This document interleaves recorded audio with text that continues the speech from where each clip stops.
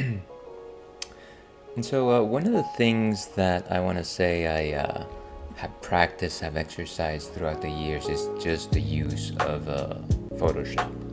Now, I'm not going to say that I'm an artist in any sense of the way.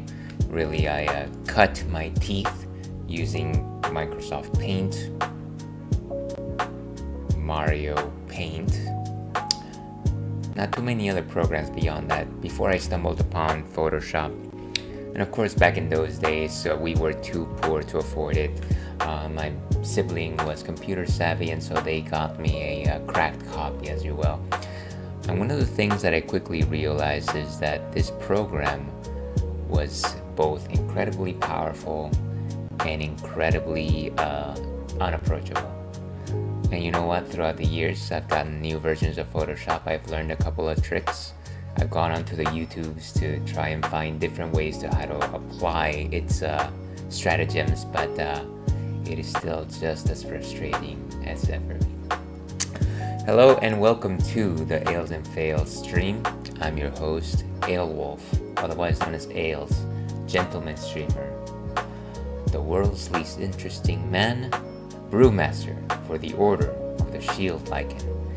And welcome back to the stream, folks. Very happy to have you. It is, of course, Thursday, so happy Thursday to one and all. Here's hoping that you are wrapping up your week. Here's hoping that you are, getting done with things. Maybe getting ready for the weekend, having some weekend plans. Those are always nice. We here at the Ales and Fails Nation are doing such things. Here's hoping the best for you. Of course, we've got a friend of the stream, Churro, all in his corner over there, and he refuses to show himself, but I am sure at some point he will pop into camera.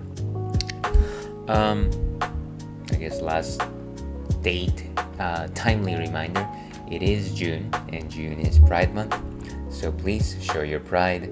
The Ale Pack runs with the LGBTQ plus community. Before we get into some of the action today, let's actually talk about what's untapped. And this one is probably something that I've had before. I can't quite recall. It's been so long since I've started this stream. It's almost, I think it'll be 3 years by November. This one is from our friends at the brewery, and this is what they call Mischief. And as you can see, it's kind of like an ornate label, mostly in black, some whites or some like white light gold, I want to say, maybe like a tree type of pattern, not quite sure exactly, with some red letters, the red letters of the Mischief. Now this beer is a hoppy Belgian style ale. So what exactly is a hoppy Belgian style ale, you might be asking yourself? Well, I guess for starters, if you break it down to the most essential components, this is a golden ale. Now, a golden ale is your simplest type of ale. It is nothing more than a beer that's made with pale malts, kind of like a pale ale. Except, unlike a pale ale, it rather tries to accentuate the sweetness of its malts over the bitterness of its hops. So they're very approachable, they're fairly light in alcohol. Now, if you're talking about a Belgian style ale, specifically a strong Belgian style ale, you have something a little bit more complex. It is the Belgian tradition that, I think their beers have a little more character to them, a little more spice, if you will. Belgian beers tend to have a kick of citrus, and they also tend to be spiced. And whenever you think of spices in Belgian beers, you're talking about things like pepper, peppercorn, cardamom, sometimes even nutmeg. The Belgians, they love their spices, but they make very, very unique beers, and of course, they also make them strong. And this one specifically is an 8.5% alcohol by volume, so definitely a hearty boy, as I like to say. That is what a Belgian style strong golden ale is. Let's actually go ahead and see if Untapped has any more pieces of the mystery by moving over to this screen right over here. So let's see. Voila. So the Brewery Belgian Strong Golden Ale, 8.5% alcohol by volume. Mischief is a hoppy Belgian style golden strong ale, I've said that about 8 times during the past 3 minutes. This wickedly good golden ale is a fiendishly dry hopped with American hops to add a layer of complexity and mystery to its fruity, dry Belgian style character. That's actually one thing that I failed to mention when talking about Belgian golden ales. They also tend to have fruit-like flavors, fruit esters, if you will. Citrus and resin diabolically combined with ripe melon, pear, and slightly peppery spice in a precariously effervescent mixture. Enjoy it, but you'll want to keep an eye out. So, a danger. We may have stumbled upon the danger zone here. Let's actually go ahead and taste this and make our minds ourselves. And one of the things that is always very apparent whenever I drink a Belgian style ale, specifically the golden ones, maybe not so much so the amber ones, is that they have this very consistent tendency of exploding on myself, so I'm going to try to be as careful as possible here. Shoot. And what did I just say? Never fails. But fortunately, today I've got some cloth. Imagine that, 3 years into the running of this particular stream, and I finally got something to alleviate my pains whenever I come across one of these explosive types. And like I said, it's always Belgian style ales. I don't know why that is the case, but that is what it is. If it didn't taste so good, I would probably be harder on it. Of course, it's gonna leave everything sticky over here. After this stream, remind me to sanitize everything. Siri, please remind me to do so. But yeah, and of course, as soon as Churro smells some of those fruity esters, he decides to come over here as opposed to stay on camera. Okay, I think this is as good as we're going to get without completely ruining the entirety of the show here. So, as you can tell, this is the worst pour in the world. If you see this out in the wild, please feel free to snicker at whoever poured it. You're not going to get a lot of flavor here because all you'll be drinking is foam. But in terms of a nose, we got some strong pear. Some ripe, I don't want to say ripe, maybe like some very fresh mango as well. Some very light pepper. Just kind of like sweet slim malts on the nose. You know what? I'm actually going to hold off to drinking this until the foam dies down because there's no point in me giving this a particular assessment if I can't actually taste this thing. So for now, we're actually just going to drink some water and we're going to wait for that thing to come down. So, to your health.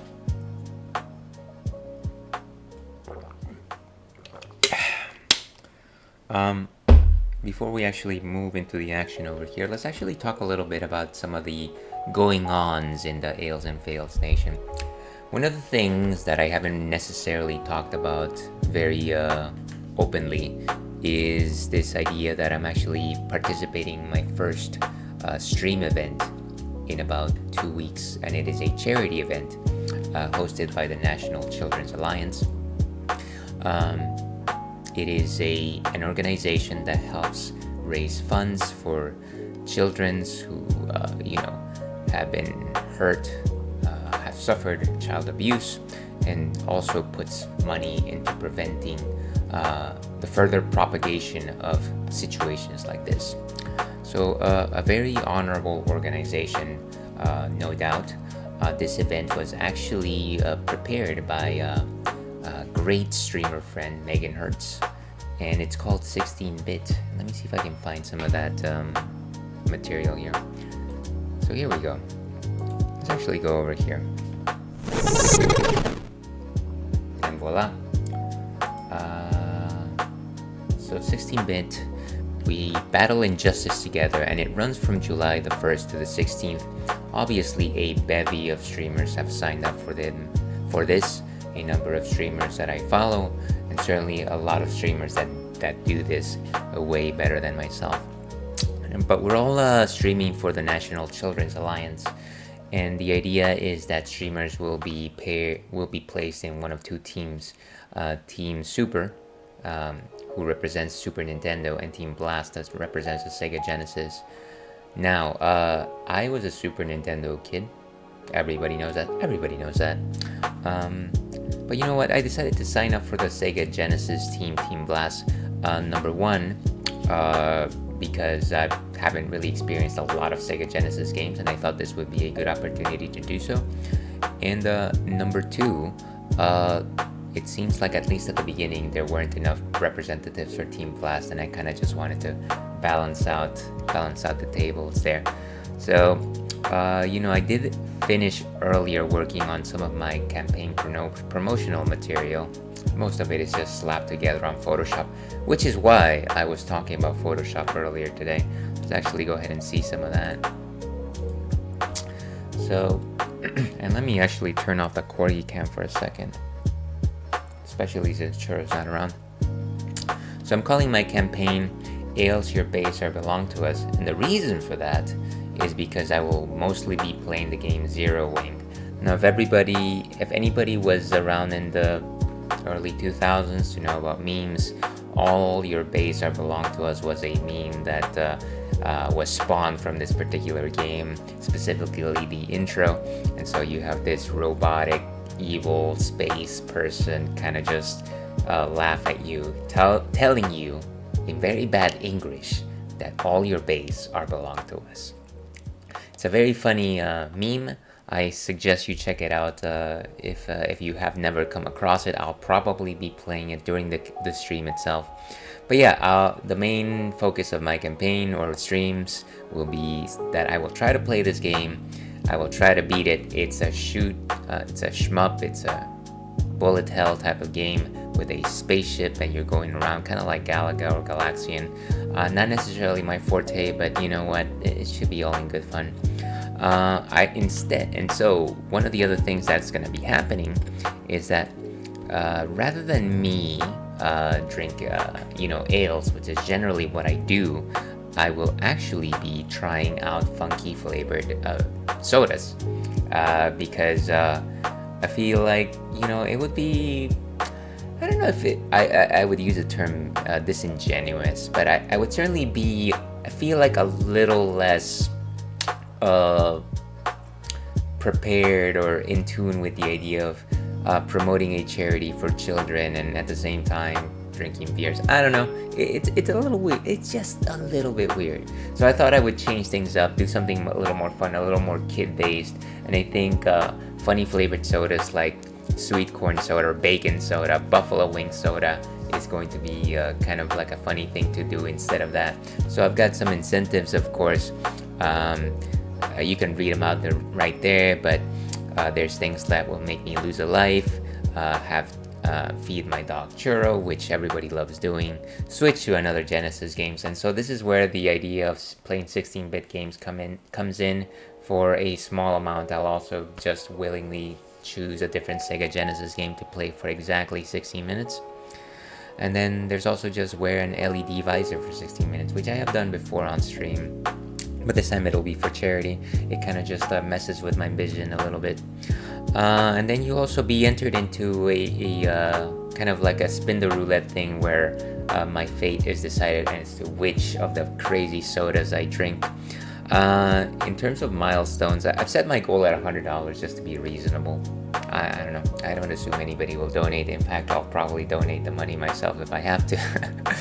But milestones, at $25, you can ask me anything about my childhood, as long as it's family friendly. At $50, I have gathered a slew of children's theme songs on YouTube, and I will willingly sing along them for your pleasure.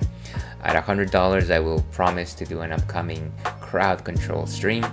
And then at $500, which I secretly hope doesn't happen, but actually I do hope it happens, I will actually be playing a Fortnite stream, and I don't like Fortnite. So those are the milestones. I'll probably be posting about this on my Twitter later on. But yeah, I'm very much looking forward to it. It should be a lot of fun. More announcements on the way.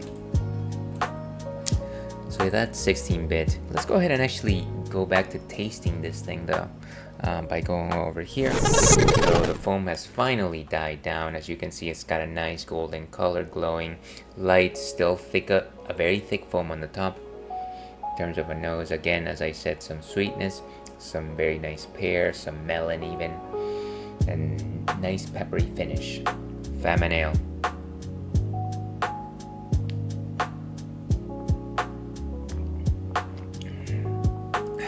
And unfortunately, since some of the fizz actually left during the opening process, it has gotten just a teensy bit flat, but still sweet, strong notes of sweet pear. I'd say maybe a little bit of apple. Some fresh melon again is what it's there. That peppery, there's that peppery finish towards the end, very prevalent. You wouldn't confuse it. I generally tend to read it as kind of like this fiery flavor around my mouth.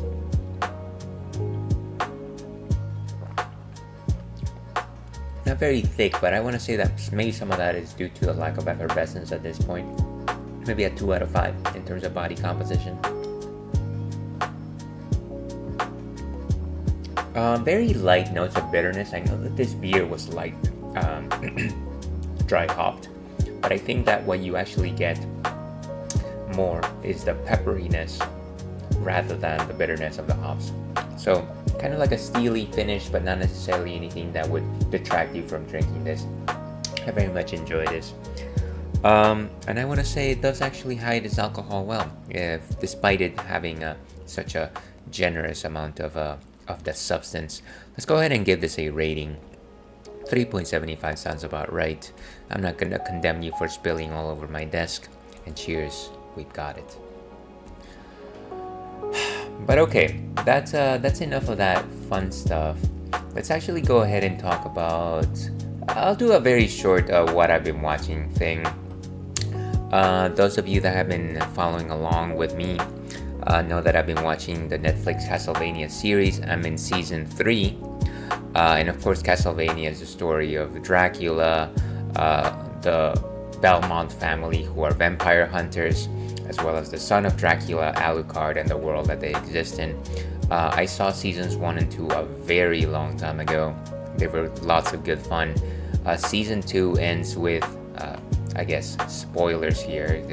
Feel free to mute for the next 2 minutes, but I'll go into some light spoilers here. Season 2 ends with Alucard killing his father Dracula, and so at this point his armies splinter off into different directions. His 2 Forge Masters go into different places. One of them is captured by one of Dracula's generals, and he's currently being forced to raise an army for her. One of his other Forge Masters is building his own army. In all the meantime, Richter and Sifa have stumbled upon this town that has this church that apparently is working with a demon, so some mystery there. And Alucard has the most darling of stories because he's helping train 2 young people from Japan, their siblings, because they themselves have to deal with a demon of their own. So a very splintered story, I want to say, but I find it compelling. I actually like the way that things are going. I am still hoping that potentially, and I forgot to move this over here. I am definitely hoping that at some point we get to see a connection of some of these storylines, because like I said, right now we're working with 4 different storylines, and for as much as I enjoy all of them, I don't know that they necessarily work all that separately. But those are my thoughts. At this point, I've actually gone through, I guess 5 episodes. And the season itself is 10 episodes, so I'm assuming that, halfway to go there might be a union of stories. But yeah, that's about it. I haven't really watched too many other things. Like I said, we are playing Final Fantasy VIII, of course, and Final Fantasy VIII is my favorite Final Fantasy. This is my 3rd or 4th session in the game. This is the remaster version being played on the PlayStation 4 disc on a PlayStation 5. Fine, let me put the churro camera back on. I know that he's not even there, but he might pop up there at some point. One of the things that I did finish is I finished getting Ifrit from the beginning, and then I also finished the first mission in Dole. So we arrived back in the town of Balamb. We played cards with Zell's mom, and off stream I actually managed to get Zell's card. So I think I'm at a good point in terms of cards, and I might use that card to get the Quistis card. So with that, let's actually go and play Final Fantasy VIII. It is, as they say, game time.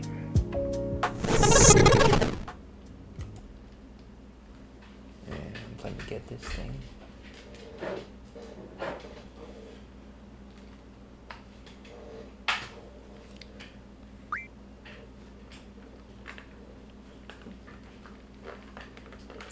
Alright, and let me go ahead and change stream information.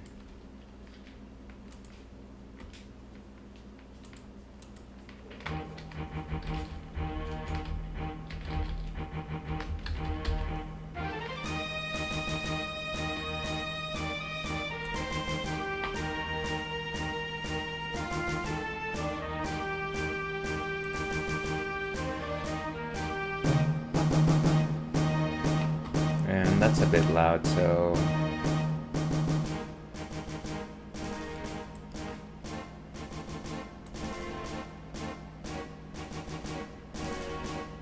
hopefully that's a little bit better, but let me know if that works.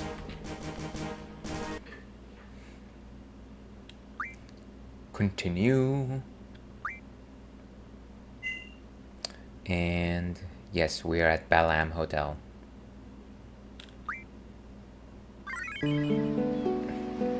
Yeah, that is actually pretty loud.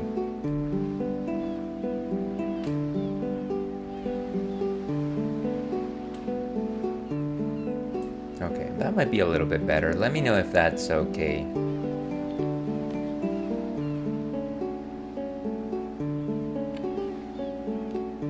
So like I was saying, one of the things that I was able to pull off during my off-stream time was actually get the Zell card from Zell's mom, so I'm pretty happy about that. And there it is. Look at it in all its beauty. And it's got an A side which is as powerful as a 10. Nothing can beat it. So let's continue the story. Let's go back to Balamb Garden.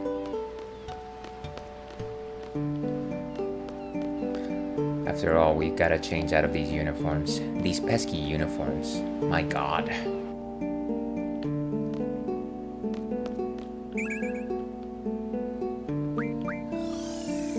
There you go, buddy. Put those thunders in your pants.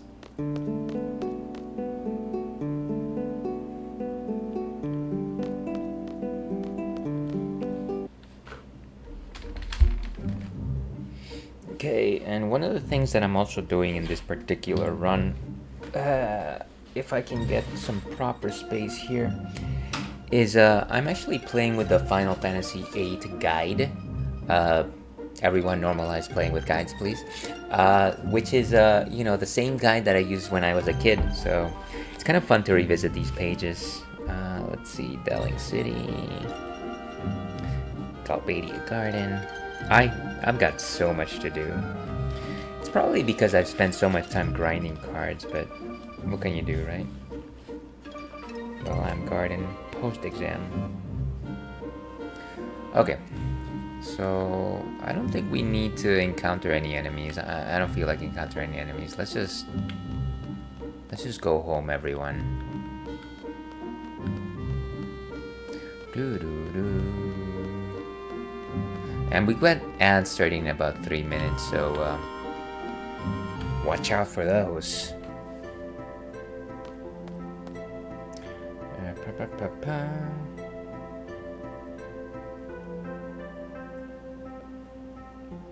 Sorry folks, just checking on the socials for a minute. Whoa! Finally made it back! Seriously. Well, I guess we just wait for the test results. Till then, see ya, Squall. See ya.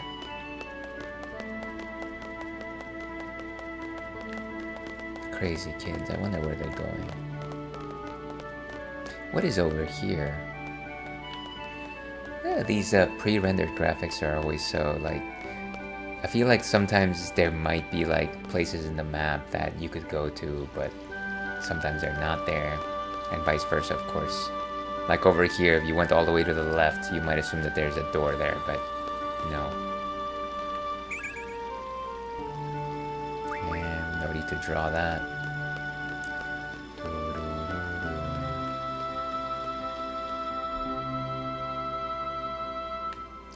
All my love, too long ago.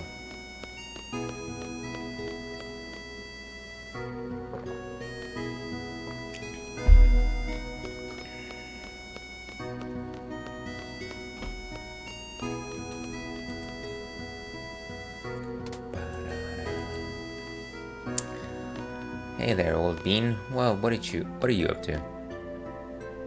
Every single year you get troublemakers entering. Oh, how I enjoy scolding them. Doesn't seem like you have too much to do here.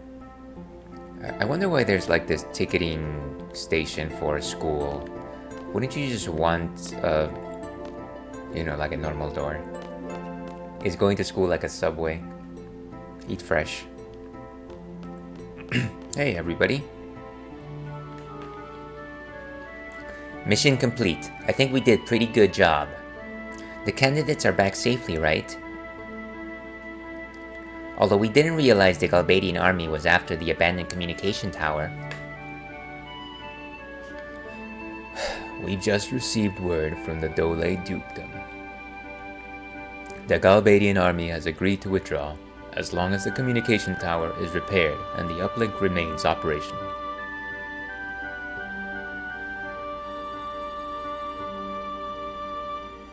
Well, in any case, Galbadia is out there.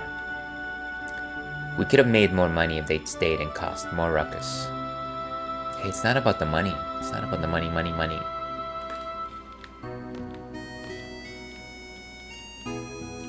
Hey, you did pretty well. Of course, he's my best student. He's not very social, though. Way to talk about me in front of me, I guess. Ads are starting soon. The results for the exam should be announced soon. Just stick around here.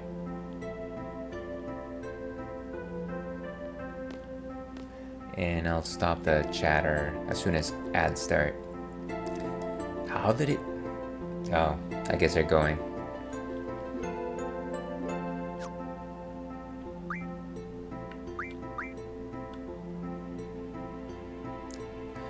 Whatever. That's great. Whatever.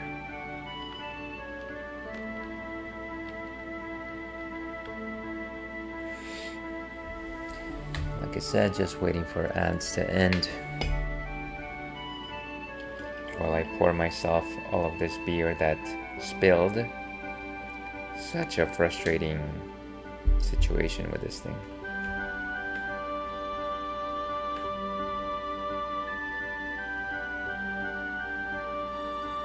Okay.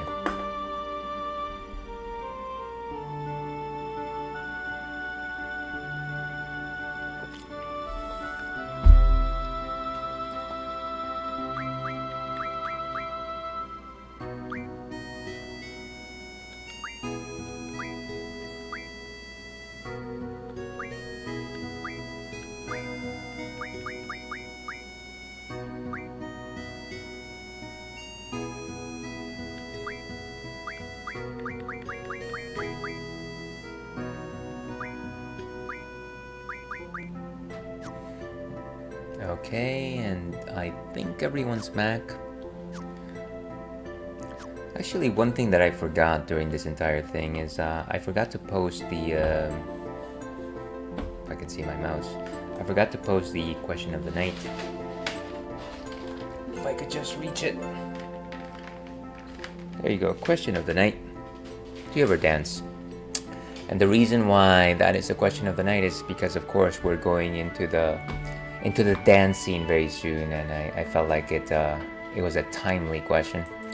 Uh, in terms of answering the question for myself, though, yeah, I actually dance at this point in my life. Not too often. Maybe whenever I go to a wedding, mostly by myself these days. If I'm ever at home, of course, I do love the Just Dance. And yeah, back during the days where I was a youth, I definitely did a lot of well, not a lot, but certainly my fair share of clubbing, and it was always fun. So let me know if you so desire. Well, I'm just glad nobody got hurt.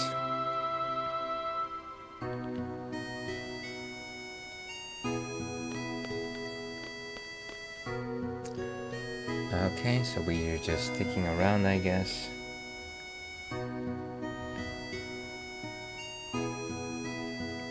Seed rankings. Okay, let's try and explore Balam right after this, I guess.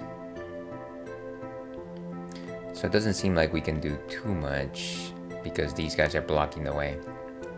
Hey brother, how was it? Ouch, if it weren't for my chronic back pain. You always say that. How did you do, Squall? It was okay. I see, but I imagine you did just fine. I told you it was okay.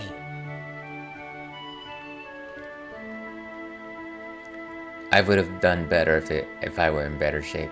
Yeah, and if you're in the army and you're a mercenary, I think being in shape is part of the job. But I am no judge of these things. Can I just save? I guess I can't actually save while they're here. Let's go to this side. Oh, Cypher. Do you hear about the communication tower in Dole? We would have been heroes if it weren't for that withdrawal order. You were only looking for a fight. My dear instructor. I'm hurt. Those are rather cruel words for an aspiring student. A mediocre instructor like you will never understand. Cypher, don't be so stuck on yourself. You'll take all responsibility for leaving the designated area. Isn't it the captain's duty to take the best possible action? Cypher, you'll never be a seed. Calling yourself a captain is a joke.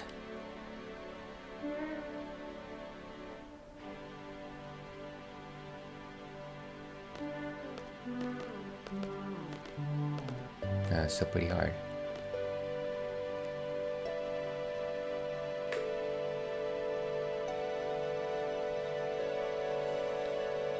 So Headmaster Sid tells something to Quistis. Cypher, you will be disciplined for your irresponsible behavior. You must follow orders exactly during combat. But I'm not entirely without sympathy for you. I don't want you all to become machines. I want you all to be able to think and act for yourselves. I am... Headmaster Sid, you have some business in your office. There are so many issues at hand here. Well, can he at least say, maybe we'll follow up on this later, or let's set up a meeting, talk about it?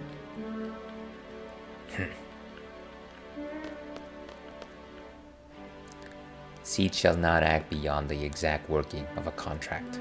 We are not a non-profit organization. This incident will be a hard-learned lesson for the Dole Dukedom.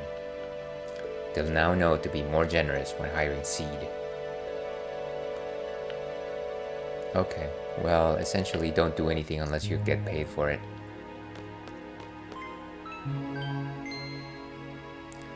All students who participated in today's field exam report to the second floor hallway. I repeat, all students who took the field exam report to the second floor hallway. I guess that means we can't go in that direction, huh? Didn't you hear the announcement? Go to the second floor hallway. What about over here? Yeah, I got it. Come on. Just give me a break here. I don't see Cypher moving.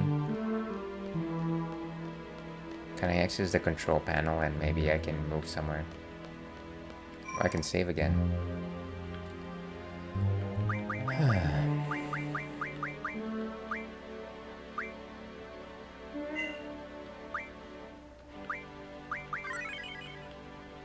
Nice.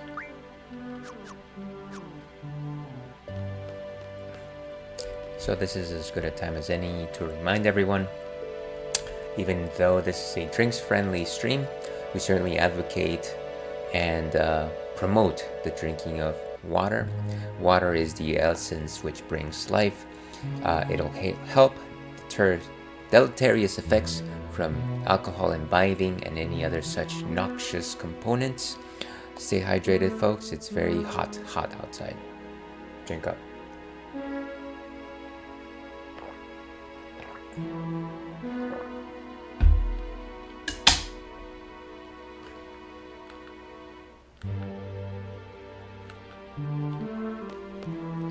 Can I just go to the hallway over here? No, it won't let me, huh? That's fine. We'll just go.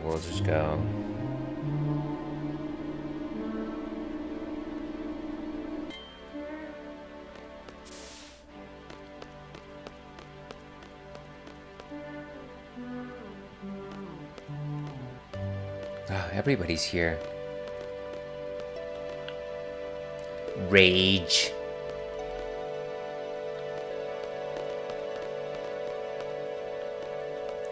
Fusion was saying that it would be all your fault if Cypher doesn't become a seed. She can be pretty scary, you know. Yeah, that's exactly what she said.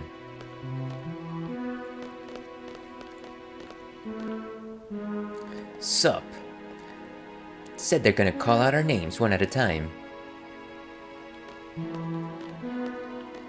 You know, I used to remember that this Balam Garden used to be huge. And you know, it is fairly sizable. But it is really like one central hub with like 3-4 locations where you can actually do things. Plus the classroom. Nope. Lord Raiden. Dink, Zal dinked. Ooh, yeah! See ya!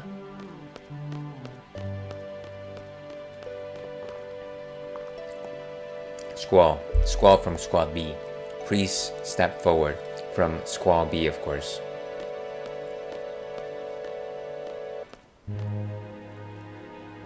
That is all. Dismissed. Oh man, all of these guys, did they practice that? These are the 4 students that passed today's exam. Oh, so Selfie passed along with some other guy. First of all, congratulations. However, from now on, as a member of SEED, you will be dispatched all over the world. We are proud to introduce SEED, Balam Garden's mercenary soldiers. SEED soldiers are combat specialists.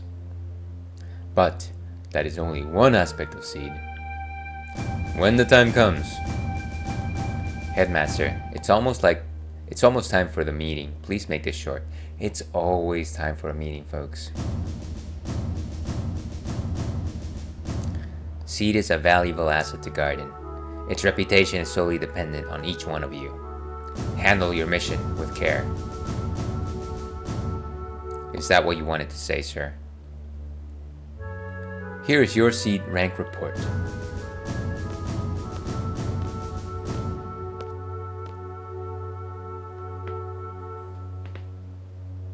Psst, psst. I'm looking forward to the Garden Festival. He says that because she helped prepare it. Of course, he's not being a creepy person. Psst, psst. Do your best, even if you don't stand out. And he absolutely doesn't stand out.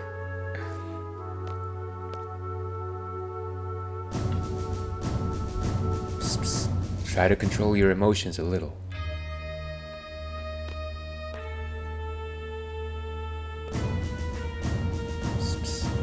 Finally, a gunblade specialist. This ends the seat inauguration. Dismissed. That's a kind of a lame inauguration. I feel like there should have been a bit more. Also, where are we? What is this place? Oh, Squall, let me give you this. It's a battle meter. Access the menu and you'll see battle report in the information section of the tutorial. It may come handy for future battles. That's nice. Psst, psst. We'll talk privately one day. How, ominous. It is expected you will be using quite a number of GFs along the way. Be sure to ignore all of the Guardian Force criticism you hear from other Guardians or military forces. Yeah, that is kind of what we do here. Gee, I wonder why there might be criticism to their use. Imagine that. I wonder if this is probably one of the few Final Fantasies where the use of Guardian Forces is a very big deal. After 17 years of suffering, my chance has finally arrived. What, Squall? I'll be the ruler of this garden someday. Who is this chump anyways? Yo, Squall, let's get back to class. What do you mean, why? Don't you remember what new seat members do? They give a speech in front of the entire class, and after that, the inauguration party. I gotta love those parties. Seed, seed, seed. Crazy lass. Ooh, yeah! Can I actually go back outside? Oh, I see. Yeah, we're kind of locked into the story right now. Oh no.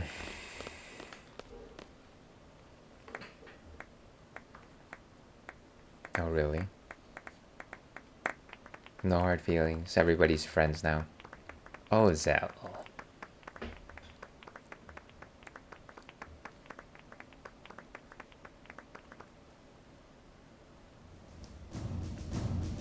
Conduct 50, Judgment 50, Attack 50, Spirit 30, Attitude 10. I wonder how these... I'm sure that there's a breakdown as to how these work. I'm not really going to look at them because there's nothing I can do about them right now. As a seed member, you will be paid a salary at regular intervals. The salary is determined by seed rank. Seed rank goes up according to your actions in battle. Some actions will cause your rank to go down.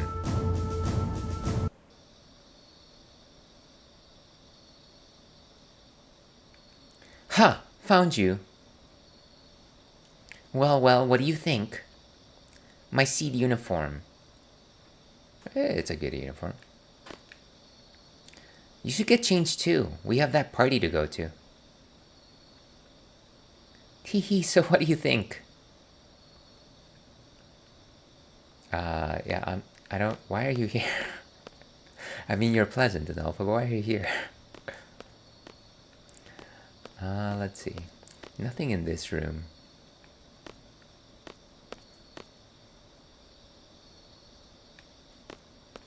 And of course, this is my bed. Let's save. Can we actually leave the room with our seed uniform?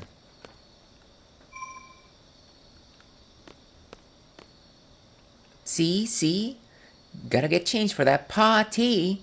Seed uniform, here we go. Fine.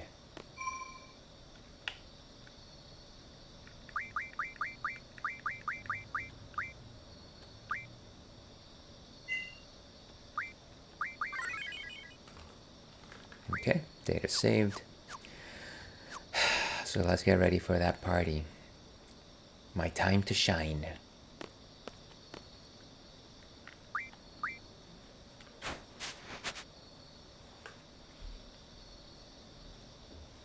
And we sure look nice wearing these guys. It seems like the seed uniform also just happens to have shoulder pads, and you know what? I know that they're not necessarily in style, but mad respect for shoulder pads. I just like I like shoulder pads. I don't know what that's about.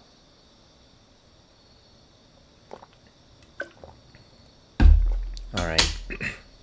But yeah, nice boots too. Yeah, definitely like the style of the seed uniform. Um, if I was forced to wear this at school, I wouldn't have minded. Alright. Hey, looking good. Alright, let's hit that party.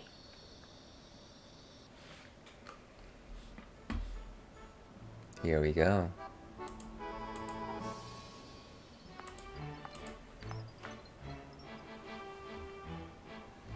Ah, merci beaucoup. What is it? A shard? A chardonnay? Yo! Sup, squaw? Hey, I guess we're both C's now, huh? Yeah, I think we figured that out a few hours ago. Put it there, man. The ultimate diss. Ha! Even as a seed, you're still the same. Well, that's typical of you. See ya! Oh, where are you running? Where are you running off to, Zell? Oh, hey, Zell! Wanna join the Garden Festival committee and... Sorry, I just remembered something. Gotta go. See ya.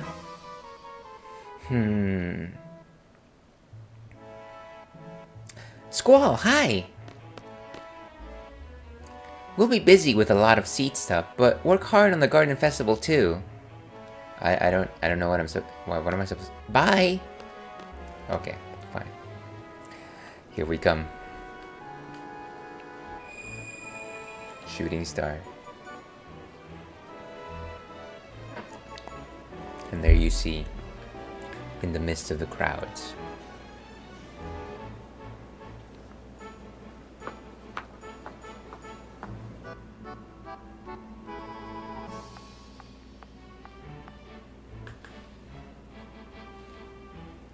you're the best looking guy here.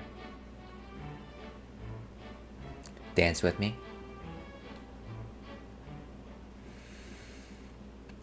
Let me guess. You'll only dance with someone you like. Okay then. Look into my eyes. You're going to like me. You're going to like me. Did it work? I wonder how many times that has actually worked.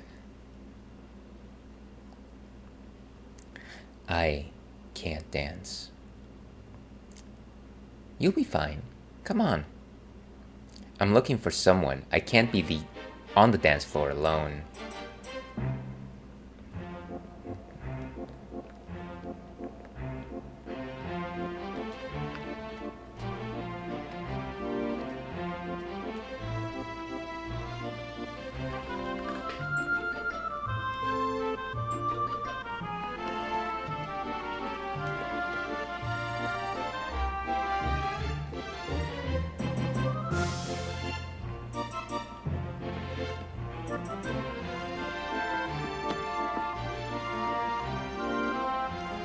Oh, don't give up.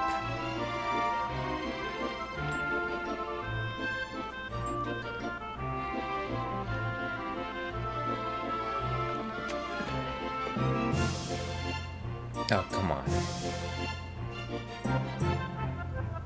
Confidence.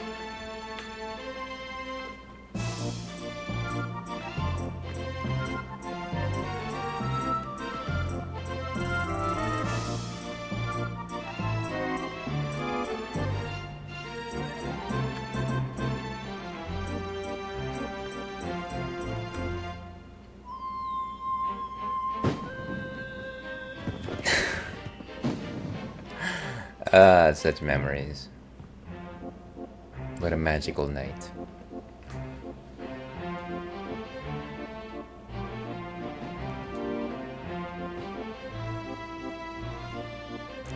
But will he ever see her again?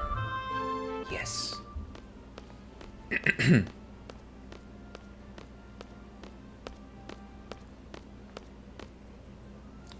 You really are an excellent student. Even that dance was perfect. Well, there was a few kinks at the beginning, but otherwise, yeah, it was pretty good. Thank you.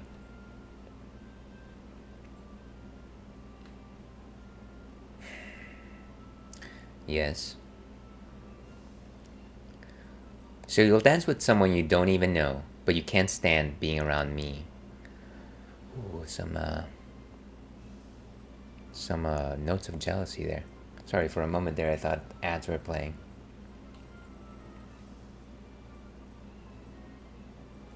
Whatever. You're an instructor, and I'm your student. It's kind of awkward when you don't say anything. Oh wait, was that her? No, I think that's him. That's true. I was like that myself. Oh, I completely forgot. I wonder what's to become of me. I've come to give you an order. You and I are to go to the secret area. It's where students secretly meet up and talk after curfew. I. Quistis is laying it on a bit thick, but I like her style. I like her style. It's inside the training center. What do you want to do there? Are we going there to tell everyone they're violating curfew? If that's the case, forget it. Leave that for the disciplinary committee.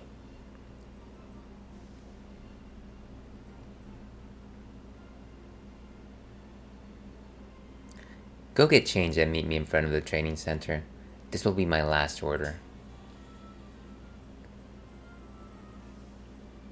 Okay, sure thing. You're the boss. Question? What do you mean, last order? Well, I have a lot on my mind.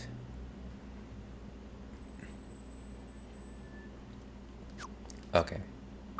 And where do we meet again? Get changed and meet me in front of the training center. Got it? Alright, let's do this. Let me just check the player's guide for just a minute.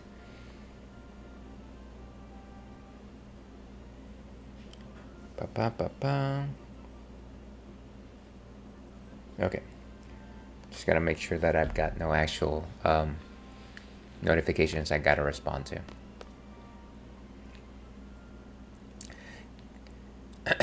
Get changed and meet at the training center. What's this all about?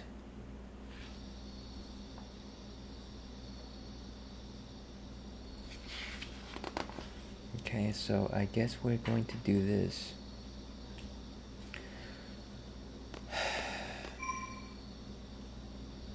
Let's get changed first. Let me make sure that there's nothing on this room. I know that there's nothing on this room ever, but I don't know. Things could change, right? There could be a secret person hiding in the dormitory.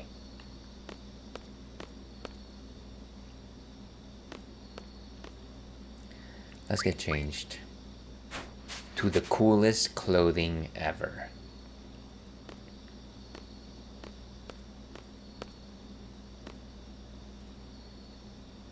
Okay. So let me just make sure that I've got proper stuff junction, just because, of course.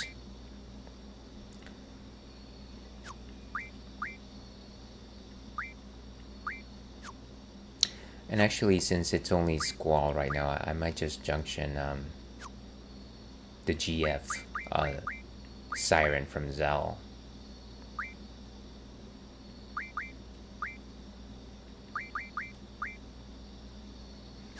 I can't switch it from this menu.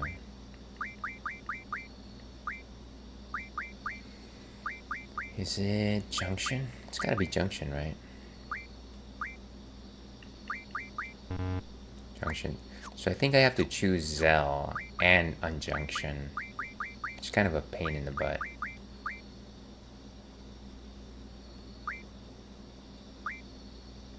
I'm always just like, can I just... whatever. It won't take long. Let's assume it won't take long.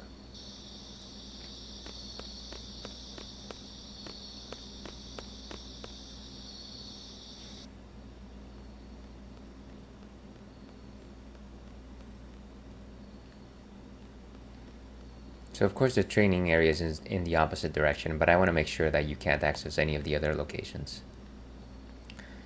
It's after hours. All facilities except the training center are closed. Return to your quarters.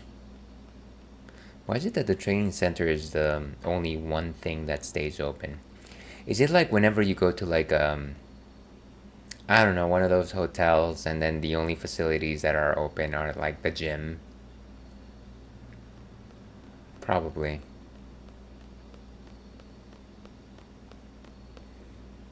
Yes, yes, I know what you're saying. And we got ads starting in about 2 minutes. 2 minutes, everyone, run for your lives. Can't really access the console.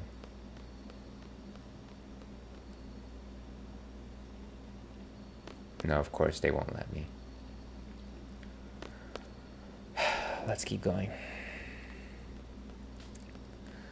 Do do do do do do do do do do do do ba ba bum ba ba bum ba ba bum ba ba bum bum. Yeah, I guess let's just go to the training center. Doesn't seem to be a point here. What about the garage? Is the garage open? No. The parking lot.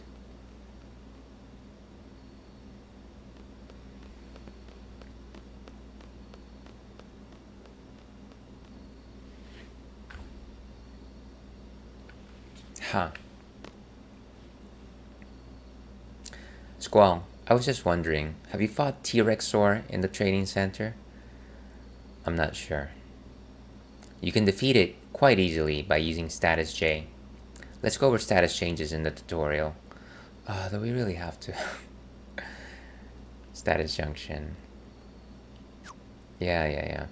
Well, use a sleep attack against T-Rexor. Just junction sleep onto your status attack J and attack. Come on, let's go to the secret area. It's just inside the training center. So now we got Questis with us. Let me see if I can just switch those GFs. How do we do this? There should be like an easy way to move the GFs. Is it just switch? Exchanges all that is junction, yes. Junction exchange.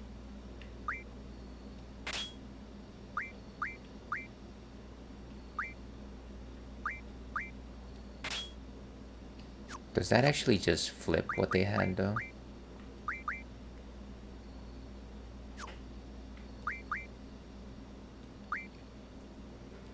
So,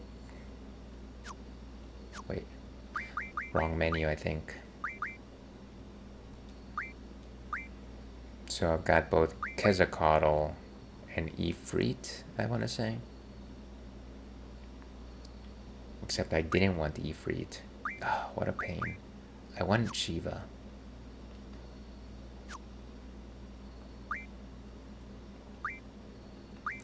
And then Quistis has only Ifrit. Wait, so who has Siren? I don't think anybody has Siren. I wish these menus were just a little bit more...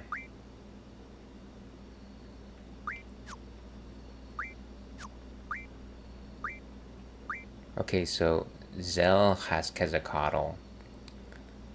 Let's give Quetzalcoatl back to Squall.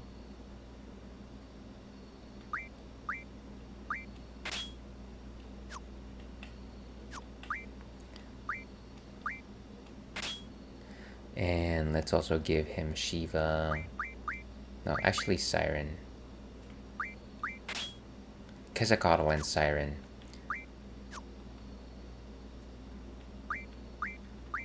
I don't want to do auto. Well, maybe I want to do auto. So we can do magic, GF, or draw. Honestly, I like to keep GF, draw, and card.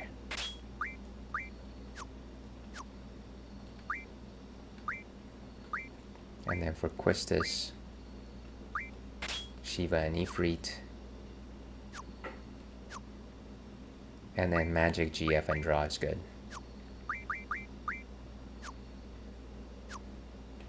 Let me make sure that we've got abilities. Strength, sure, let's do attack. And then for Quistis,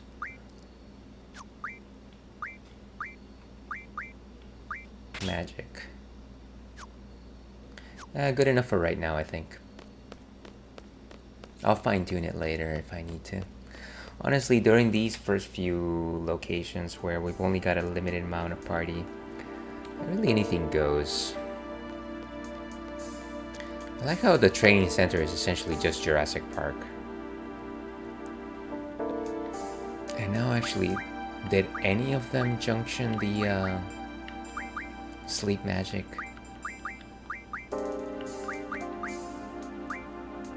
Yeah, sleep magic is junctioned.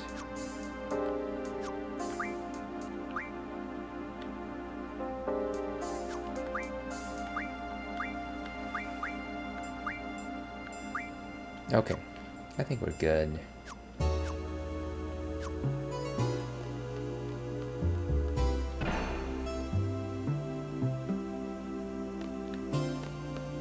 Which way do we go? Actually, this is just a circle, so...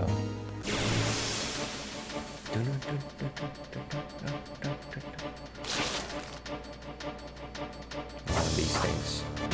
As usual, I'm probably just gonna try and card them.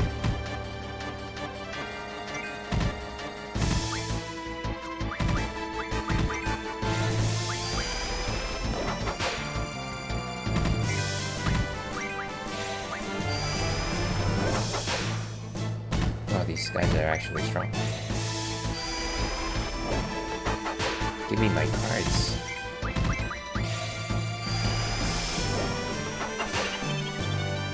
Maybe I can draw some magic.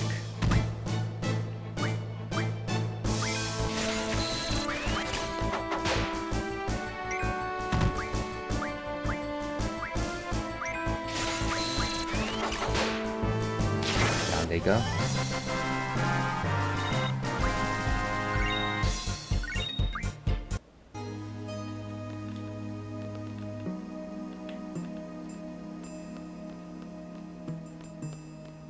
And there's a draw point right there. Nice, nice.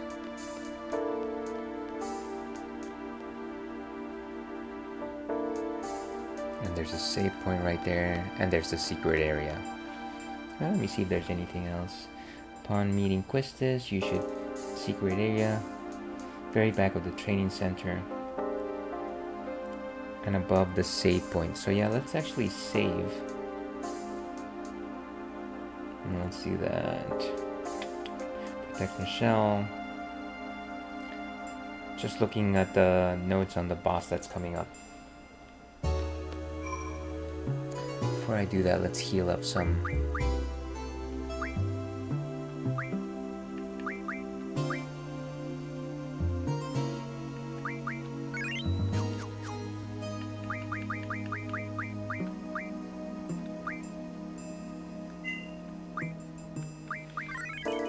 Data does exist, but let's go ahead and overwrite, shall we? So let's go to the secret spot of the secrets.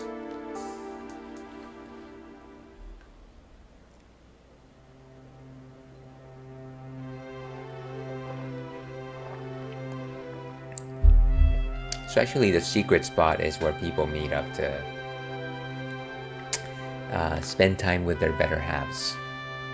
I haven't been here for a while.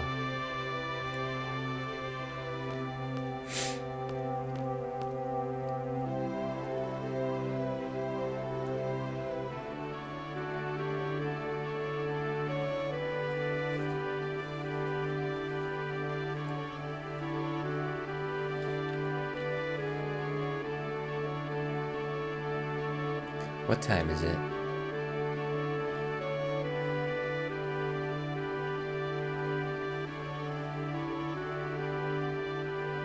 It's after midnight. Oh well.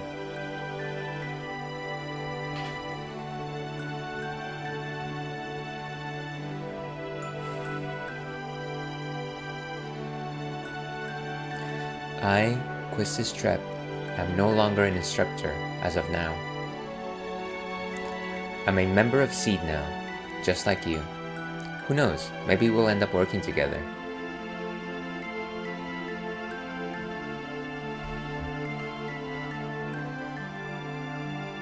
He doesn't seem very surprised by this. Oh, really? Is that all you're going to say?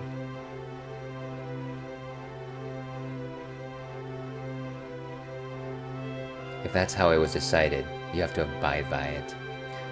So no wanting to reach out there, just kind of just...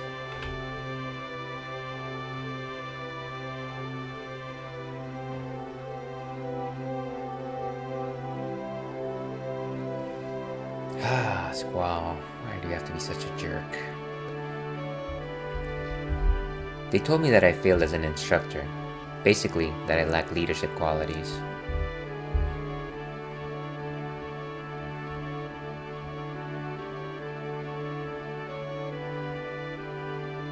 Well, they were wrong. I was a seed by the age of 15, got my instructor license at 17. It's only been a year since I got it.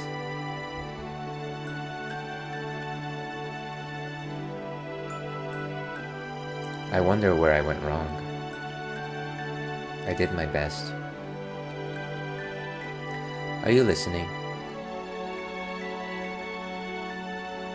Are you done yet? I don't want to talk about it. What am I supposed to say about other people's problems? I'm not asking you to say anything. I just want you to listen. Then go talk to a wall. Aren't there times when you want to share your feelings with someone? Everyone has to take care of themselves. Let's just slap the guy. I don't want to carry anyone's burden.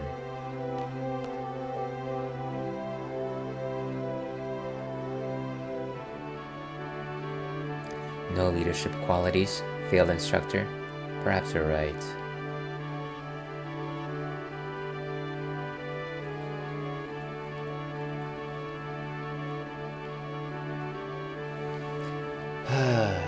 So much growing to do.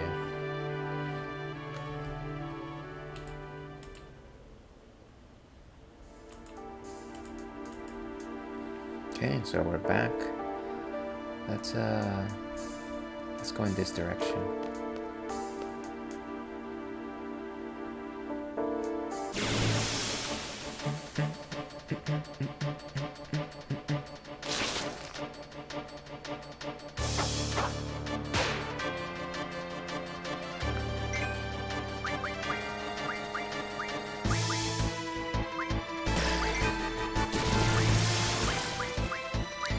Actually, I'll start drawing once I've gone up to 9.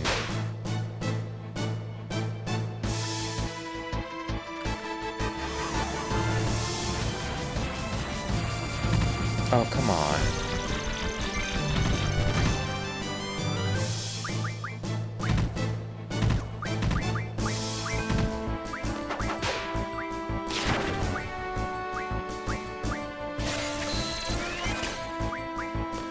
Boom.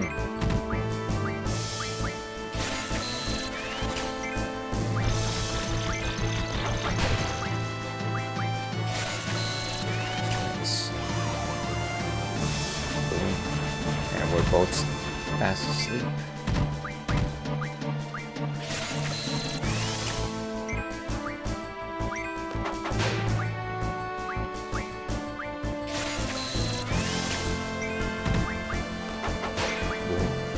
Okay, last one.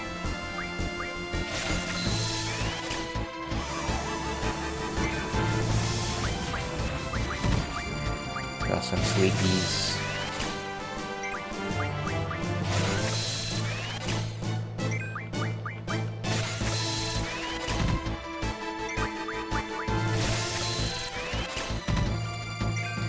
think I'll just try and card him with a Squall.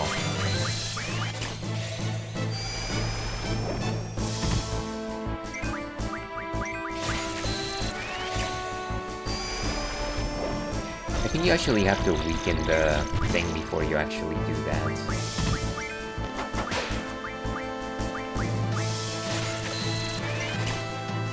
Gastric juice.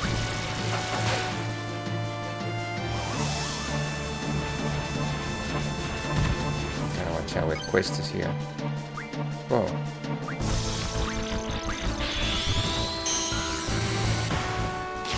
Nice, and it's a Kano's laser eye, of course.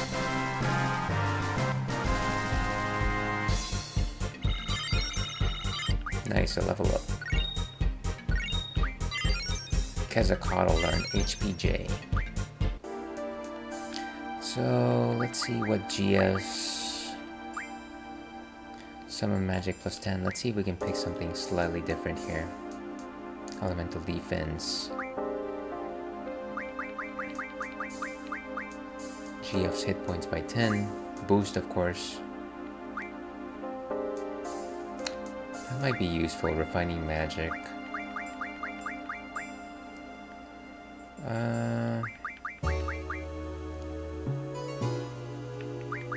Maybe just a plain old magic by 20. Let's go with the thunder magic refine.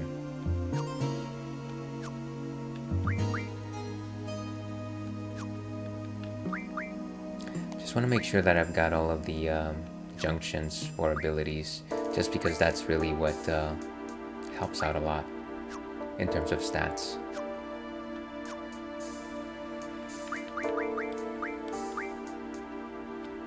So junction magic. No new junctions here.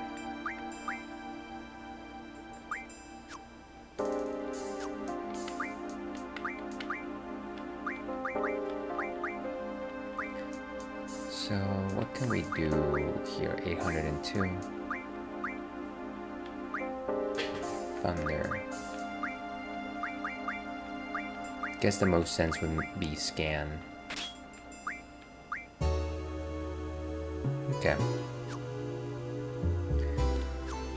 All that being said, I gotta use some magic items here.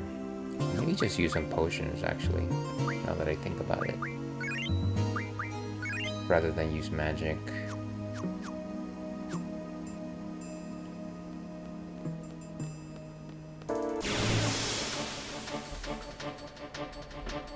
Bum, bum, bum, bum, bum, bum, bum.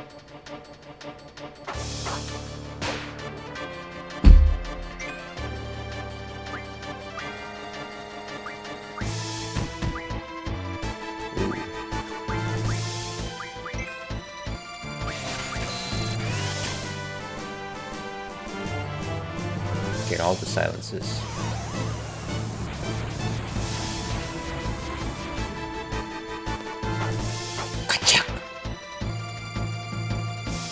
I used to think as a child that actually pressing the R1 for anybody's attacks would make it do critical.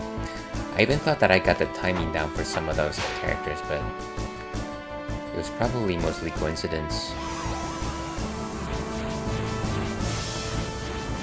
Oh, come on. I should just get rid of these guys. It's not worth going through this pain. Let's hurry up.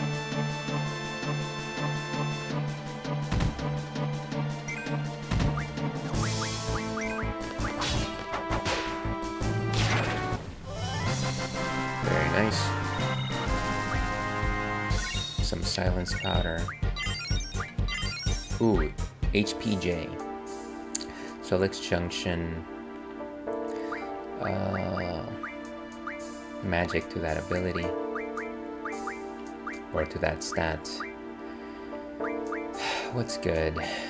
Obviously the thing that makes the most sense is probably Cure. But then my vitality would go down. What's a free magic I've got? Thunder. What other things do I have? Oh, fire, huh? I mean, fire's good. Strength is Thunder, Spirit is Asana.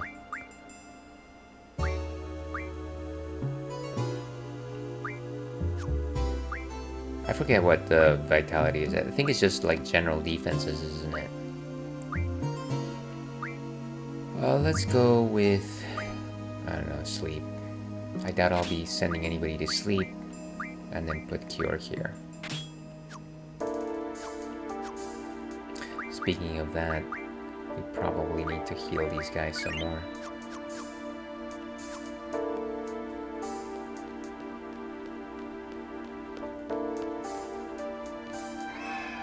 Ooh. Somebody help! Come on, Squall.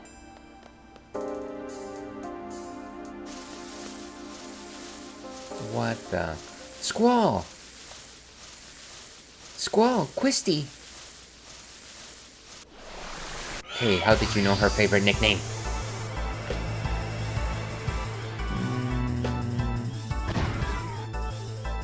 Put this boss to sleep. Okay.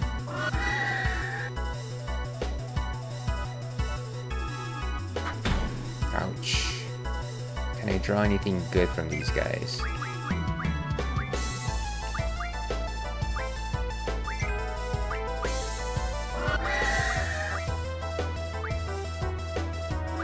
Let's cast some of that on him.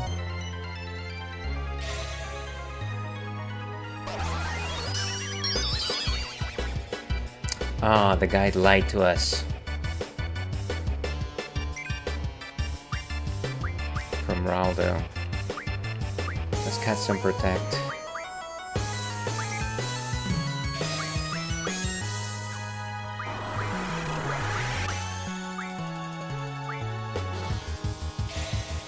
This should at least help out our defenses.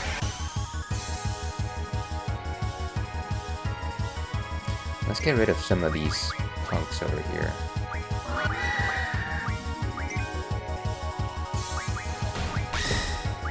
Nice. Nice. And boom. Oh, come on, I missed it.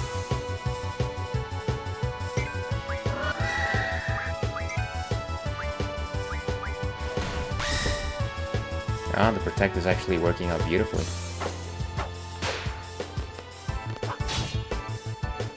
Down it goes. Let's go for this next one.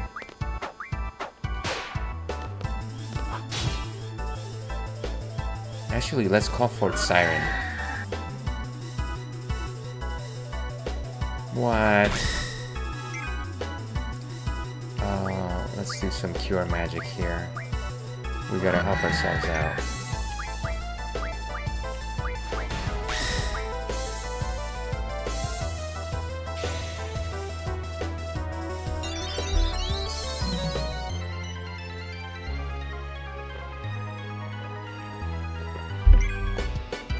And some more magic.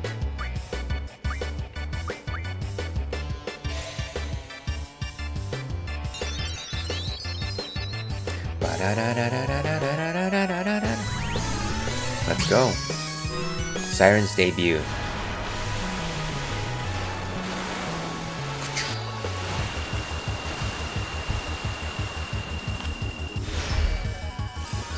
And there she goes.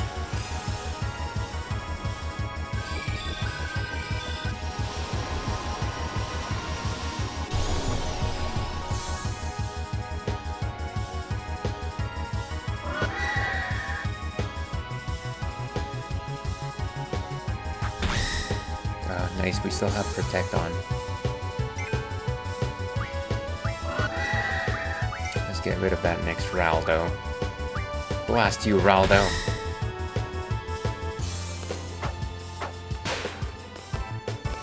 Nice.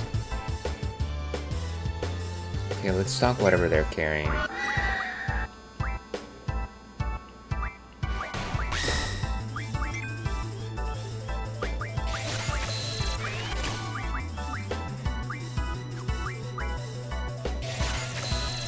Let's do this for a couple rounds.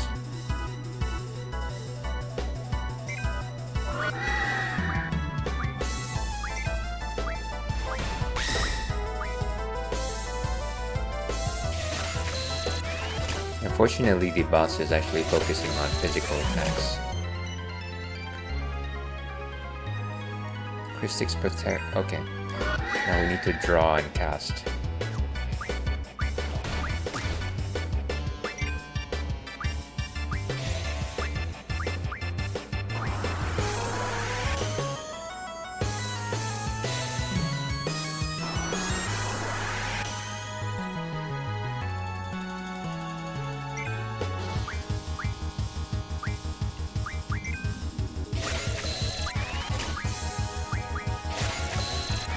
Nice.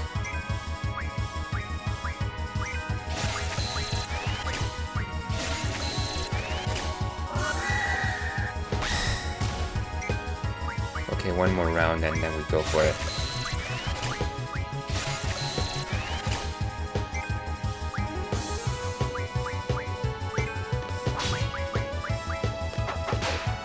Oh wait, we're attacking the boss. This is what happens when you're not looking at what you're choosing. Boom. No, don't. I keep choosing the wrong enemy.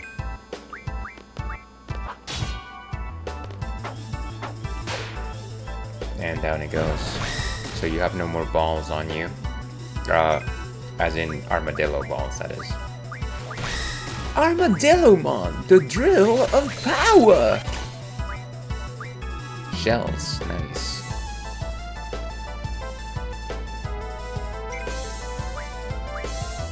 Let's cast some sleep on this thing.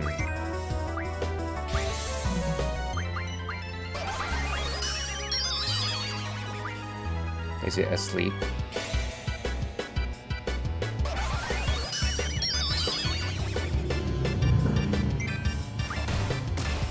Try one more time. The guide said to cast sleep on it.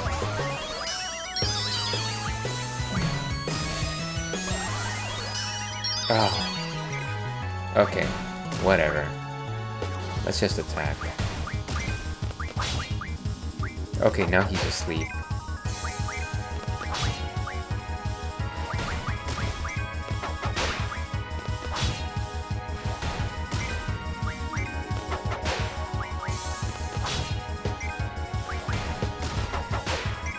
Come on. There he goes. So now let's draw.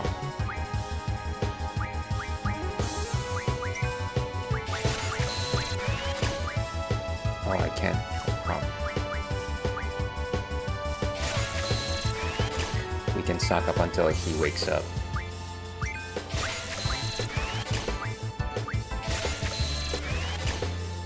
So many sleeps.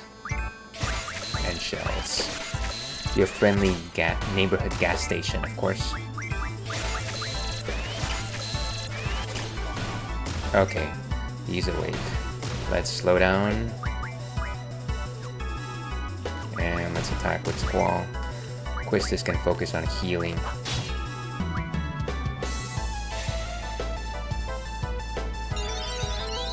Gotta make sure where my speed is.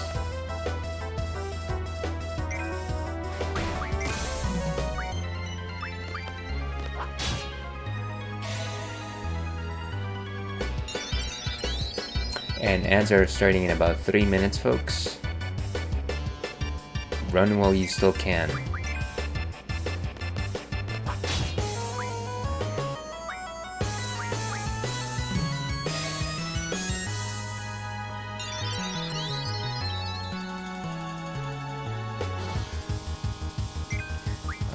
Let's draw.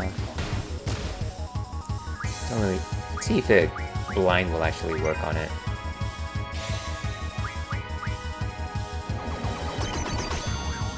No.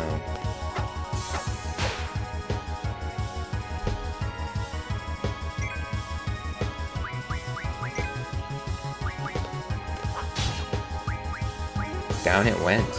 Wow. Didn't really have too many tricks, that one. Come on. Okay. No XPs. Wizard Zone. You're a wizard, Harry.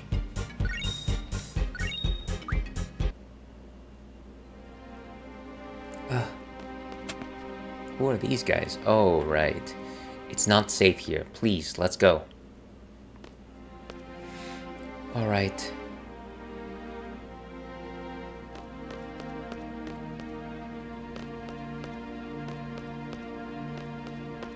How mysterious.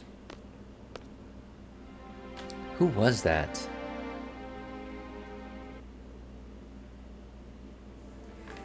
Let's just get out of here. At least we got some nice spells. That's a plus, right?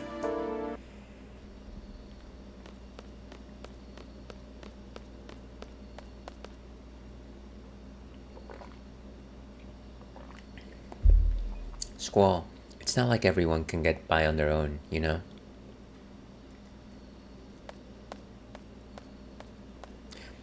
Hey, Ales.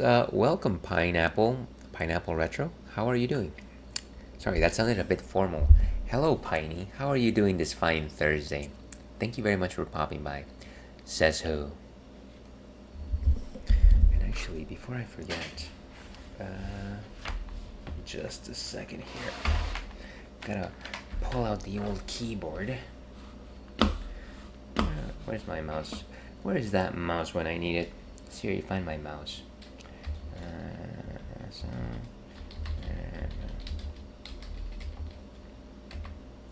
There we go.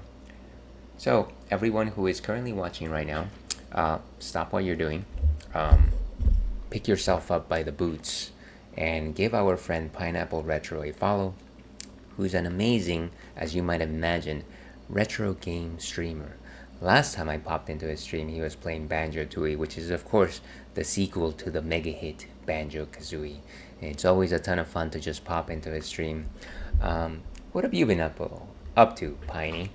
Oh shucks, thank you for the shouty. Absolutely, Pineapple. Thank you very much for your time and certainly kindness every time I pop into your stream. Very much appreciated. And again, here's hoping that you're having an amazing day. We're in the B16.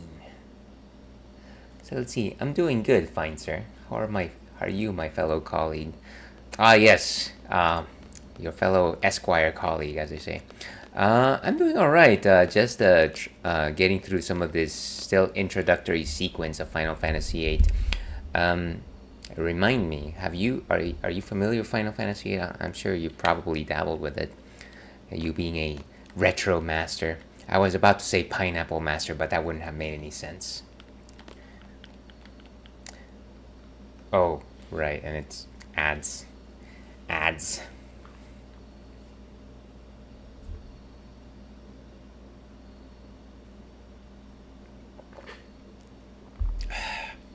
We'll wait for the ad break to finish.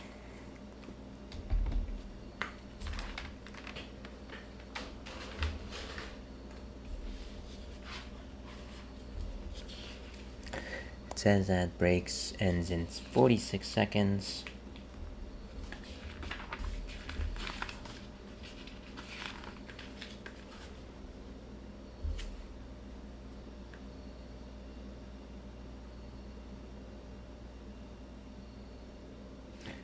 Monthly.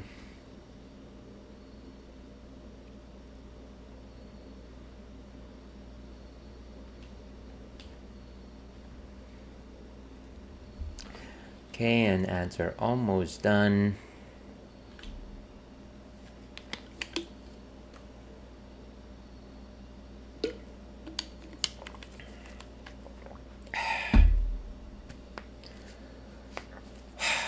Okay. So welcome back everyone from ads. Sorry about that. I tend to start talking and then I'm talking and then ads are going and then of course nobody's listening to my nonsense. So I try to spread the banter as much as I can. So I did some cleaning today and filmed a TikTok. So far it's been a pretty productive day. You know, you probably are one of the most consistent TikTok content creators I know, and you've got this like atmosphere of just like joy, but at the same time like education and kind of just like retrospective on things. It's definitely my vibe. I very much appreciate when I catch one of those. I enjoyed Final Fantasy. My favorite is a bit biased through with 10. It was the first Final Fantasy I ever played, and it holds a special place in my heart. it's kind of funny because I feel like a lot of people kind of like the Final Fantasy they played first. And actually, this is my favorite Final Fantasy, and it is also my first Final Fantasy. So that trend is kind of just strong. I feel it's always it's that sort of thing that you never forget your first, or at the very least, the first one that you encounter always has the biggest impact.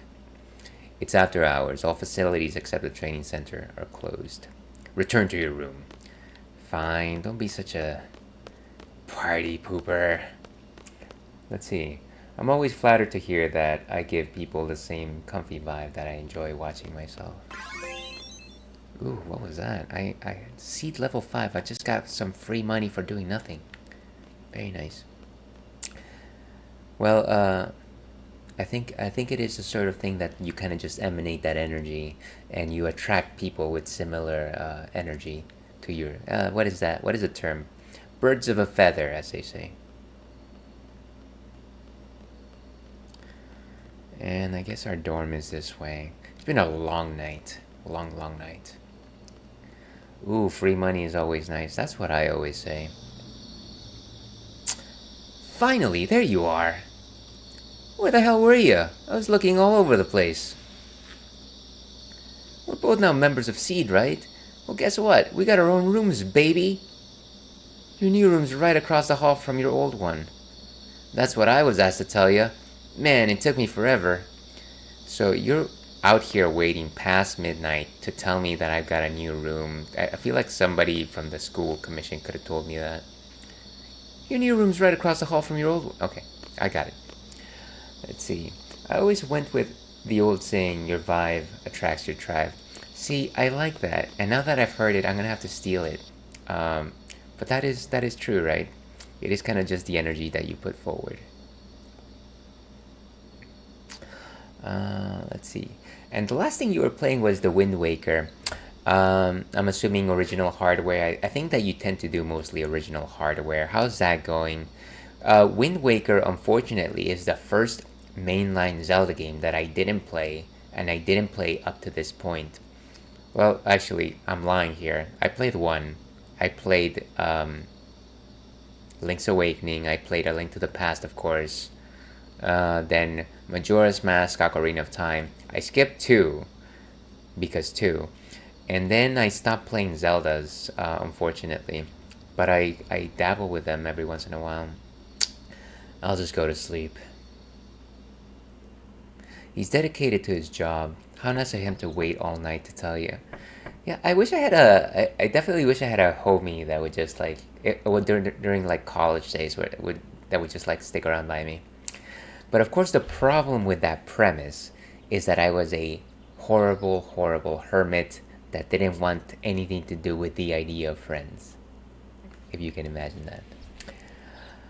Some people did stick by me though. Squall, it's our first seed mission. Looks like we're going to Timber. Meet by the front gate. Hurry! It's going down. I'm yelling Timber. Alright, let's go ahead and save. You better move. You better dance. Alright, so we're saved here. It's been going good. I still have to do some maintenance every now and then. But that's to be expected with most of these consoles being over 15 to 20 years old at this point. See, I can't even imagine the types of issues that some of the hardware might encounter at this point. Like, I think I've had every mainline Nintendo console up to this date, but I haven't really gone back to them. And so I actually, quote unquote, donated them to my youngest brother, and he's keeping them. But I feel like if I were to actually try to play with them, first of all, I have no CRTs to speak of anymore, CRTVs to speak of. And yeah, I kind of just feel like they haven't necessarily been kept in the safest of locations. So maybe it's better that I don't try to play with them. But mad respect to you trying to, keep playing with them. It is a purist's dream.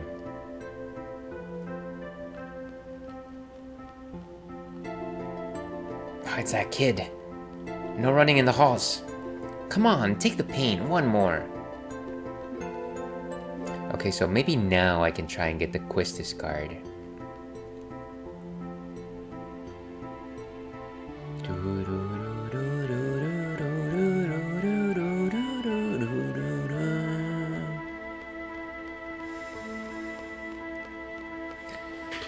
And of course, this is as good a time as any. Even though we are an alcohol drinks friendly stream, we highly advocate the drinking of dihydrogen monoxide, which will help you stay healthy, stave off the deleterious effects of any alcohol you might imbibe, and also refresh your palate between every drink. So drink up. Let's see.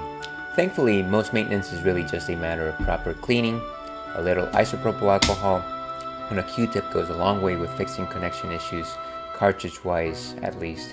So you don't mean you don't blow into the cartridges like everyone recommends. That's a joke. Nobody should be doing that. So let me go ahead and save here. And let's play a little bit of cards. Let's play a card game, shall we? We're actually close to the break point here. We'll play one match and then we'll take a break. How about that?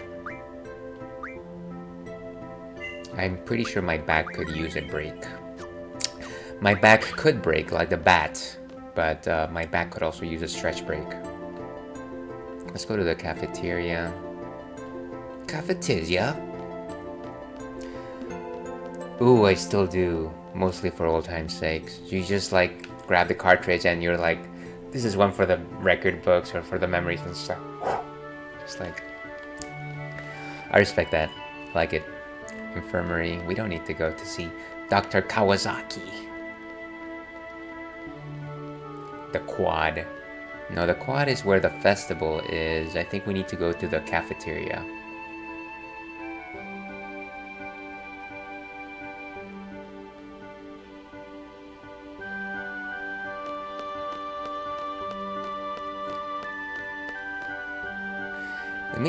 It makes my inner child happy, lol. Who am I to say no every once in a while? You gotta follow your heart with these things. And we are creatures of nostalgia, if anything.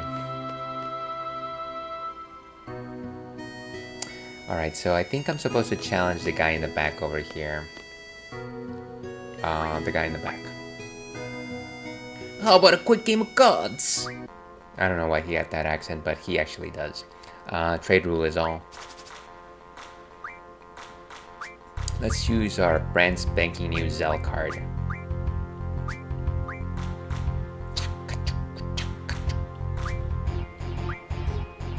Ah, no Quistis card.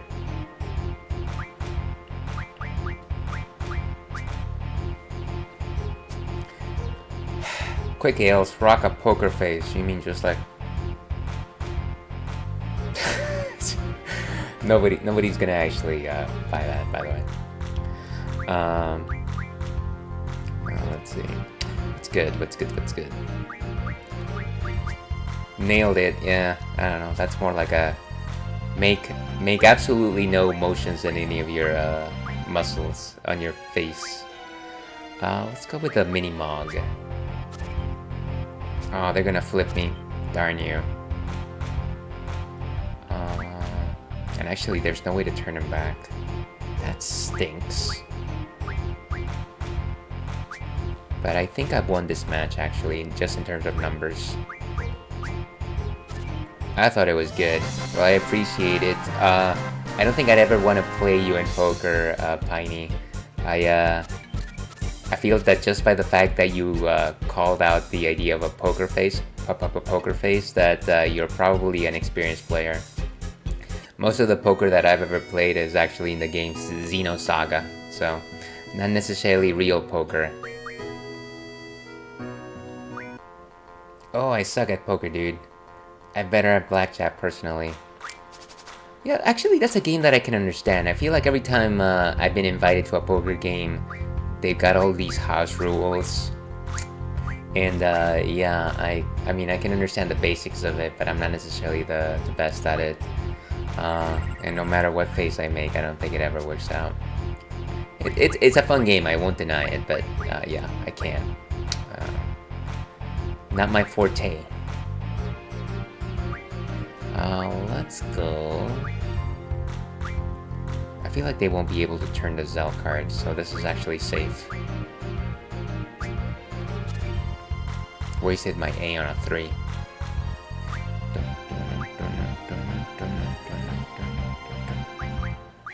Gotta watch my sides. Ah, how dare you.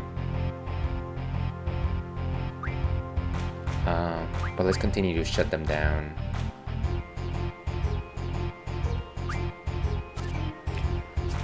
Let's see. I put poker in the same camp as beer pong. Lots of house rules to ensure you lose every time. Yeah, that sounds about right. Unfortunately, it's not necessarily something that you play because you assume that you're going to win. Let's turn this card. It's gonna get turned anyways. But at the very least, we should have the numbers. Wait, I don't... Oh, did they change the rule on me? Blast! Tonberry King. Actually, this is new.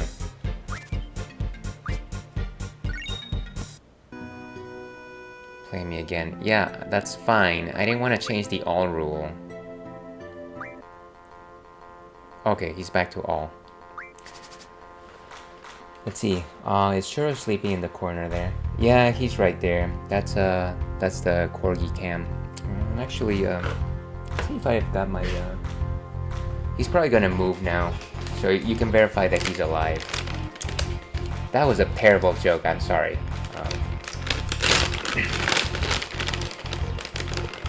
Let me try to flop it next to. What?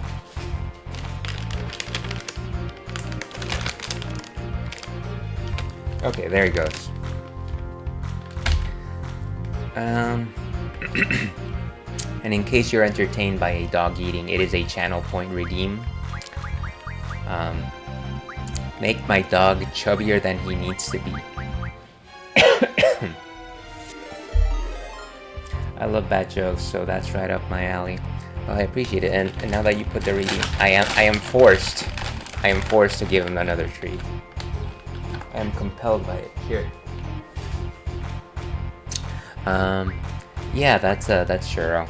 Thank you for feeding him, even though he has done nothing for society. And he's a terrible dog. He's a darling, but also he's a terrible dog.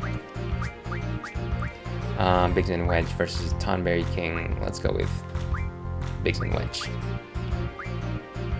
Oh, the Quistis card! 100% best points I've ever spent. I am not going to argue with that. Thank you very much for looking out for sweet Churro. He's a looker, but at the same time, he's trouble. Ooh, this is the best point to use the Zell card.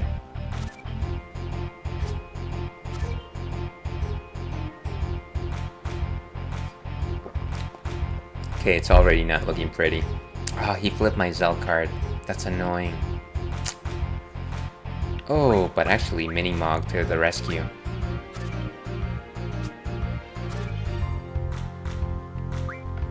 Why do you do this to me? I thought we were friends. That is no good. But if I put a 6 there, he won't be able to flip it back. So let's do that. Let's see, I love him so much though. He does wonders for my heart. That contributes to something. I don't disagree. I appreciate the love that you share with him. He is, for as much as I condemn him left and right, you know, he's a darling. He was one of our first children, and yeah, I hope that he's happy. I try to take him on walks as much as I can, but definitely not as much as I should. Okay, so do we do... There's no way that he's gonna flip that. So let's actually go ahead and plop the Ifrit card. And I want to actually take the Quistis card. Nice. Yes! As they say, boom!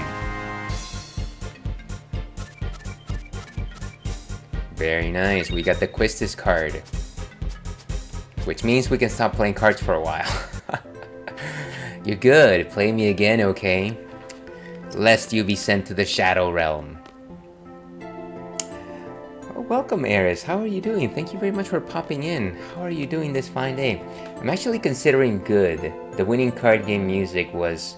I'm glad that you liked it. Sorry if I didn't catch you earlier. Actually, let me go ahead and move this. I'm actually... I've got a fairly limited real estate on my desk over here, and most of it is actually being taken up by this player's guide from days of yore. I'm trying to actually pull my keyboard up right over here.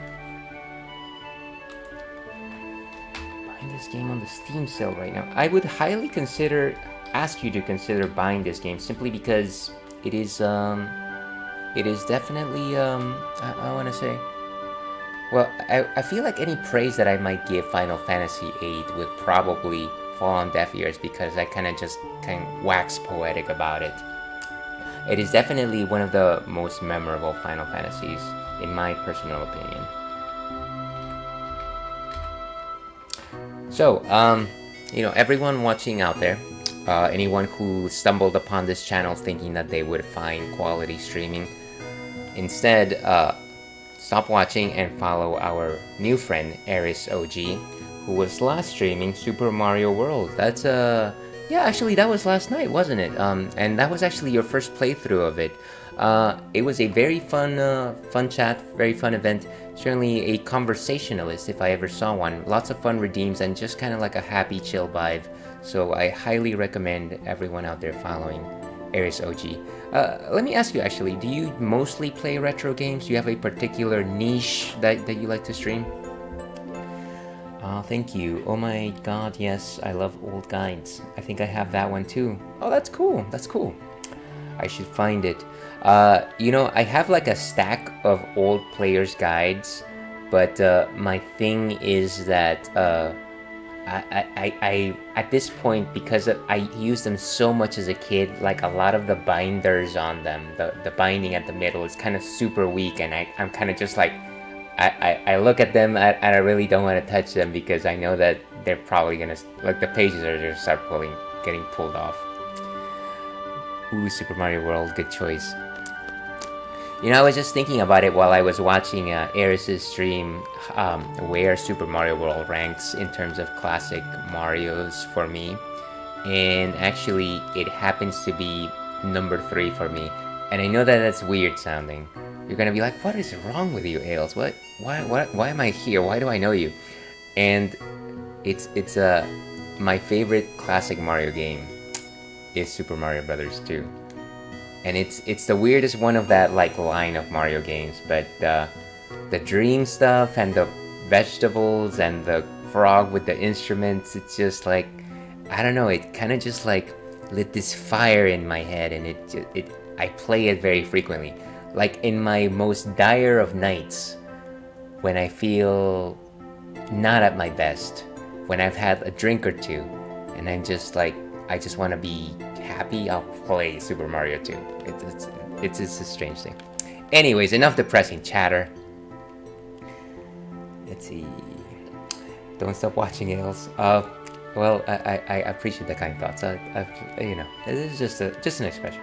I'd say mostly retro. I haven't played many retro games growing up, so now's my chance, right? Yeah, absolutely. I absolutely agree. I feel like I'm using the stream to play a lot of stuff that I didn't play, though I don't necessarily only play retro games. I know my FF7 guide is so messed up. Yeah, so you know what happens whenever you use a guide way too much. It's kind of just the bane of magazines. That's actually one of the reasons why I like old magazines that had like a staple in the center as opposed to like a nice binding, which is kind of like this ambivalence, right? You can have the staples and they'll last forever, but you can have the binding and they can look nice, but then if you use them too much, they'll eventually end up getting ripped up. Let's see. That's interesting, but I also like to see someone who has a different answer from favorite Mario game. Yeah, I feel like people bounce between Super Mario World and Super Mario 3, right? That's generally the consensus, I like to think. Okay, let's Actually, we're supposed to go to the classroom before we leave, if I recall correctly. Man, I'm still riding the hype that we got the Questus card. I think that in my original playthrough of this game, almost 20 years ago, I didn't get a lot of the character cards. I'm actually, one of my soft like completionist goals for this runs is to actually get all the cards, which might take me a long time. But I gotta do it once in my life, right? Just one chance, just one chance.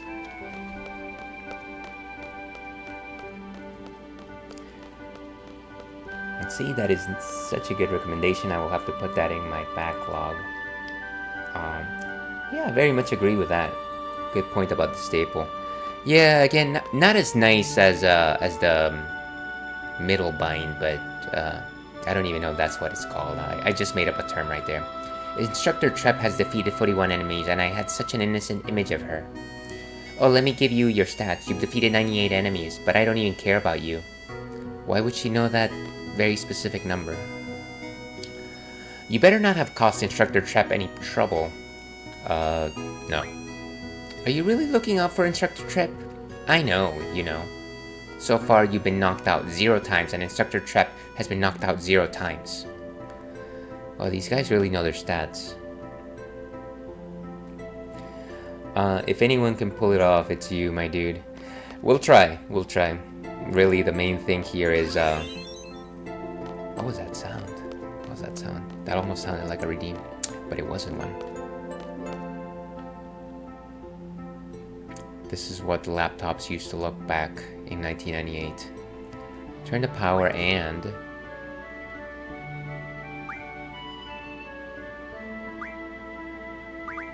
Hold on, I actually need to pull up my guide to look up what was I supposed to actually do here. Yeah, but once again, thank you guys for popping in. Very much appreciate your time. Here's hoping that you guys have some fun weekend plans ahead of you, maybe.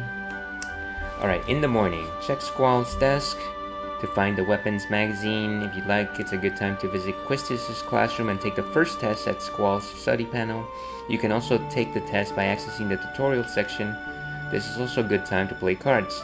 Get Mini Mug and Questus cards, which I just did. If you're working on the Garden Festival, you should check out Selfie's new and improved School Festival Committee webpage via Squall Study Panel. You can read about Selfie's thoughts on her latest missions, the progress on Garden Festival, and you can peek at her online diary. Okay, so let's do some of that. Let's try and take the test. See if we remember our Final Fantasy VIII lore properly. So in theory, if we get a good score on the test, our seed ranking will increase, which will actually help us get more money along the way. We will begin the seed written test. Will you take the level 1 test? I'm happy I could catch your stream, man. Yeah, once again, Piney, thank you very much for popping in. I know that this is not necessarily the greatest quality stream or anything, but it is my spot, and I am glad that I can share it with fun people, cool people every once in a while. Let's take the level 1 test. The draw command extracts magics for enemies. True. GF stands for Guardian Fighter. It does not. It stands for Guardian Force. There are a total of 8 elemental attributes. Ad is about to start, by the way. You are the quality here. You didn't have to say that. Thank you for saying that. 8 elemental attributes, I don't know. Ads are about to start, so I might actually go on break while they're going. Forgive me if I have to do that. I think there are. In battle, a higher strength stat causes more physical damage, yes. HPJ is a junction ability, that's true. You can't assign specific abilities for your GF to learn. That's false. Magic uses MP. No, it does not. You can name your GF. I don't think so. You can wear protective gear. No. GF level up with AP. Yes. Ah! Can you at least tell me what I failed at? No, you can't. Alright, nonsense. It's a great stream. Don't sell yourself short. It comes with the packaging, my friend. It comes with the packaging. That is kind of who I am. But I am going to go ahead and take said break. I need to give Churro a short walk. I need to stretchies, probably get another nice drink. So I'll see everyone on the other side. Probably take about 6-7 minutes. So I suggest you get some snacks, get some drinks, do whatever it is you need to do.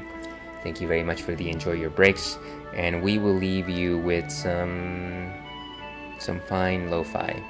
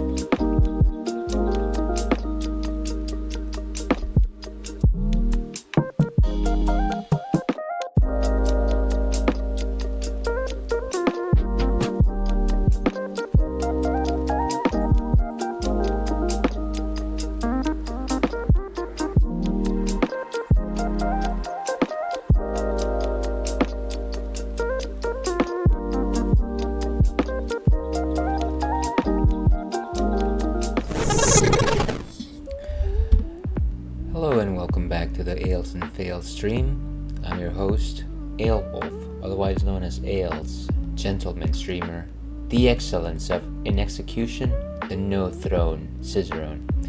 And welcome back everyone to Thursday. Welcome back. Here's hoping that you're having a good one. Here's hoping that you're wrapping up your week. Here's hoping that the weekend is shining on you. We are here in the Retro Ratskeller corner of the stream, where we like to play persistent campaigns for retro games. Currently we are playing Final Fantasy VIII, of course, and we're having a pretty good time. I was actually able to get the Questis card using the Zell card, so I'm quite happy about that. We've got a pretty strong deck, and yeah, we're kind of just looking ahead to our first mission as a proper seed. But of course, before we actually move back into the action, let's actually talk about what's next on tap, because that is one of the things that is baked into this stream. So as I like to do, even though this is an alcohol-friendly stream, one of the things that I like to showcase, one of the things that I like to talk about is, the growing types of beers that are quote-unquote non-alcoholic. And this is how to say, I feel like it's a growing market, and to be perfectly honest with you, I think that I've become a lot more endeared with them than I was before, simply because I've got a lot of friends that don't drink, and sometimes I want to say to them, you know what, you should enjoy this, it's got some nice malts, it's got some nice bitterness to it, but at the same time, they're like, well, you know what, I don't drink, or you know what, ales, it's too early in the day, why are you having alcohol? And they are right. They're always right. So this is something from our friends at Athletic Brewing Company. This is their Upside Down Golden. Wait a second. This is actually not what I wanted to get. Give me just 1 second here.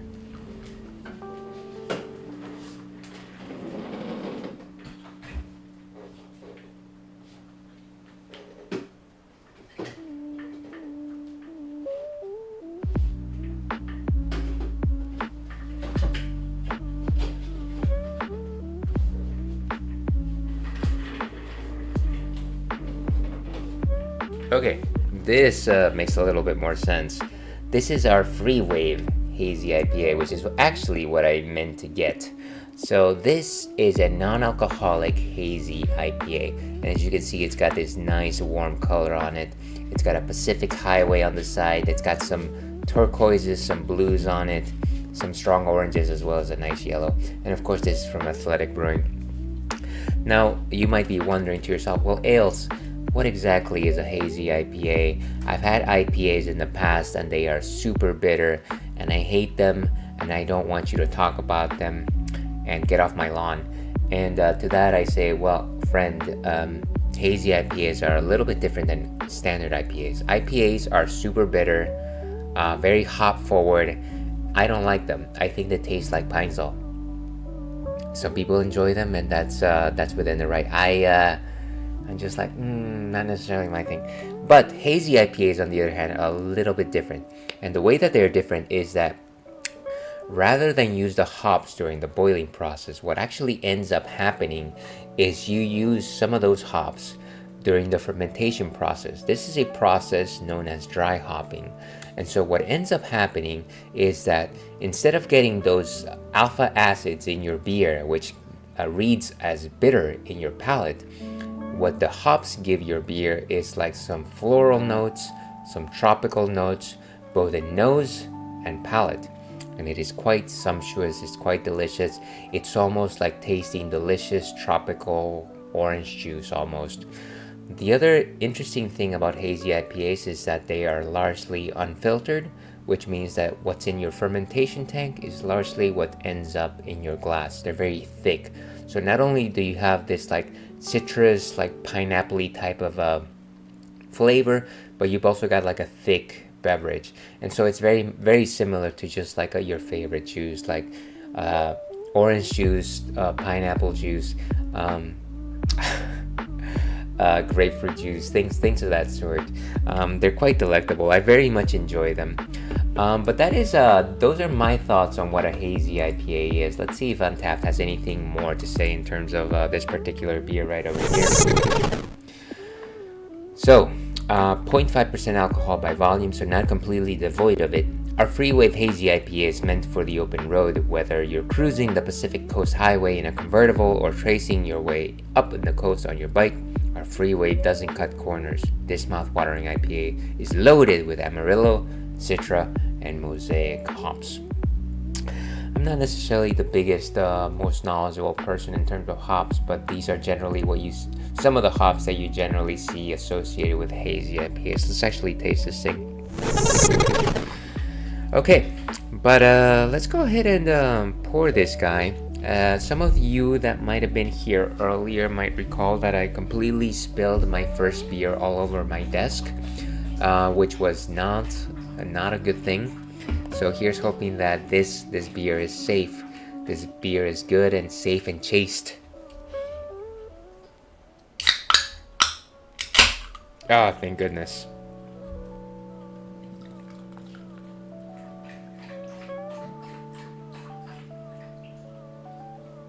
Sorry, I got distracted a little bit there.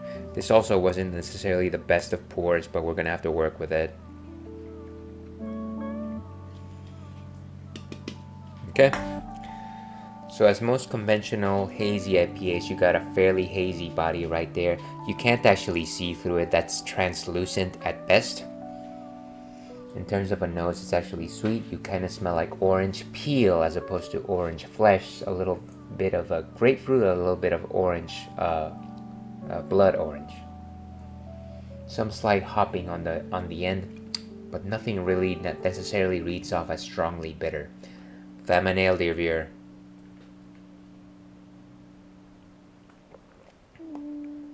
So relatively light. I want to say 2 out of 5 in terms of body complexity. Not necessarily as thick as some of the hazy IPAs that I know. A little bit of bitterness, but mostly towards the end. Fairly nice and sweet. Again, the taste is very strongly of like orange peel. I want to say maybe some mature orange. Again, very strong grapefruit notes, but not overly powerful grapefruit notes. I want to say in terms of other tropical notes, really it really is the citrus. Maybe I want to say that I detect some lemon zest in there as well. Not too strong on the bitterness. I feel like generally, for me, whenever I'm drinking anything that reads off as bitter, I want it to be a self-contained experience. Like, I don't want it to like build up over time. And I think this one actually does the job quite nicely. So that is it. Let's go ahead and give this guy a rating. Let's go ahead and go with actually 3.25 is right about the number that we want to give it. And cheers, we got it. But with that, let's go back to our adventure. Let's go back to Final Fantasy VIII.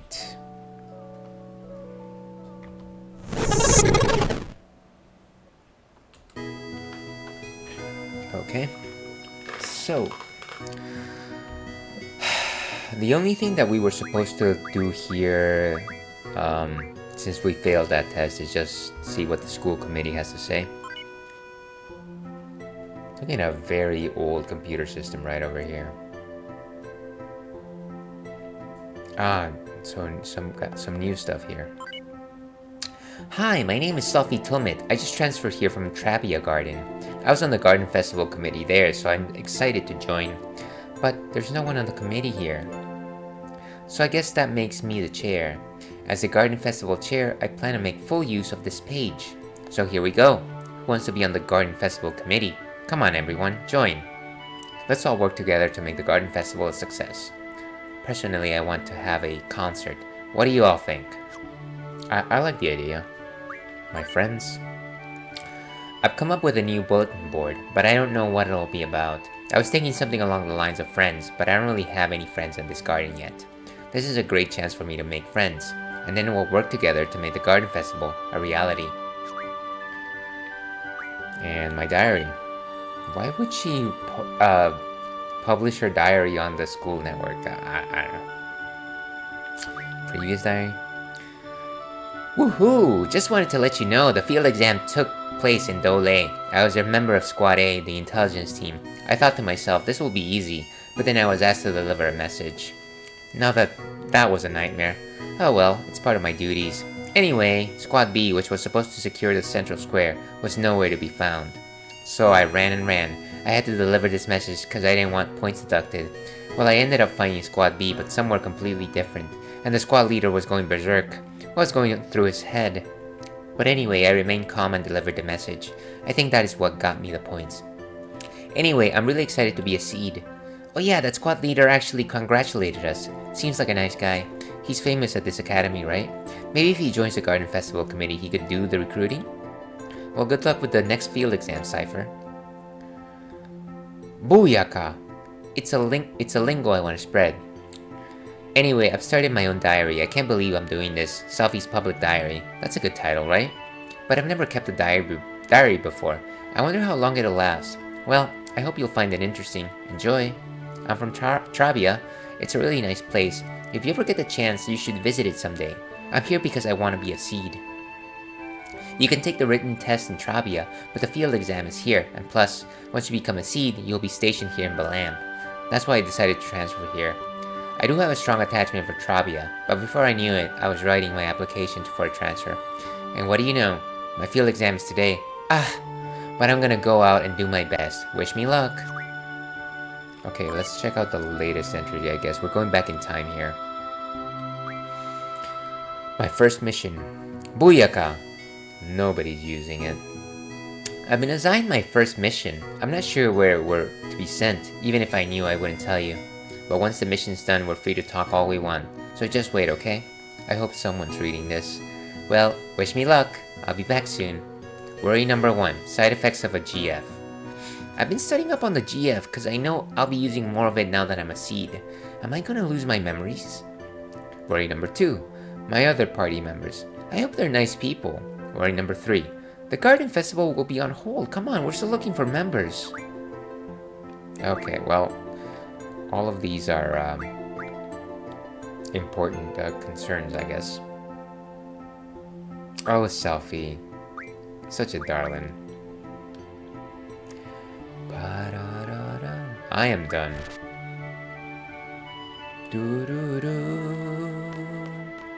Alright, that's enough computing. We've done enough computing. Enough logo writer, enough Claris works. Enough mouse training.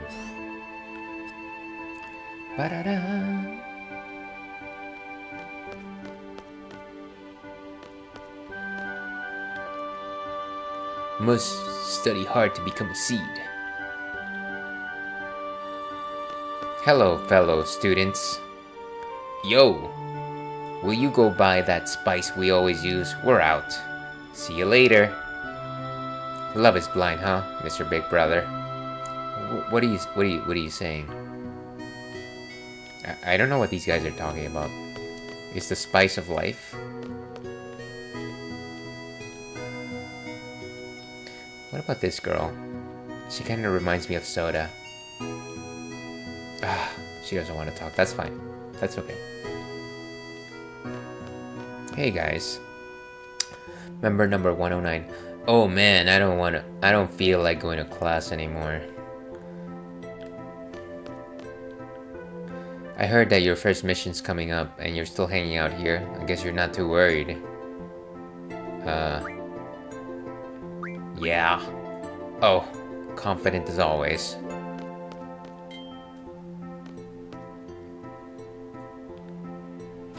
Let's go to the 3rd floor maybe? What's going on over there?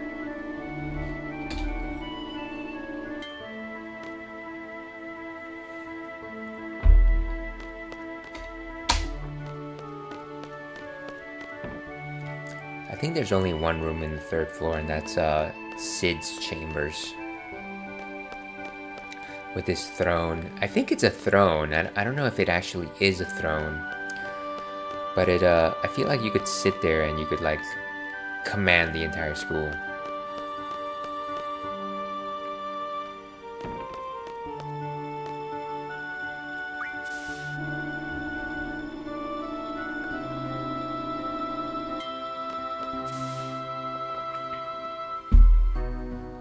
Okay.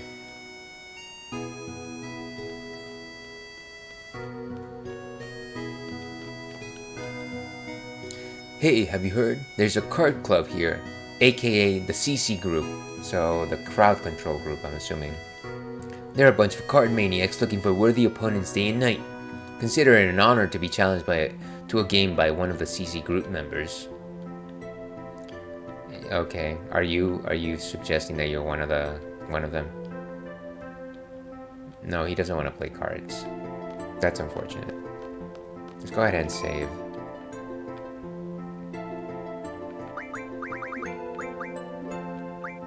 Actually, do we have the battle?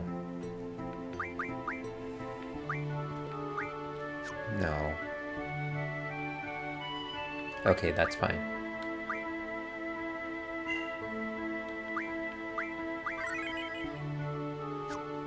Let's keep it going.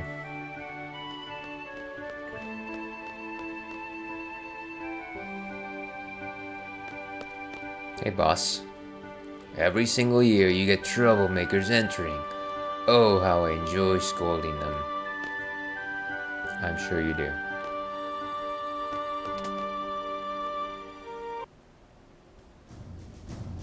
Hey, everyone. One more time. Whoa!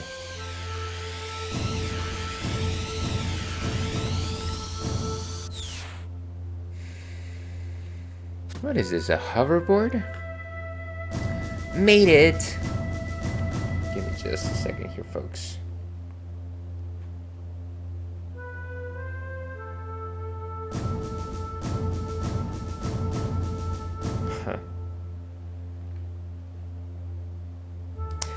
Sorry, folks, just catching up on real life for a second. T-boards are prohibited within garden. Have you forgotten? I wonder what the T stands for. Oops, sorry. But this is really cool. It may come in handy on a seed mission someday. We'll be the judges of that. Give me that. Confiscated. I didn't even read that, but it already said that. All of you are members of Seed, but nevertheless, you're still students of this garden. Furthermore, because you are Seeds, you must set an example to all others and abide by the garden's rules. I'm gonna fix this thing for a second. Understood?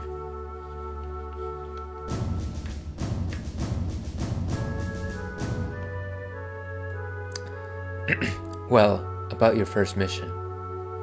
You are to go to Timber. There you will be supporting a resistance faction. That is your mission. A member of the faction will contact you at Timber Station. This person will talk to you and say, the Forest of Timbers sure have changed. But at this time you must reply, but the owls are still around. That is the password.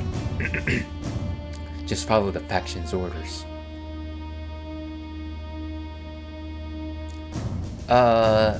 Just us three? Correct. We have agreed to this mission for very little money. Normally, we would never accept such requests, but... Enough talk about that. Well then, Squall, you are the best squad leader. Sorry, you are the squad leader. Use your best judgment based on the situation.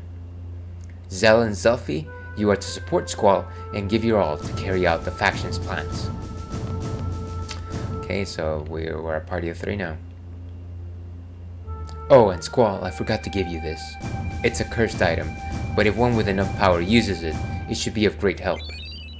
So we got the magic lamp. Best of luck on your first mission.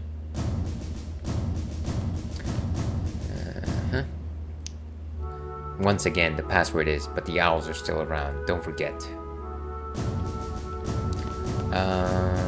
And what I want to do is actually, I want to get the cipher card from Sid. Let's see if I can do that. I guess he won't let me challenge him just yet. Maybe I have to leave Balam first.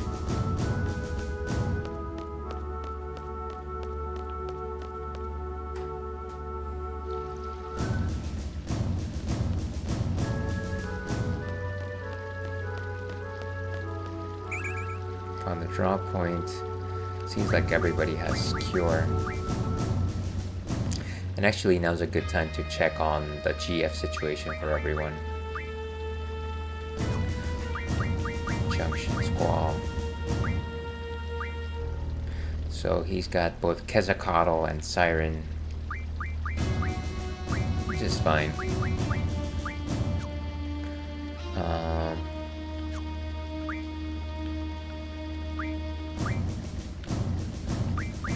I want to take back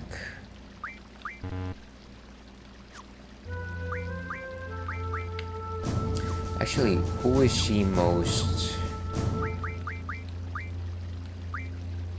compatible with? So Squall is good with Quetzalcoatl. Quistis is good with Shiva. Zell is okay with Ifrit. Not necessarily anything to speak about. He's better with Selfie. And so is Siren. So Ifrit or Siren can go to Selfie. Who is good with Zell? I guess Ifrit is probably the closest. So let's give Ifrit to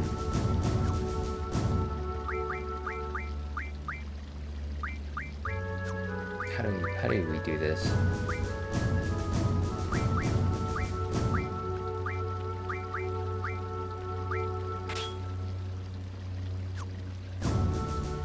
Okay, so at this point we junction some stuff.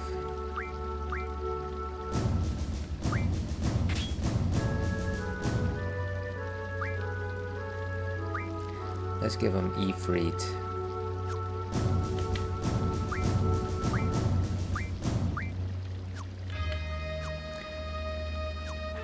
Keep that there.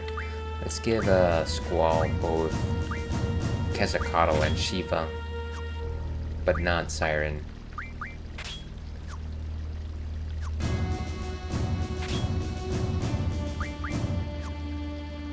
And then let's give Selfie Ifrit. Oh, sorry, Siren.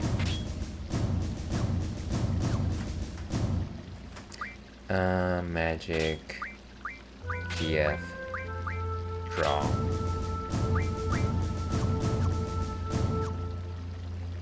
Okay, so now let's junction some items. Actually, how much magics does...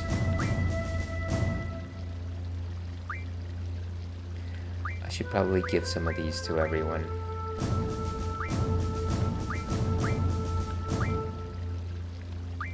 Give her all the sleeps, since she's got all of the... Since she's got Siren, it makes the most sense. Oh, come on.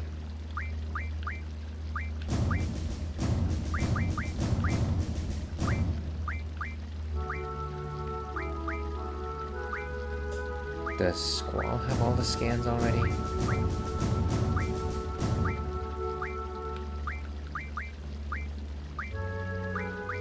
All the fires.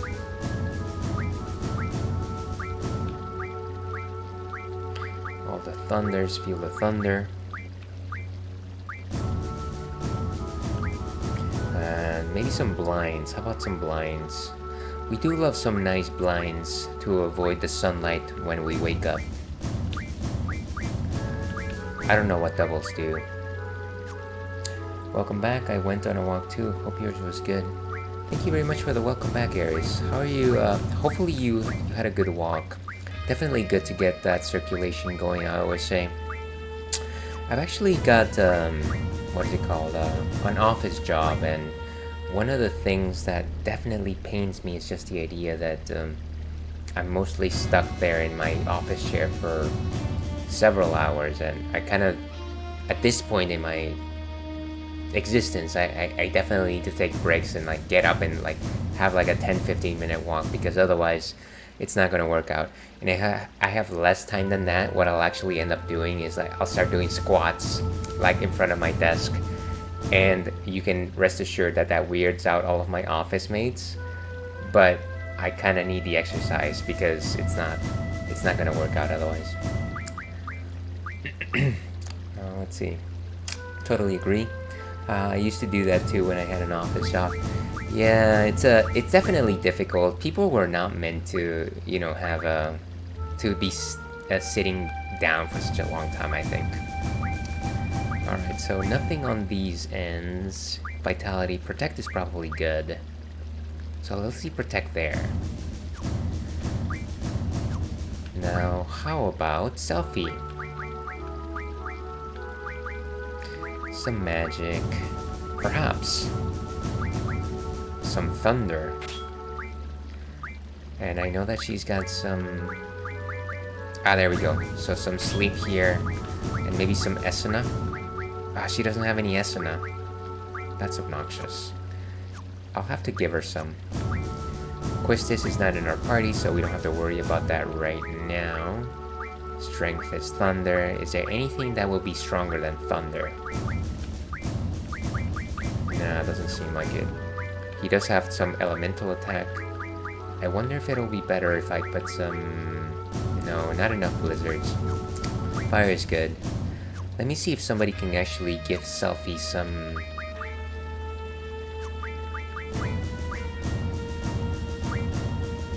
No, don't give her everything. That's too much. That's too much, I say. So, exchange magic. She's got some, so he doesn't have some Esuna. This guy, he's got 44. So give them to Selfie. Okay. Let's see. There was a gym at our building, so I would go there on my lunch. That's actually a good habit. You definitely used to spend your lunch far more productively than I did. Generally, what I end up doing during my lunch break is actually just watch anime. Like watch an episode of a series that I'm watching. And I've got my like headphones on, and people are assuming it's like, hey, when they walk in, are they like, hey, are you in a meeting? Can I talk to you? And I'm just like, yes, you may talk to me now. True, they say now that sitting is the new smoking. You know what? I don't disagree with that idea. I totally agree with that. Does anybody have any more Esuna? So Selfie's got some... I don't think Quistis has any more magics to give. And Zell... He does have some Esuna, so let's go ahead and give it to Selfie so she can actually equip it to get some more elemental status protection, that is. Junction magic.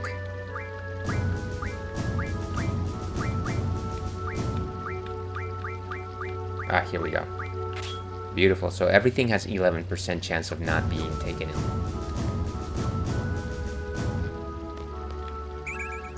A cure point. Zal, you can have this one. Let's see. I have an anime I watch specifically on the treadmill or elliptical to force myself to exercise that way.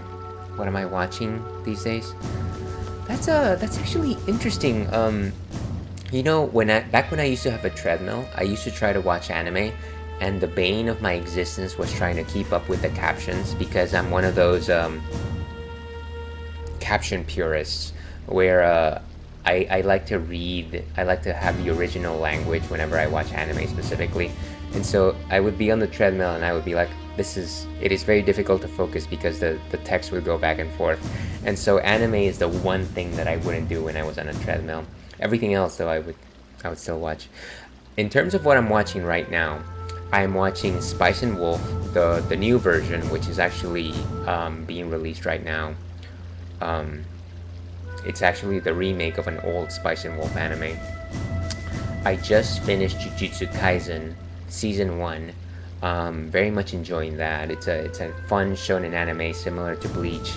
And then the last thing that I am watching with my partner is Delicious in Dungeon, which is on Netflix.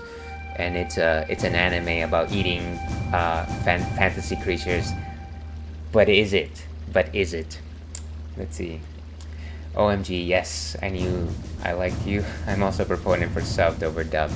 Well, you know what? Birds of a feather, as they say. Birds of a feather. I heard Delicious in Dungeon was good. Yeah, it's actually pretty compelling. You know, the only other food anime that I've seen before was Food Wars, and you know, people had its fans. I love Food Wars, but I know that it's not everybody's cup of tea. But Delicious in Dungeon is like, if you like a fantasy anime with like monsters and things like that, but you also like the idea of potentially cooking those monsters, it's fun. But like 5 episodes, I want to say 5, 6 episodes into the show, that is no longer the premise of the show. It becomes a lot more than that. I love Shokugeki no Soma. Yes, thank you for saying. See, you're right at the perfect spot. To your health. And in case anybody's wondering, we are drinking some non-alcoholic hazy IPA from Athletic Brewing. It went downhill around the 4th, 5th season, unfortunately. You know what? I agree. I watched that with my partner, I want to say 2-3 years ago. And the thing that I found less compelling was when they started, I guess, very, very light spoilers for Food Wars, Shokugeki no Soma. But I have to say this.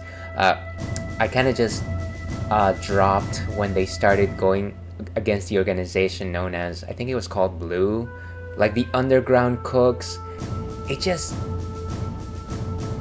didn't seem very like, it didn't seem like the next step for them. It kind of just seemed like they had reached their zenith after like the train episode and like them fighting the top 10 guys, the new top 10 guys.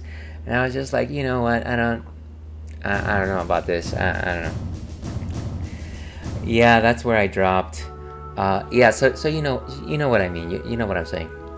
I thought it was a parody. I mean, it was fun. There were some nice, fun, gimmicky characters, but at the same time, I was just like, this doesn't seem to follow from what you're telling me. If we step outside, where are we going? We're supposed to go to Timber. But I think we're supposed to take a car?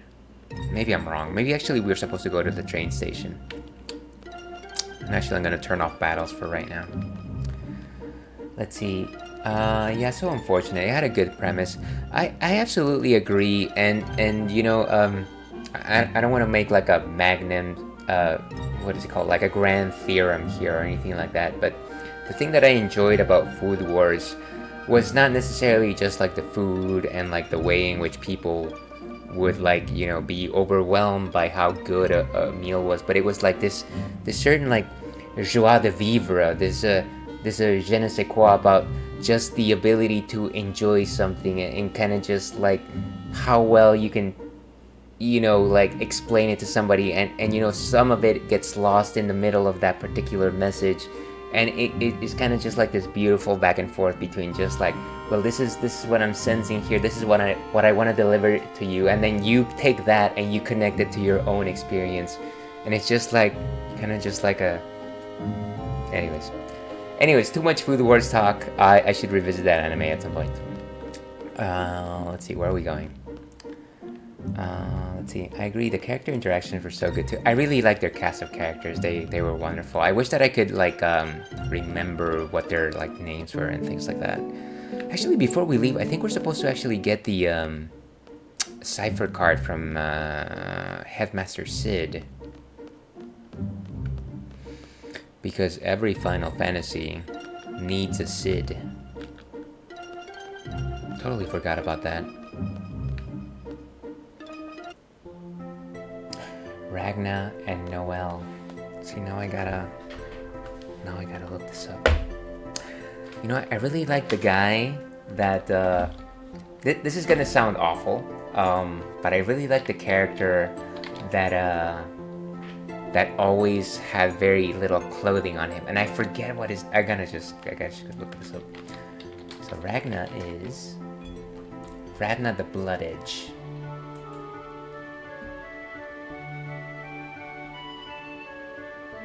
How am I not finding it? I see.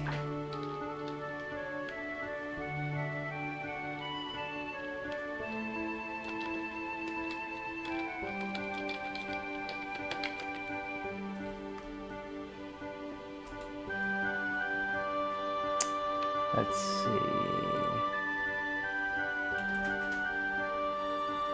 Maybe it's because I'm not looking at the right Google searches here.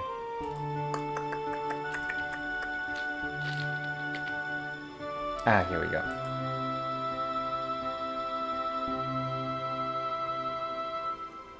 Wait a second, this is compilation of show.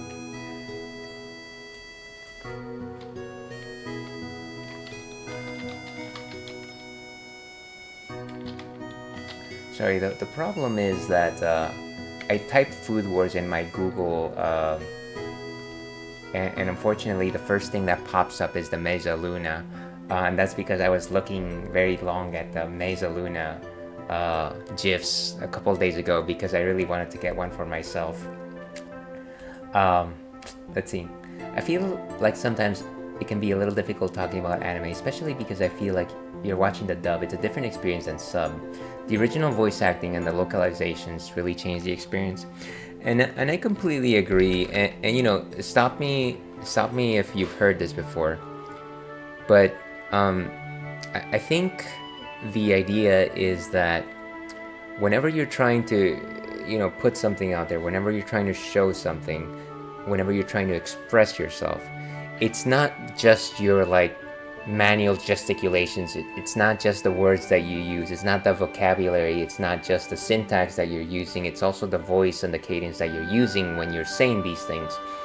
And you know, I am not the greatest, like most greatest analyst of the way people say things, but at the same time I do think that even though an English dub can be good in different ways, it also will always lose part of that package, part of what you're trying to put out there, and that's why voice actors are voice actors, because they're putting what they want to put there, and that is how they're choosing to show you that particular art.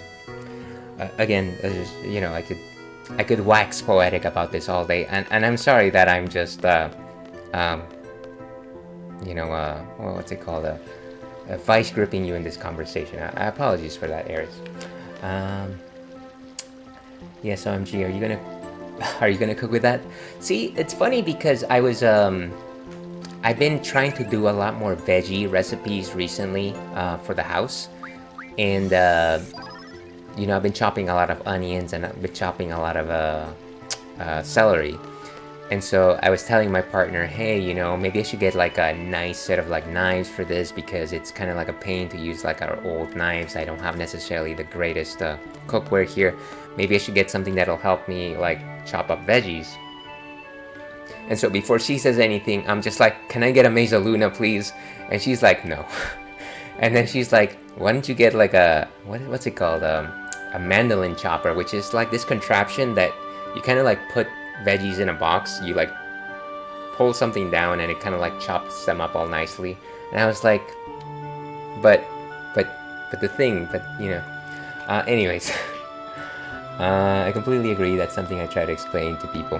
It's not something that, you know, always sometimes it's a little difficult to explain that to people who don't necessarily understand that. But yeah, I'm glad that you agree with that. Please don't apologize, we're completely in line on this topic. Yeah, once again, thank you very much for letting me rant about this nonsense. I tend to be I tend to dig myself into rabbit holes, unfortunately. Let's see, LOL, it was a good effort trying to get a Mesa Luna. Yeah, maybe one day, maybe if she goes on conference, maybe I can secretly buy one and then just like surprise her in the negative way. Just like, oh hey, by the way, I've got this thing now. But yeah, I've been trying to cook a lot more. Been trying to do a lot more like breakfast style foods.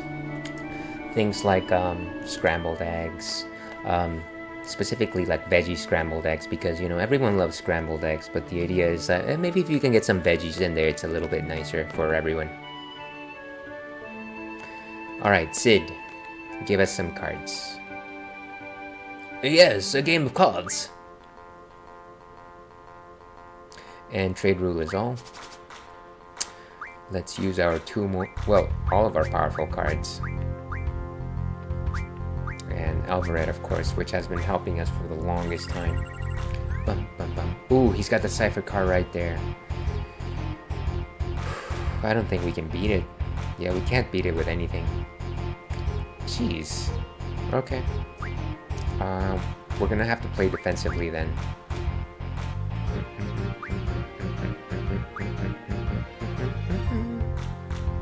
Looks like this Zell card would actually work mostly. Let's drop down the Free. Actually, let's drop down the Alvarez to make sure we've got a strong defense. Let's see, it doesn't go over well generally.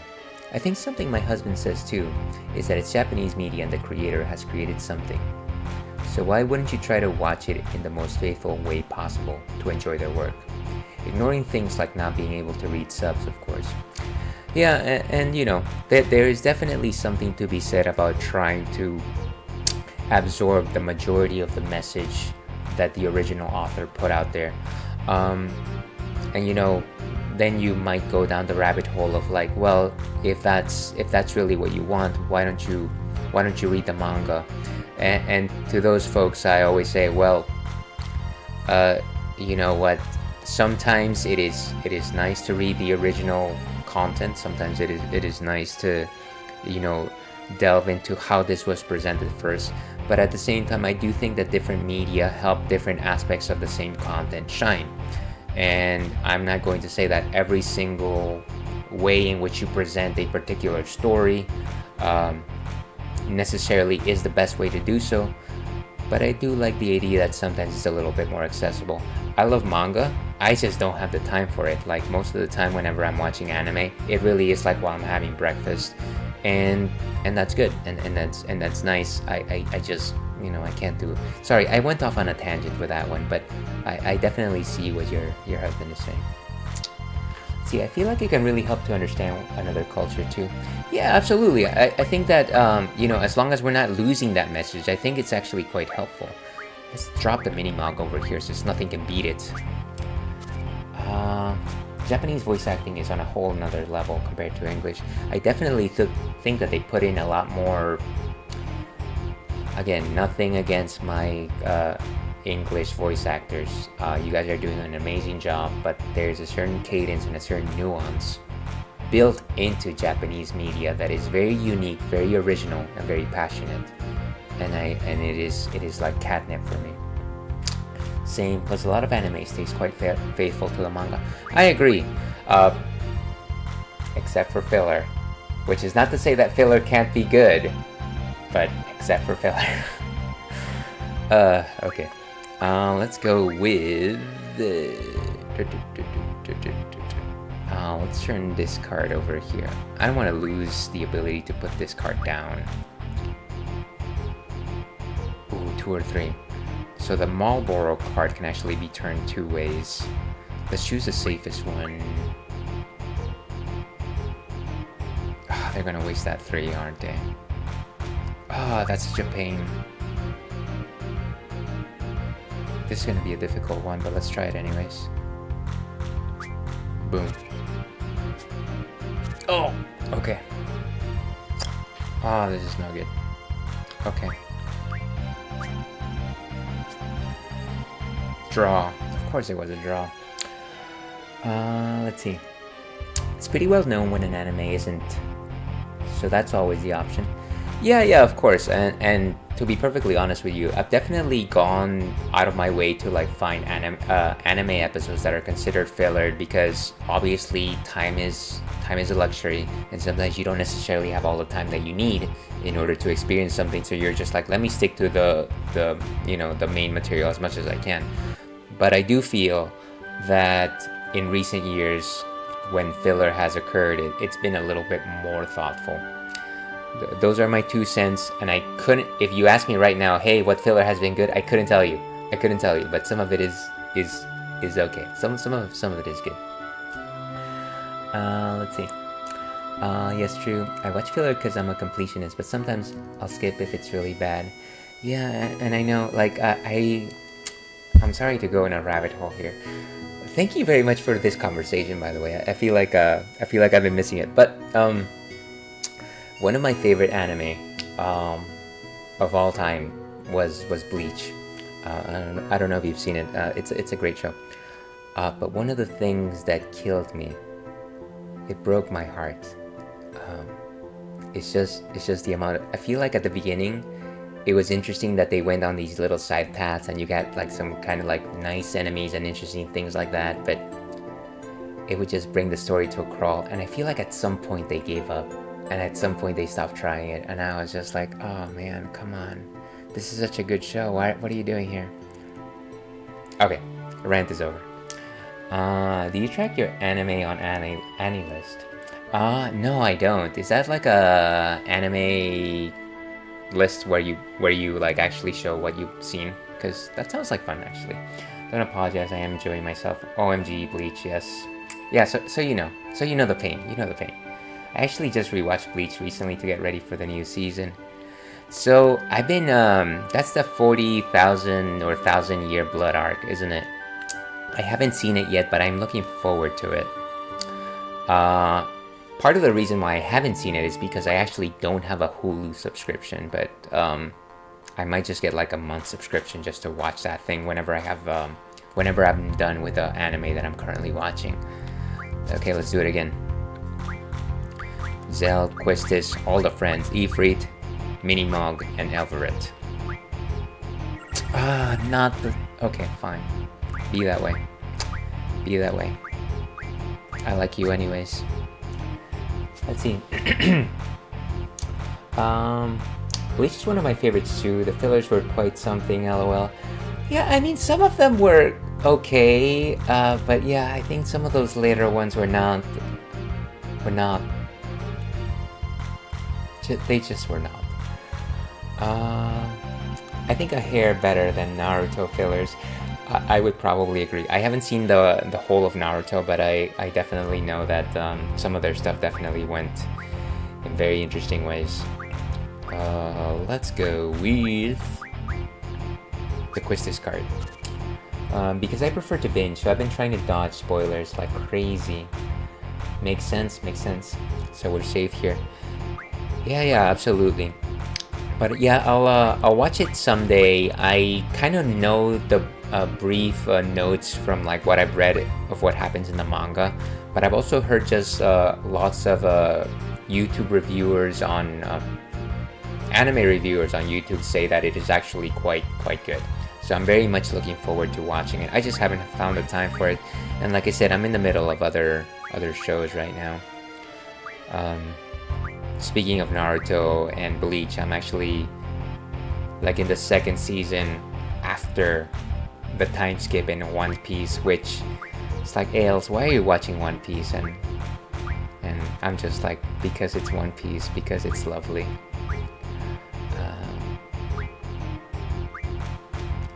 Okay, let's drop the...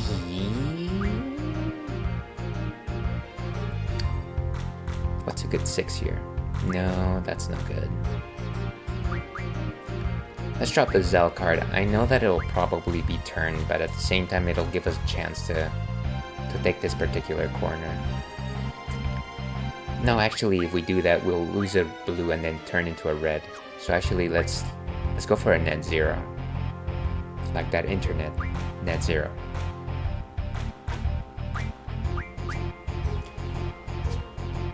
Okay. I will watch when it's completely out. I'm assuming that it hasn't been fully released yet. I wish that I was a little bit more aware of where it's going, but yeah, very much looking forward to it. Do you have a favorite character? I'm very much I know that he hasn't been really been given a lot of screen time, but I do like Chad a lot. There's something about, you know, so I'm actually Hispanic. Big surprise to everybody. And so there's something to be said about the way that he handles himself, where he's just like, you know, he definitely shows a lot of like traditional feelings and things like that. So it kind of just vibes with him. He's also just like mainly a boxer, and so yeah, I do like a boxer sizing for like cardio, and so I'm just kind of like, Anyways, but I also like Byakuya. He's top tier character. Let's drop this here. Let's see. Let's see. I was hoping it would start up again and refused to read the manga, and my patience paid off. Nice, nice. Yeah, absolutely. I think it was a surprise when that anime follow-up was actually announced. So definitely your patience paid off. One Piece is incredibly long. I have heard it's been getting good recently, but I have yet to watch it. I already watched a long anime. Mai Tente Conan, do you know it? No, actually I don't know. What genre is that? By the way, anybody watching right now, we got ads in about 2.5 minutes, so run for your lives. Let's see. Sorry, I'm monopolizing your time. You're good. This is as good of a thing that I could be doing with my time. So once again, I very much appreciate the banter, and I didn't know, I was unaware that I had such a cool anime fan in as a new friend. So thank you very much for chatting with me about this stuff. Boxing is great for exercise. Yeah, I agree. It's good. It can be exhausting. I now know why people use boxing gloves when they box, and it's not for to make it so that you hit less. It's to protect your wrists. Okay, let's try again. Sato is really cool, honestly. He's a friend to the end. Yeah, he's just like a real one, isn't he? I don't know. I wish that he was featured more. The English might be called Detective Conan. They localized it to Case Closed in America. Also, AniList is a website where you can track and rate. See, I do know Detective Conan, and I apologize that I was unaware of the fact that that's how it was called in Japanese. I did watch a couple of episodes here and there, but I've never actually delved down into it. And I know that it's like a charming kind of a investigation type story. I think I've always meant to watch it, but I've never have for one reason or another. But I kind of just like the protagonist. He's supposed to be like very smart, right? But he's also a child, or supposed to be a child, but not really. But I might have to. Oh, there's a cipher card. I might have to enroll in this AniList website. Okay, I've got nothing that can beat it. So the only thing I can do right now is defend. Let's try again.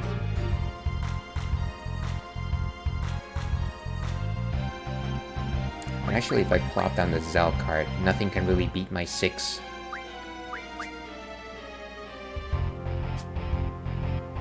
How dare you? How dare nothing to change anybody's mind. Ooh, this might be... No, it's still gonna get flipped. It's gonna get flipped, isn't it? Why? Why is me?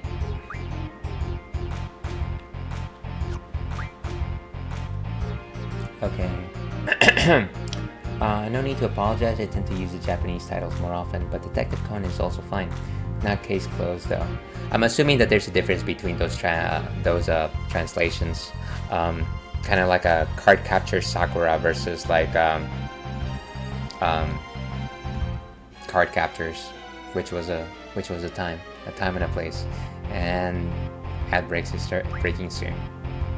LOL. So you know what I'm talking about. Let's drop. Okay, we can't flip that, but we can definitely defend against it.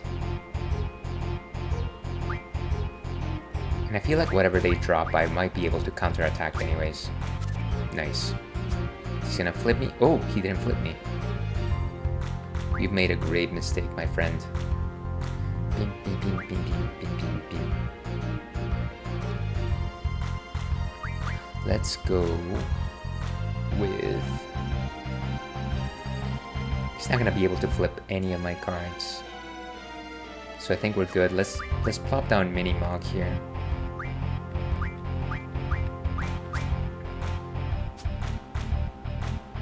Okay, and then we flip this one.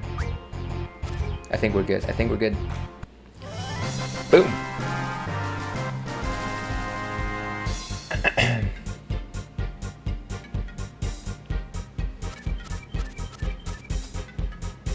Cipher card acquired.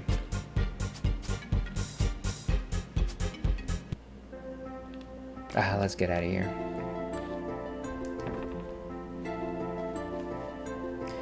And we got some notifications here.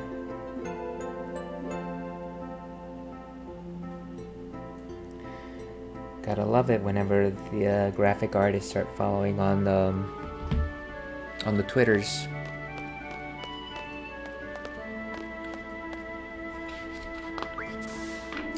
Let's see.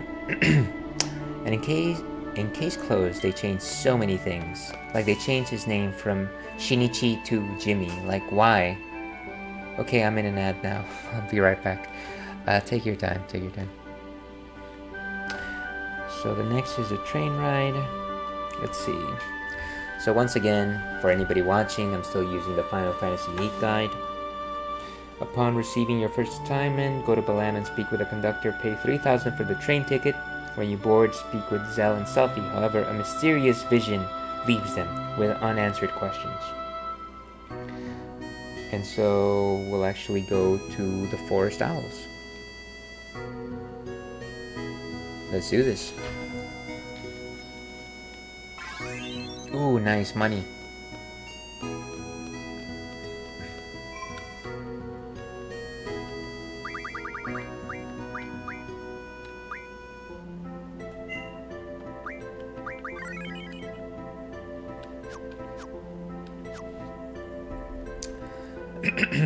All my love too long ago.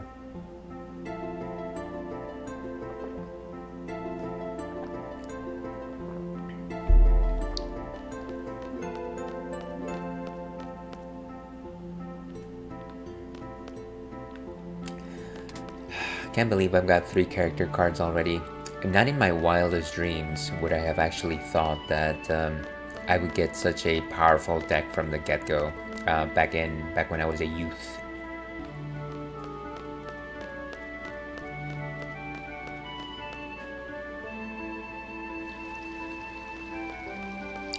And I don't think anybody can draw from this point, but we'll check it out anyways. Know what? I really like this garden, even though there are instructors who suck. You know what, friend? I think you better keep your opinions to yourself. Nothing there, unfortunately. Welcome back. Yeah, I was just saying, I feel like it's very strange whenever, American companies decide to, like, not necessarily just translate things. I do understand that there is a certain beauty in the art of localizing things and changing things so that they are approachable, understandable to a new audience. But at the same time, sometimes I do feel like they go too far to like try to hide where the material comes from. Like obviously the one great offender, one of the greatest offenders was the original translation of Pokemon. The whole jelly donuts thing, though I don't think we need to say any more than that.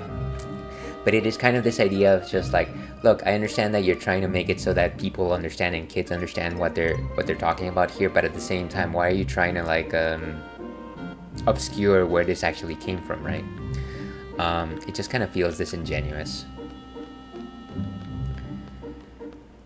But yeah, I should watch Case Closed at some point.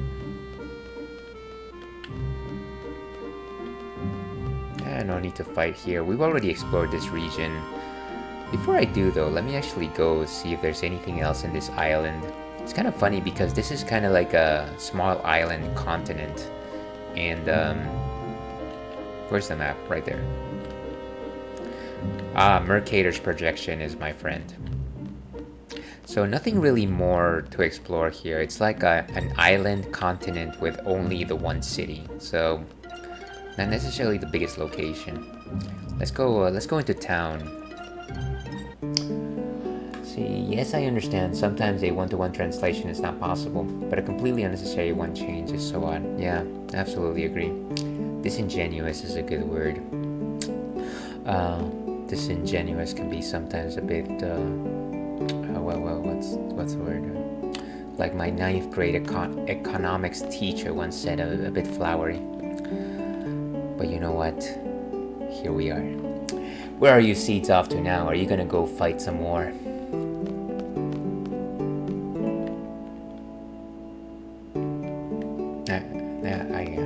actually take that back. He actually used the word grandiloquent.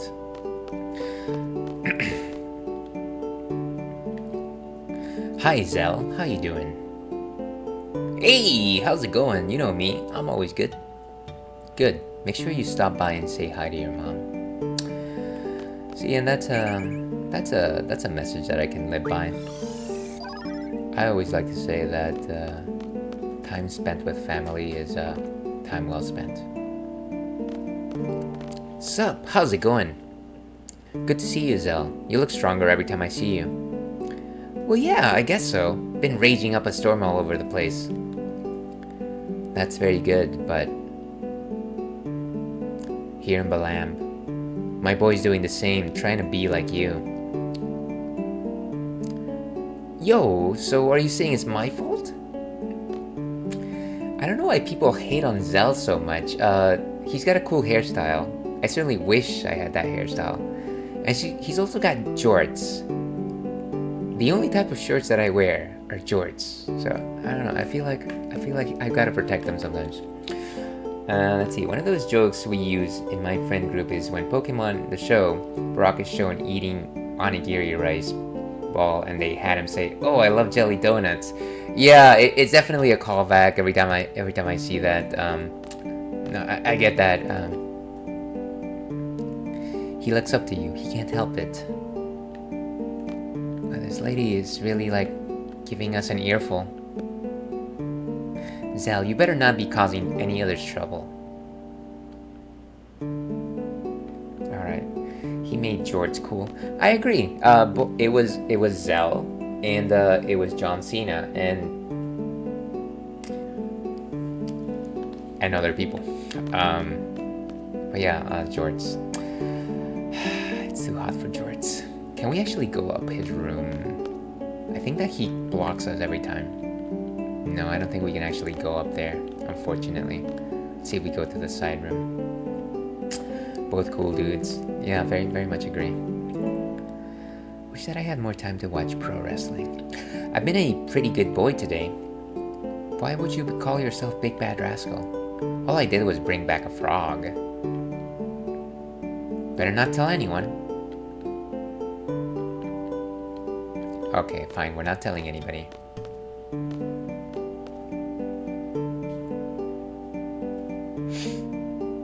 I think it's so amazing John Cena can speak Chinese really well. So I actually had no idea about that. That's actually news to me. That's actually really cool. I wonder where he picked it up or how he learned it. No, it doesn't seem like we can go upstairs to Zell's room, so that's fine.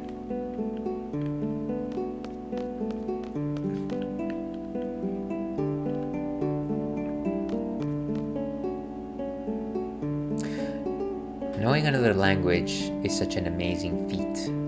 Yeah, I agree. For however people like to put it, I do think that speaking in another language, at least those that are dissimilar enough, definitely makes it so that your brain is processing information in a different way, and it processes it in such a way that is both limited and enhanced by the language that you're trying to use at that particular time. I don't know if you ever saw the movie, what's it called?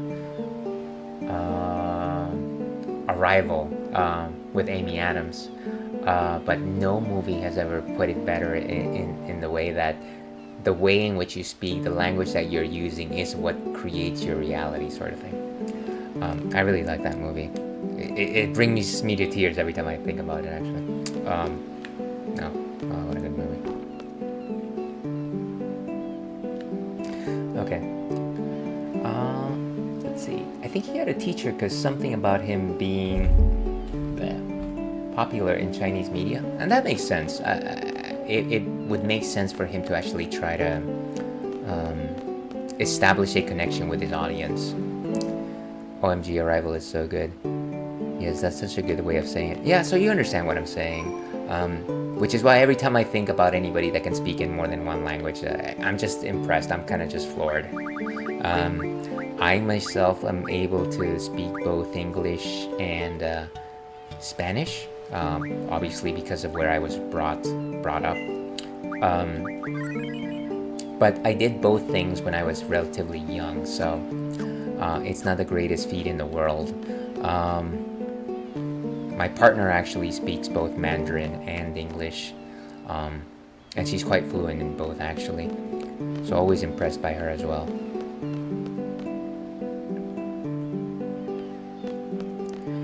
And let's go to the port. I think that's where we're supposed to go. So I looked it up. The WWE wanted to open in the Chinese market, so that's why. Oh, I guess he had like a good motivator to do so. That being said, like Chinese Mandarin, which I'm assuming that's the language that he speaks, is definitely more complex than your average language. There was a brief period of time where I actually attempted to learn it, and it's the sort of thing where it wasn't just like the words themselves that proved difficult, but also the idea of the fact that different sounds for the same syllables actually mean different things, which was something that my head was just unable to wrap its head around. My head was unable to wrap its head around something. Hey, have you heard Mrs. Dink's son passed the seat exam? Really, I wonder how in the world that rowdy boy passed. Does Mrs. Dink know? Here's hoping that she knows. But Mom always knows. My sister and I take turns walking him. But lately she's been really lazy and making me do all the work. She snuck out of the house again to go play. Oh, why wouldn't you walk this nice doggy? Let's see. English and Spanish, wow, that's so amazing. Yeah, it's, unfortunately my Spanish is in not necessarily the greatest of states. I mostly use it with my parents when I talk to them on the phone. Oh, there's a draw point right here. Cure. The cure. So yeah, it's not the most challenging thing in the world for me. I try to work on it. Don't sell yourself short. It's kind of just baked into my programming, unfortunately. My family is all Chinese, so I have a hard time understanding them sometimes. And I hear that. I feel like that's not the first time that I've heard somebody with that genealogy. And Mandarin is really dependent on the tones. Yeah, absolutely. And yeah, I appreciate it for that baked-in complexity. The fact that you're able to use different tones to actually suggest different things. And I'm not, here to make a grand statement of like how complex a language is, but it's like you got a whole nother extra system on top of what you're trying to work with here. So it's pretty impressive, I like to say. It's one of the harder ones to learn as an English speaker, so that's amazing that you tried to learn. Yeah, honestly, it was very passive learning. It wasn't, like the greatest, most amazing effort. I was literally listening to like lessons on podcast. But yeah, I kind of just, I didn't have enough time for it. Maybe it's something that I should go back to. I did take several years of Japanese though. But my husband taught himself Japanese when he was young, so he can play all his video games and anime in Japanese. I'm so proud of him. Yeah, I think that's impressive, that the fact that whatever compelled him to learn a new language just for to like follow this particular sorts of media is actually quite admirable, in my opinion. Do you need to buy anything before you go? We carry various gifts too. I noticed that one of these hair tufts. There we go. Sure, let's buy something. Potions, Phoenix down. I feel like we don't have enough potions. Let's buy maybe like 4 more. High potions are probably good, but they are pretty expensive. Let's go with 2 for now. We got enough Phoenix Downs. Ooh, G potions. Let's see, I'm sure you have picked up a few things here and there just through your partner. Let's say maybe. But I appreciate the vote of confidence. Fuel for a rental car. We've got enough tents, I think.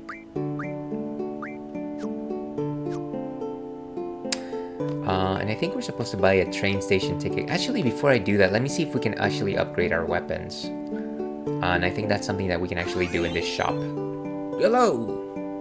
What are you buying? So it looks like we can actually improve the... You have it already. fine. Oh, actually, I think we're supposed to read the magazine before we actually are able to.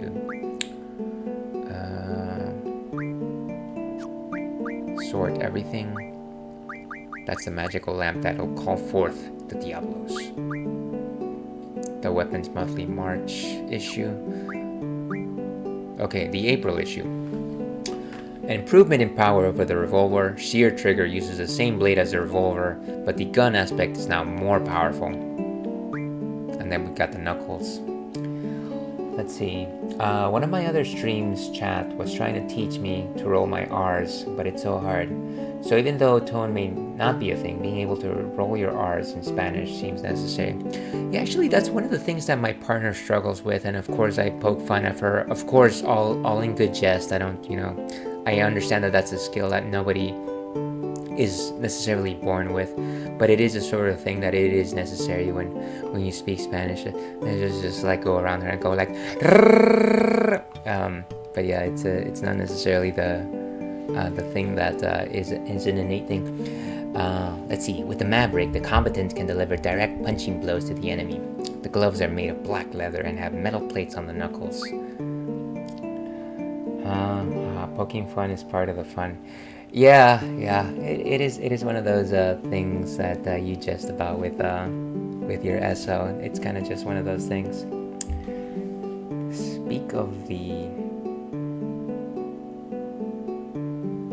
Speaking of which, I kind of just sent her a GIF, and she knows exactly what I meant by that.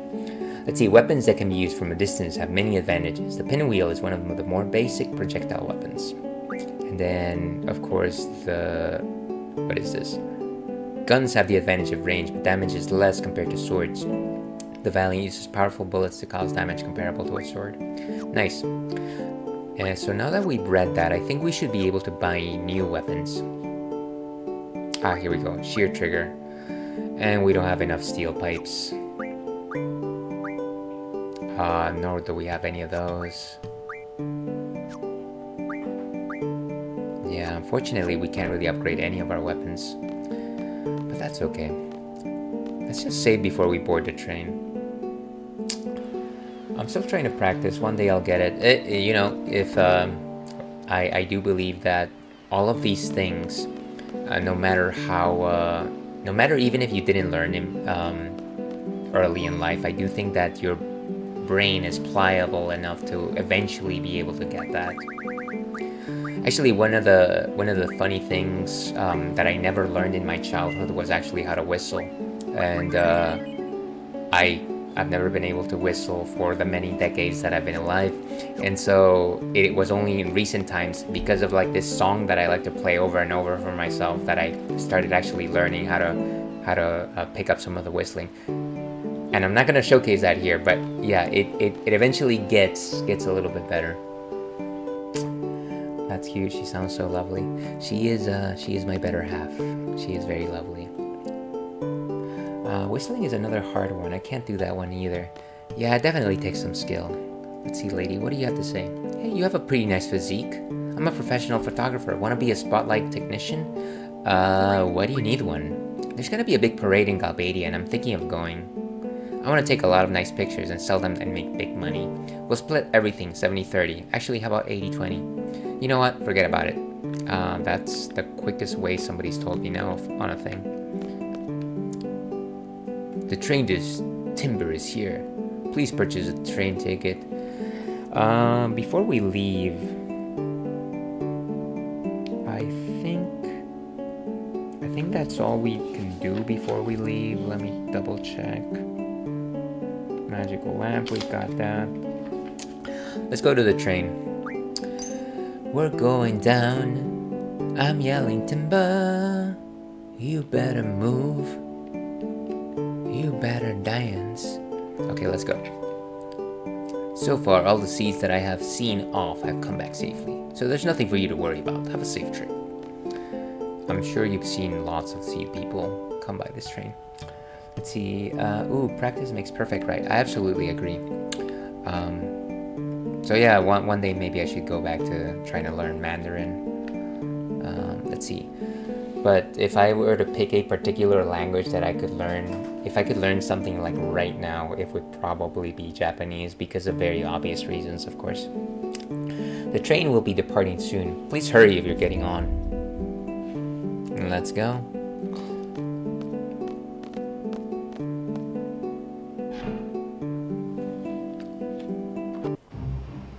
And we're moving. It's like one of these underground trains, just like the ones in Europe. This train is awesome! A transcontinental railroad, baby! It even runs through an underwater tunnel to get to timber. Pretty cool, huh? Sure is. Guess you're not interested.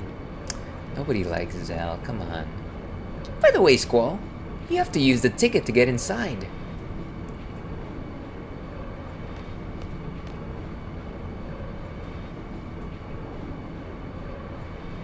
Okay, so we can go inside now. ID check confirming access granted. Nice. I'm gonna go check out the front. Teehee, thanks. Let's go check it out, Squall. He's just like, don't even talk to me. Okay. Yes, Japanese is really useful if you enjoy Japanese media. Yeah, exactly. And then, excuse me, as I like to say, all my love to long ago.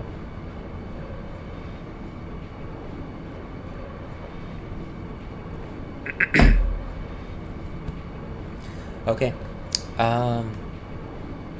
But then you'll start to realize the subs don't necessarily match up, but at least you'll understand. Yeah, I mean, back when I first arrived in the US, that's one of the things that I noticed whenever I would like watch what is it, shows in English with Spanish captions. So it's not something that I'm not unfamiliar with, that particular switch or change or difference. I don't know much, but I'll teach whatever I can if you're interested. Sure. That sounds lovely if you're willing to invest your time in something like that. Let's go ahead and save. Like a word here or there is good. Haha. Ooh, that makes sense too. Yeah.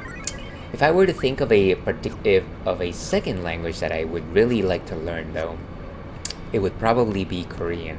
And as you can probably guess, it's because I love K-dramas. It's just like the spice of life. Anyways, but that's a different subject. Let's see if we can actually access the seed cabin, maybe. I thought, no, this is not a door. This is just like a, I don't know what it is. It's like a television in the train. Okay, let's go to the other room.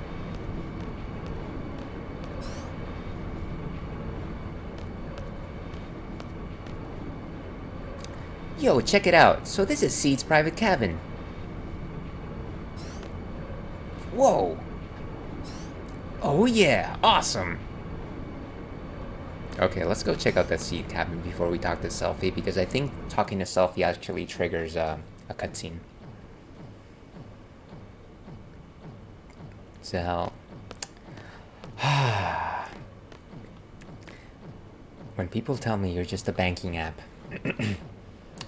LOL, I used to be into K-dramas back in my high school days, and they're much more popular than they used to be. Yeah, absolutely. There's so much to watch right now in terms of... I think if I were to suggest, like, what's the number one thing that I watch in Netflix, it is probably K-dramas. I feel like I'm constantly watching one, and I generally watch it with my partner, because I do think that we need some of those romantic tones in our lives. But yeah, I kind of just enjoy them. The last one that I watched, what was it called? My Demon. So many shows, so little time. Yeah, I think Korean is a little easier to learn, especially their alphabet. You know what? I've actually never tried, so I don't know. So I'll have to take your word for it. But yeah, just to that point, I think I talked to one of the people, one of the regulars that used to sometimes pops up in here. And it is kind of this idea that, you know, every person that I meet constantly struggles with this idea that they have very limited time and they can't necessarily consume all the media. And I hate using the word consume, by the way. Enjoy, experience the media they want to experience, simply because there's not enough time. And you can look at it in a very negative way, and you can think about it in, kind of just like I wish I had more time sort of way. But I do think that there is something to be said about the notion of the media that you choose to spend your time with, which is your most priceless commodity, kind of defines you and kind of edifies you and kind of puts your mark out there as the person that you are, and speaks a lot about yourself. So maybe just the idea, just the notion of having that particular limited time and making these decisions for yourself is actually something that helps you shine forth as a person, or something like that. I'm glad you're so excited.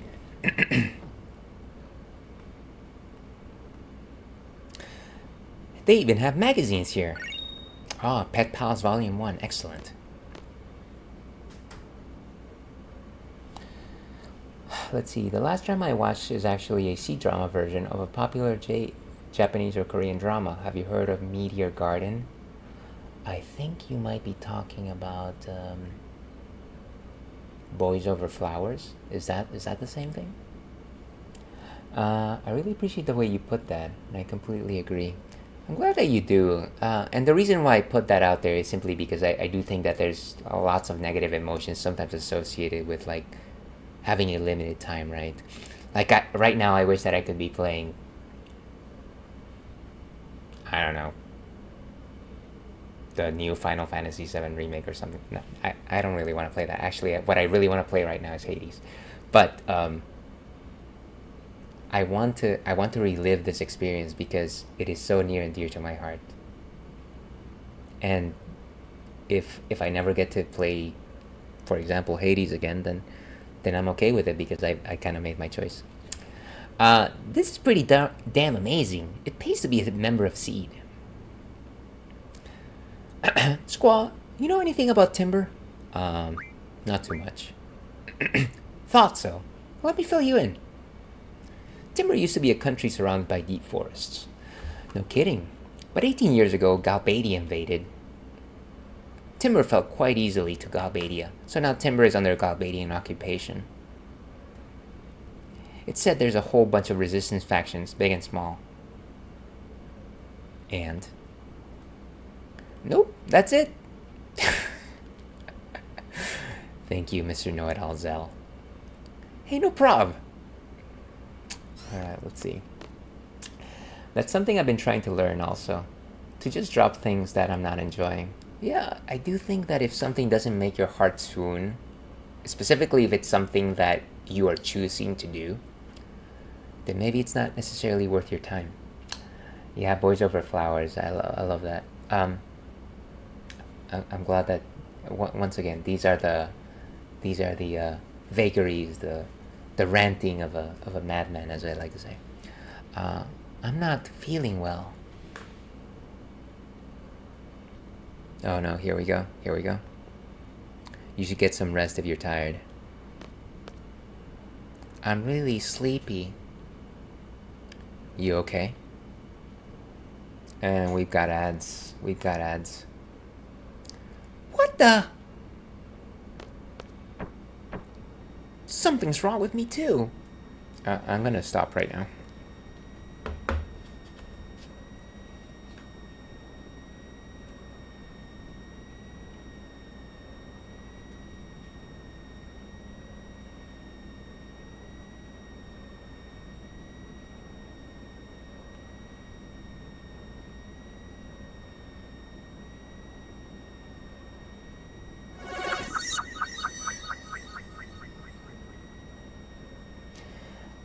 Oh gosh.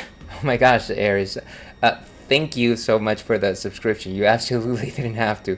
I do this as a hobby, so very kind of you. You never need to do that. Very much appreciate your time and company.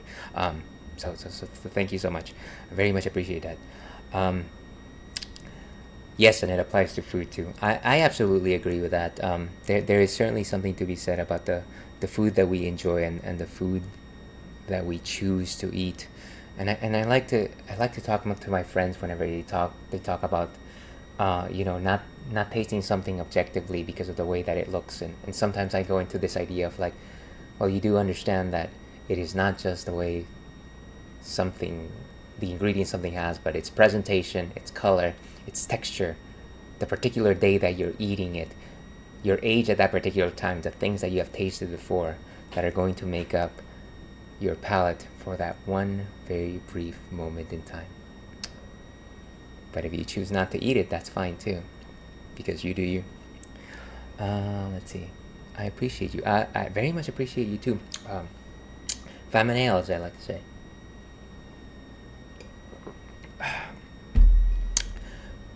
What's going on?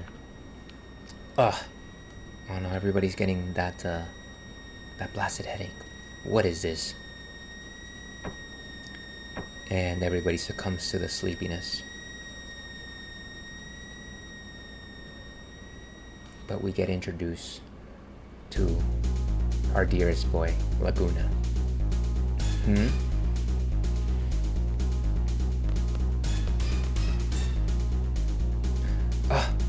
Laguna, are you sure this is the right way, huh? Yeah, where are we, guys? So we've got Laguna, Ward, and Kiros. What a good way to say it. If any of that resonated with you, if any of the things that I say resonate with you, I always like to say that these are not new thoughts. These are things that you have thought of before, but haven't necessarily verbalized. So I appreciate you suggesting that, but this is something that you already knew, I bet. Oh my gosh, what is this?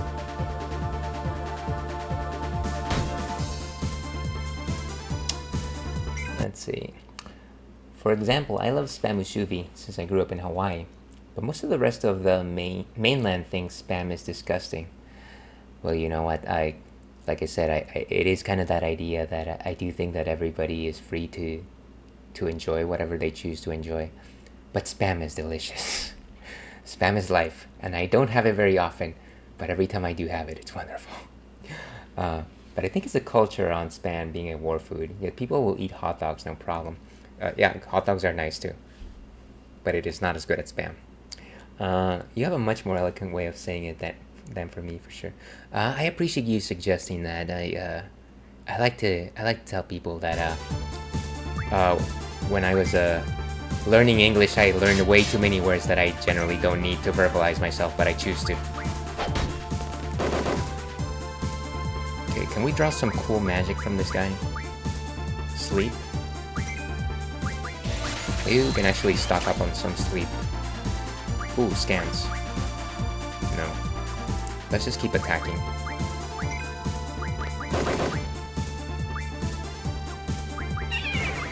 Ah, and they're out. They're down and out for the count. Gotta love Laguna. And Ifrit level. Nice, nice. Let me see if I'm not missing any items here, though. And Cure, Timber Forest, and Water. There's a Galbadia Hotel. Where to go? The first time you'll meet Laguna Loire and his two companions. Cross the log over to the river. When you find the armored vehicle, get inside. Galbadia Hotel. Once you visit the lounge downstairs. Okay, so it seems like we're going to be with Laguna for a while. Let's see. Thank you for agreeing. Yeah, I mean, these are just opinions. Don't thank me for that. And hot dogs are just way more dirty parts of me than spam, honestly.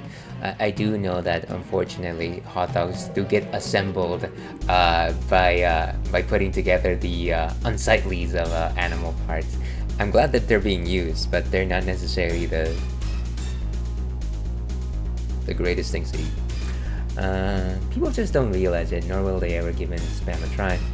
How to eat spam. Also, congrats on becoming affiliate recently. So generally, I will also eat spam musubi, and the few times that I have it, it's generally when we order like Hawaiian barbecue food. Um, and I'm sure that's not the best context to enjoy spam, um, but it is delightful and it is lovely. Every once in a while, have I had it in with poke? That doesn't make sense, does it? But yeah, generally, like whenever we get takeout from like a Hawaiian barbecue place, I do always enjoy it.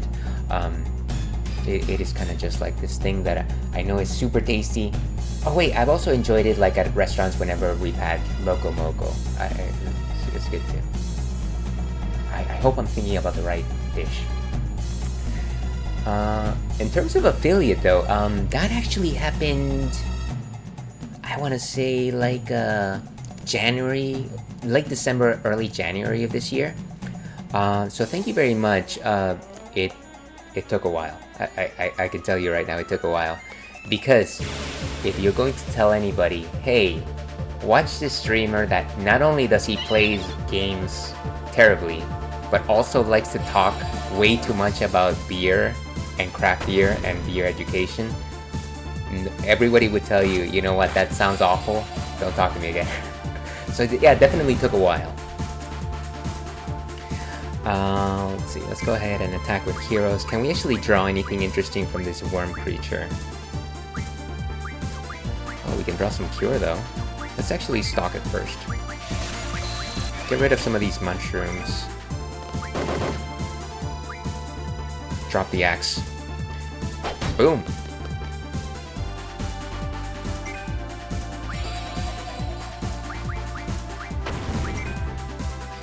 Okay. Did it go down? No, not yet.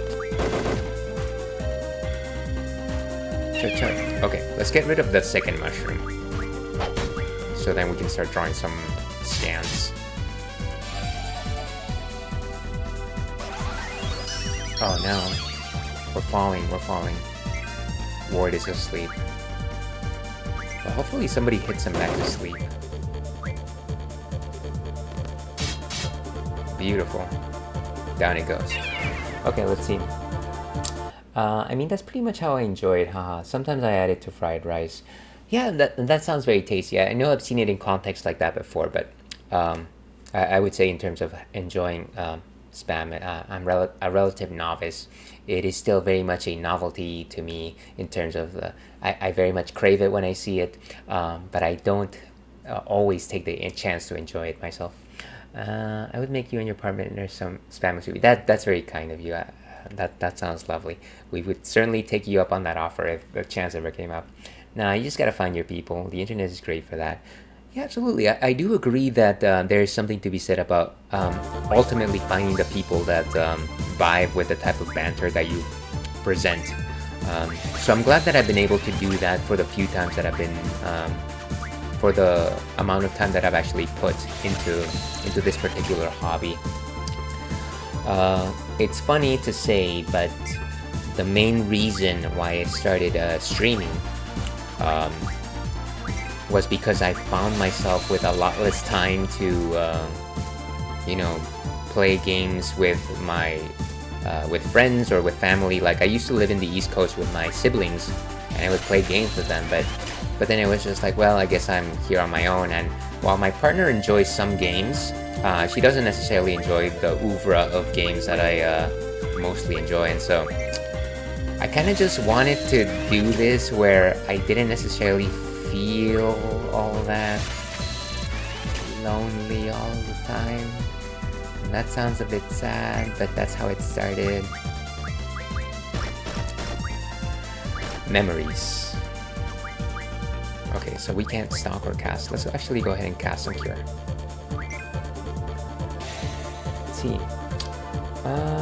Glad I found your stream. I'm very happy that you enjoy this type of banter, Eris. It's been nice chatting with you thus far. And yeah, I'm always open to conversation. That is kind of why I have that chatty tag on the stream. I know that most people on Twitch are here for the game, and super playing, but you know, that is a feature, not a bug, that I present here. Okay, so let's do we need to cast cure on anybody else? Maybe on Kiro's stock.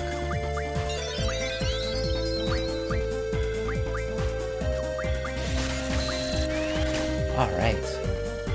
I think at this point we can probably just destroy this guy. Or maybe let's actually try to card it. A Cardian. Down he goes. Let's see, I think you're probably much better at playing games than I am. I appreciate the thought, but I do call myself the excellence of an execution for a reason. Let's see, perfectly good reason. I also feel like the only times I get to play games is on stream. Yeah, actually, I want to say that in terms of the time that I devote to streaming, it is largely the amount of time that I have to actually play games, so I definitely feel that. And let's see if we can actually leave this area. And actually, we're probably going to go ahead and take a small break here. I need a quick bio break. And yeah, before I do, let me see. I'm all about chatting. Well, no, you found the right place. Especially because I haven't played many games, so I tend to chat about something else. No, it's good, and I do think that, you know, for as much I grew up with gaming since I was a kid, and I'm okay with certain games.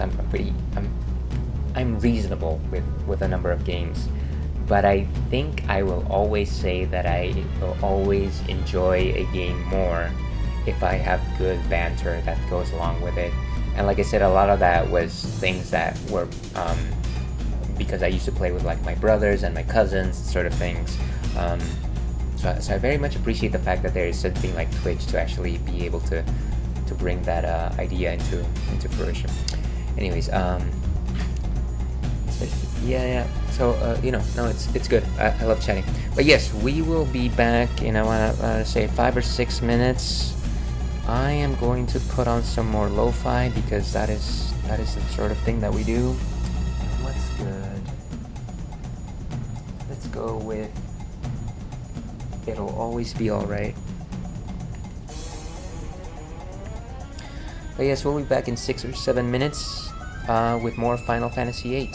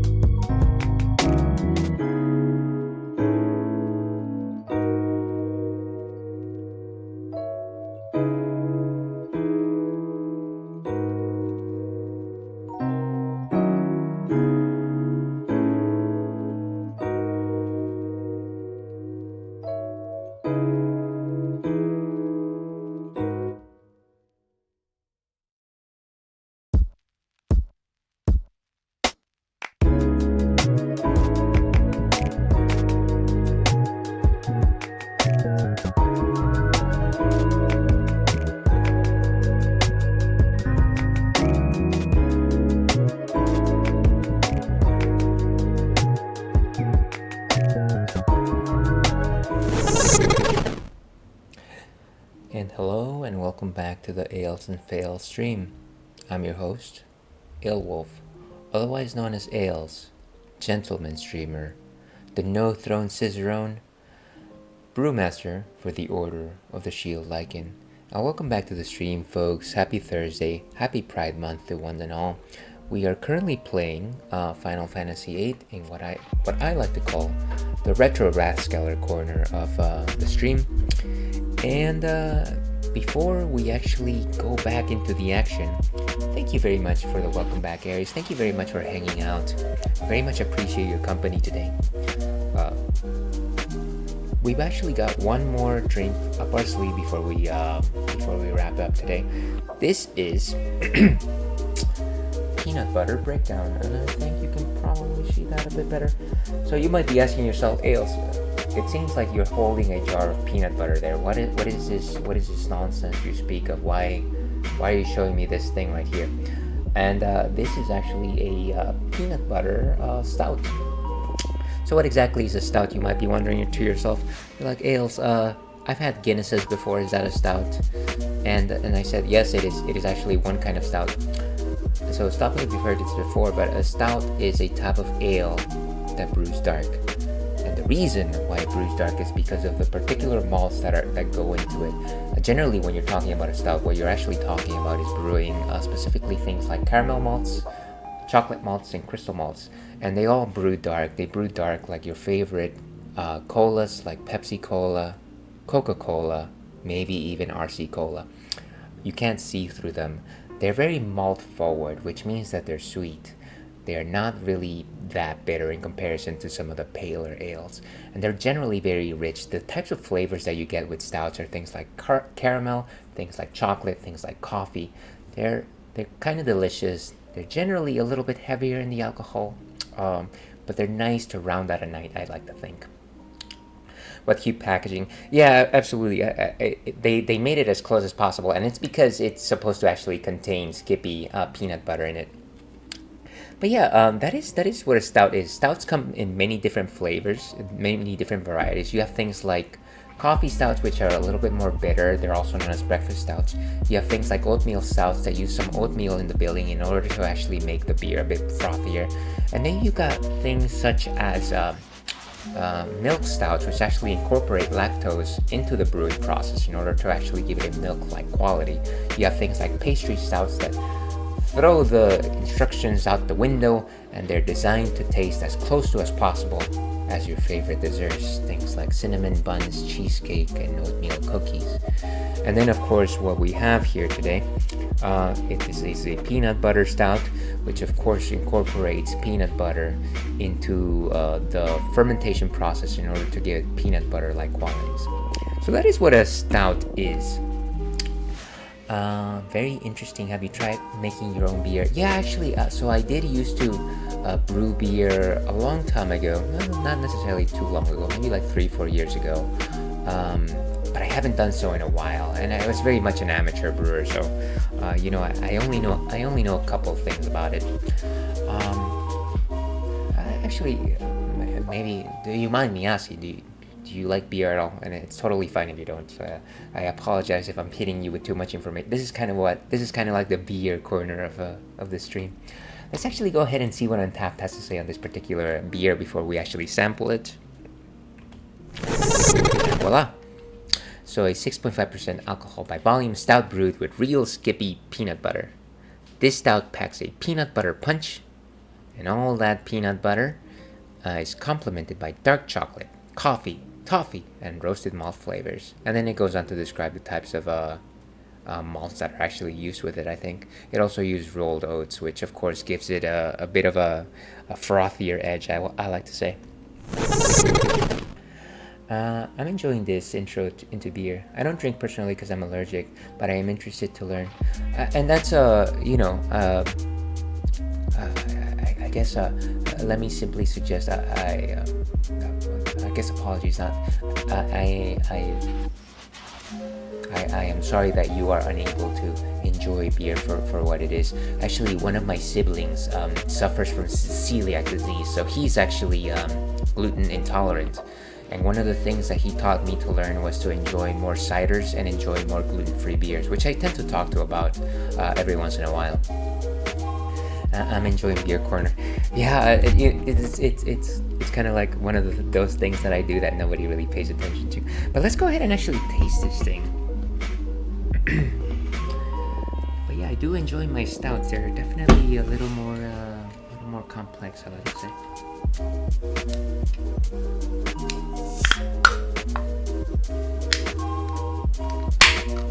I'm sorry if I go into dead silence whenever I do this, but more often than not, every time I open a can of beer, what ends up happening is it'll just burst into foam, and it'll like douse my entire table and also my jorts, and sometimes I just don't like that to happen. Okay, so you got a rich caramel copper-like color right here. You can't actually see through this, it's opaque. You got a nice thick head of foam right here. Generally, a good rule of thumb is that if you're trying to decide whether a beer is a stout or a porter, and they are very similar styles, if you got a brown head, then it's a porter. If you got a white head, then it is a stout. But of course, in the end, it all depends on what that brewer wants to showcase. Familiar beer. So good nose of roast. I think the thing that hits you first is kind of just that potent peanut butter punch, which is kind of funny because back when I was a kid, I actually didn't enjoy peanut butter. And it is silly because the reason I didn't enjoy peanut butter was because my brother's favorite was peanut butter. And so because he enjoyed it, I refused to enjoy it. That was such a mistake. No real bittering notes, kind of just like a nice round taste. I want to say in terms of body complexity, a 3.5 out of 5. It's actually quite thick, quite toothsome. I want to say I don't taste the dark chocolate, but it very much is similar to milk chocolate, which I kind of enjoy. Very light on the coffee, very strong on the toffee, and maybe this is the bias that I bring into this question, but I do just enjoy toffee. Toffee is one of those flavors, along with butterscotch, that I used to enjoy so much as a kid. But yes, this beer is delicious. Let's go ahead and give this one a rating. 3.75 is our score for today. And cheers, we got it. Let's see, celiac is tough. I'm glad there are more alternatives that there used to be. Absolutely. I'm glad that, the beer industry has kind of expanded to encompass more things, and, you don't necessarily have to enjoy one particular type of alcohol. And as I said, these days you don't have to enjoy alcohol at all to enjoy like a type of drink. You can just there's a number of like non-alcoholic variants out there. Kampai to you too. Or as I like to say, Prost. Or as I like to say, Santé, Salud. Sibling rivalry is always so funny like that. Yeah, it is, but I don't want to go into it, but I definitely could have been better to my brother. Toffee is a great flavor. Very much agree. I'm in time for the beer review. Welcome, Rich. How are you doing today? Good to see you, friendo. Thank you very much for popping in. What have you been up to these days? How's your Thursday been? Let's see. By the way, I would like every time I see you on Allison's Discord, I always want to ask you why you changed your name. But maybe that's an inside joke, and I don't wanna pry. But yes, everyone watching out there, please follow our friend Rich Lich Glitch, who is an amazing player, certainly one more capable than myself. What is the last thing that you were playing? Poi. I gotta say, I'm not familiar with that game. What is that about? Is it a retro game? I know that you generally specialize in retro games. But yeah, every time I pop in, always a fun conversation to be had with Rich, and always just a very kind-hearted individual. So highly recommend anyone listening to this, except for you stinky bots, I'm looking at you, to give Rich Lich Glitch a follow.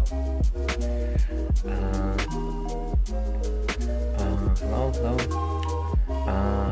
Was that a stout? It was indeed a stout. Good to see you, Ales. Good to see you too. Well, I got back from running errands and my cat's about to throw up. Oh gosh, I'm so sorry. I hope they're okay. Hopefully this is not like something completely unusual.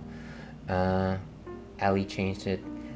Thanks for the SO. Absolutely, absolutely. It's an old party game we used to play on PS1. Gotcha. See, so I'm just not aware of the particular reference. I do from time to time. I did not know Rich stream. Yeah, it's again, I feel like every time I know that he's streaming and like I'm just like out and about, I'm just like, oh, I want to pop in, but I can't sometimes. Well, hopefully I can catch a stream one day. Yeah, I absolutely recommend it. He's just eating stuff he's not supposed to like he usually does, freaking guy. Yeah, don't I know it. And actually, now that you guys are here, let me actually go ahead and plop Churro with his dish.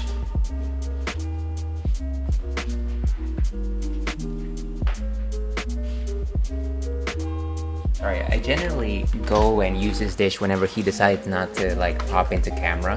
And let me actually use the wide camera here. Corgi Webcam XL. There we go.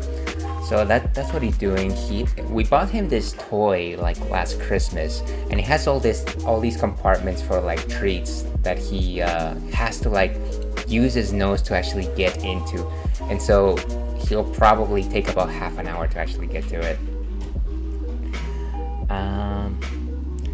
Oh, Churro, yeah, he's a sweetheart. He's delightful. All right. Those kinds of toys are really good. Yeah, I think they're nice because they help him think. And he's actually been getting better at it, so I'm actually enjoying his progress with it. But okay.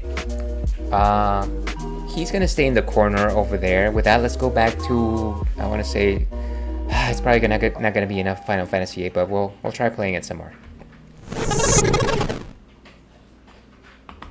And let's put the sound back on.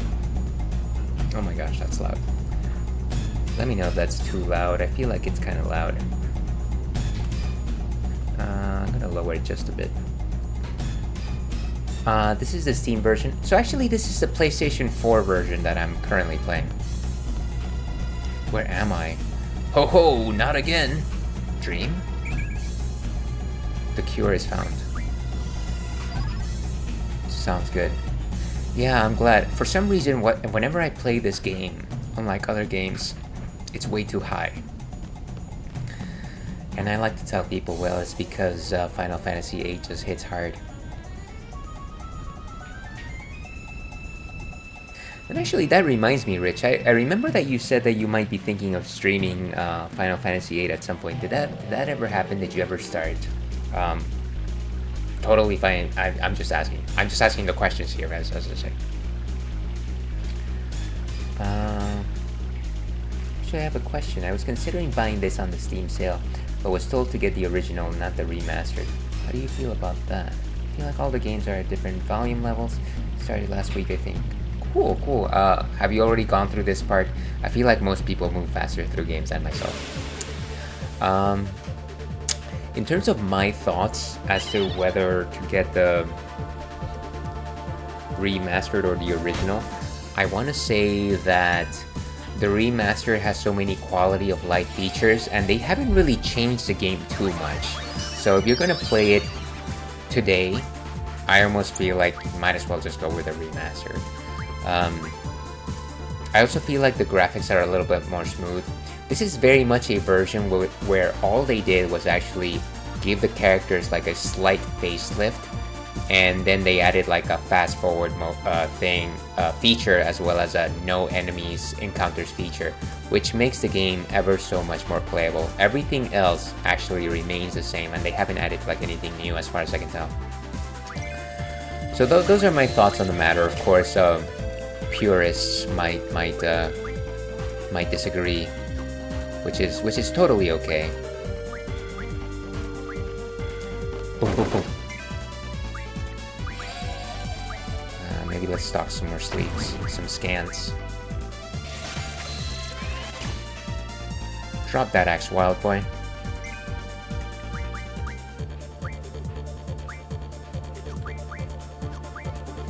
Okay, let's just attack. I wonder if we can actually just cart this thing.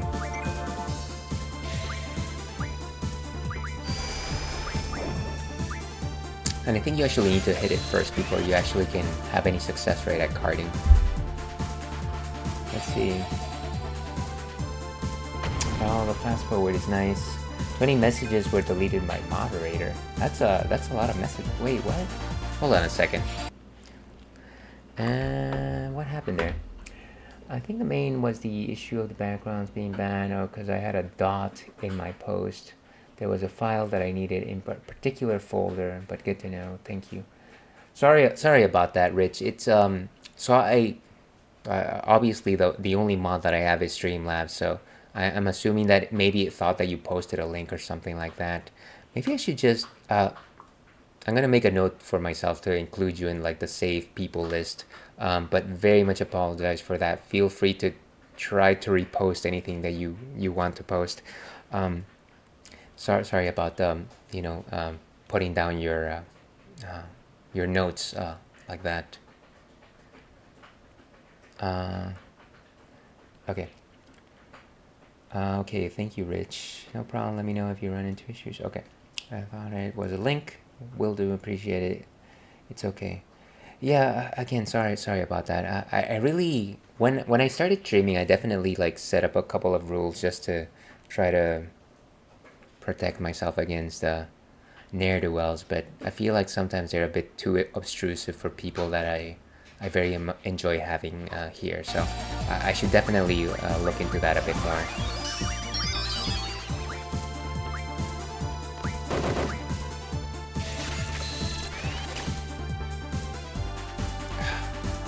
I really like this battle theme.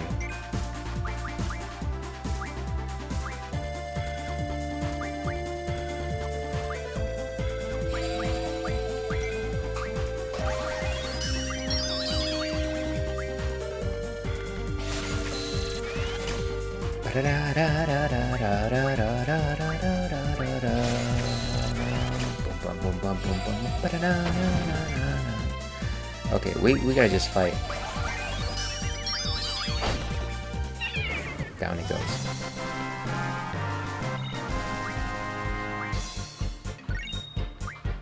Okay, let's see.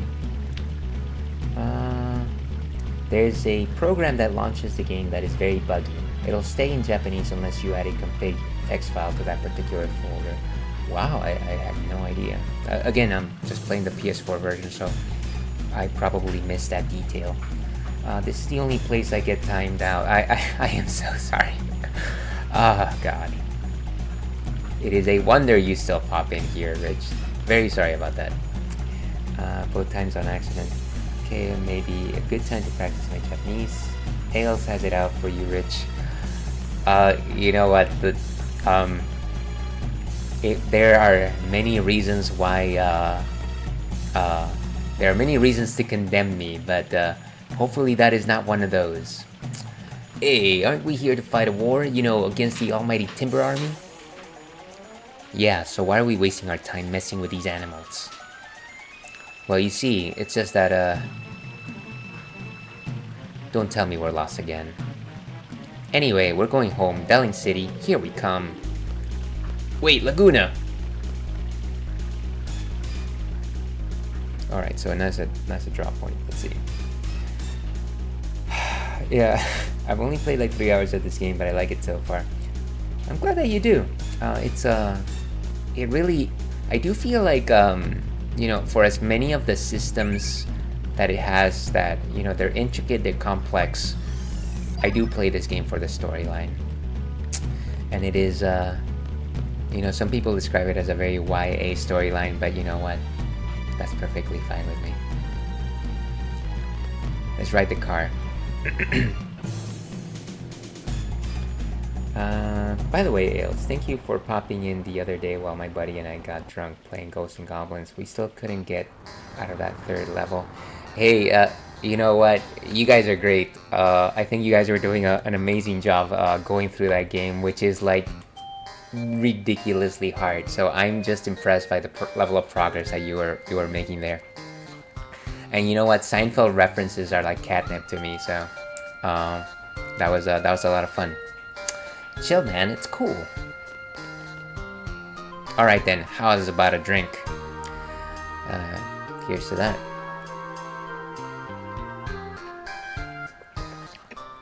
Whatever, like you drink. We already know you're not in it for the drinking. Just admit it already.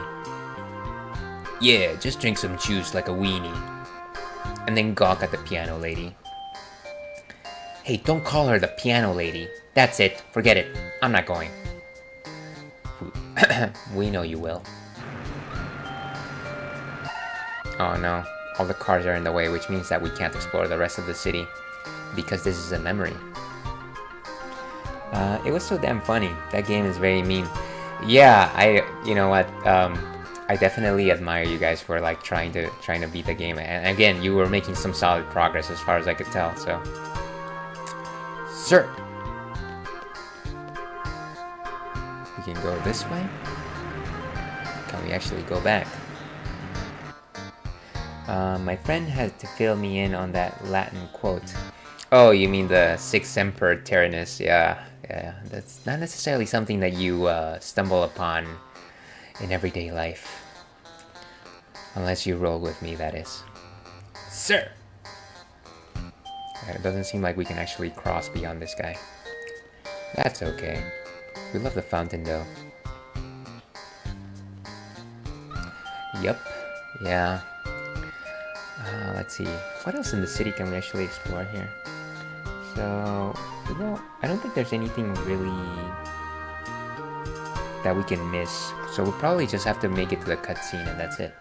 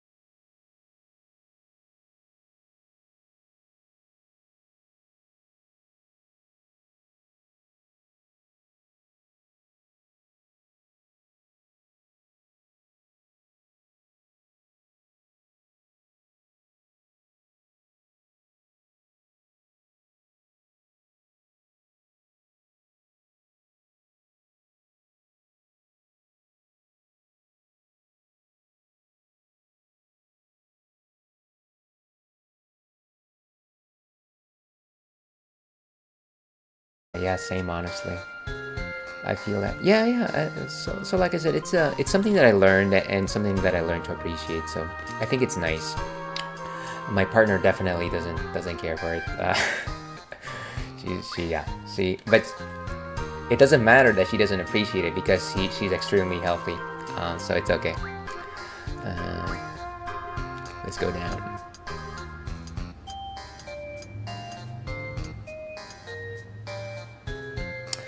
Honestly, should go to my exercise soon. Yeah, I mean, feel free to take off whenever you want, Harrison. Actually, I'm gonna say that I probably got 15 more minutes on my. Actually, probably more like 10 minutes left because actually my partner's coming home very soon and we gotta start dinner stuff too as well. So feel free to take off if you need to. But we can actually. Doesn't seem like there's a path here. I'll go after then. Oh, thank you very much for your company. Again, it's been really nice chatting with you. And again, sorry to corner you. I really, I generally try not to talk to a person more than they're willing to talk to me. Let me try to put it that way. So it's always nice when somebody's actually willing to, like, you know, do a healthy back and forth. Oh, we've got monsters in the sewers. What is this thing? Okay, let's get rid of one. This is creepy. Oh, well, I think I cornered you more than you cornered me. You can't leave. You know what? Let's say it's let's call it a draw. How about that? Ooh, new magics.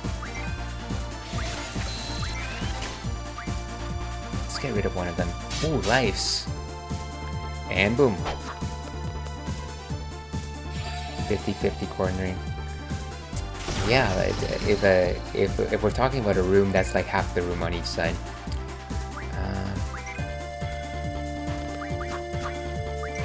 Oh, these things are hard to hit. Throw the X. Okay, I think we need to hit this with magic. Heartbreak. We've experienced heartbreak before.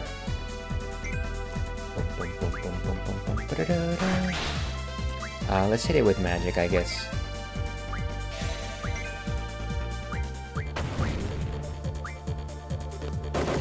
Nice. Ooh. Is it down? Yes, it's down. So now we can actually draw some life from this guy. Life is actually a good magic to have. It actually brings people back to life. And it actually junctions really well with other stats.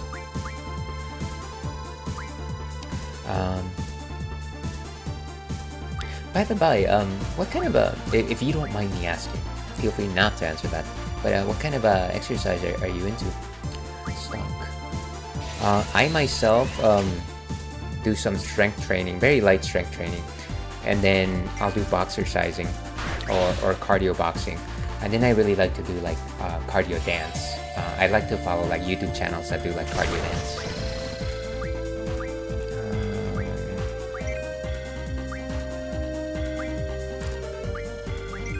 Let's speed this up.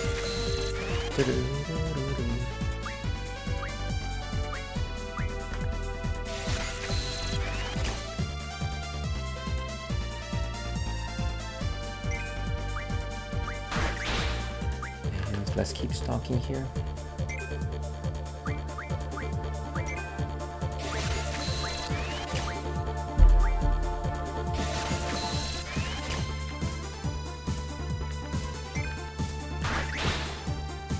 Let's see.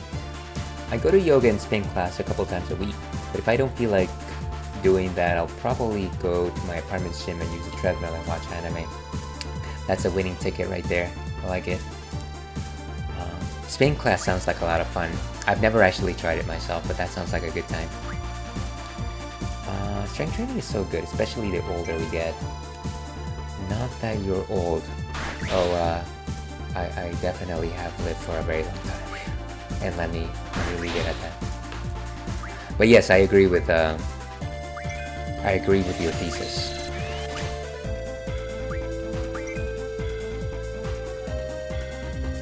It doesn't seem. You know what? Let's do one more round of drawing, and then let's just defeat this thing and move on with the story. It's just that this theme is so good. The man with the machine gun. Okay, that's enough drawing.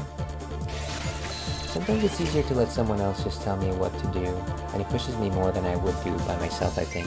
Yeah, and I absolutely get that. One of the things that some of my friends used to tell me back in the day was one of the best ways to actually compel yourself and stay on an exercise regimen is to actually do it with somebody that will, that will support you, that will like invigorate you to and push you to do the things that you need to do. Because there's something to be said about that external force to actually tell you, hey, you need to do this, you can do it, push a little harder, sort of thing. And it sounds a little bit cheeseball, but I do feel like it is actually true.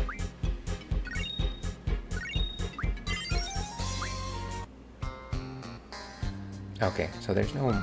I don't think we can actually get past that gate. Dance video sounds so fun, by the way. Good music can easily make a workout. Definitely a study thing, I believe. I wouldn't doubt it. If that is the case, I would not doubt it at all.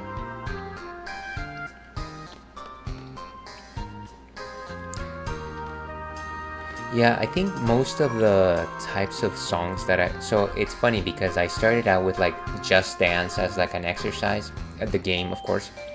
And then I gravitated towards YouTube videos with like dance instructors that actually post their videos and like kind of help you follow.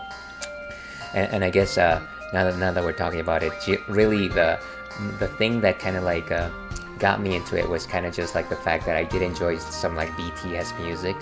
And of course, some of the instructors that I follow just happen to like do their dance routines based off of like BTS songs, and yeah, that's its own thing.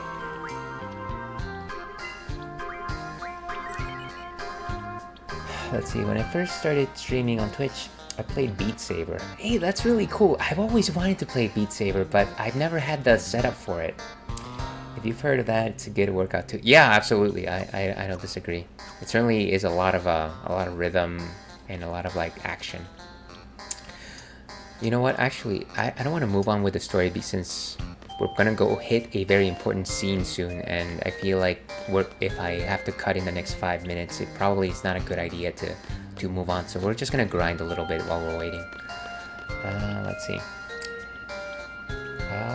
I didn't know about dancing YouTube videos. That is something I'll have to look into.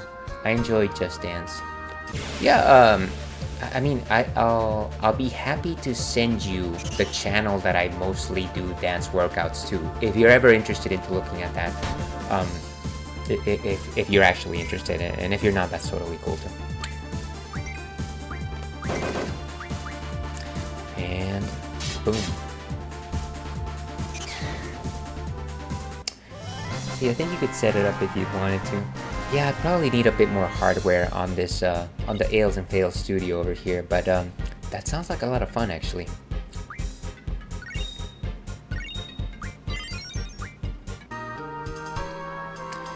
And I am, send the links when you can, please. Yeah, of course, I'll get to that.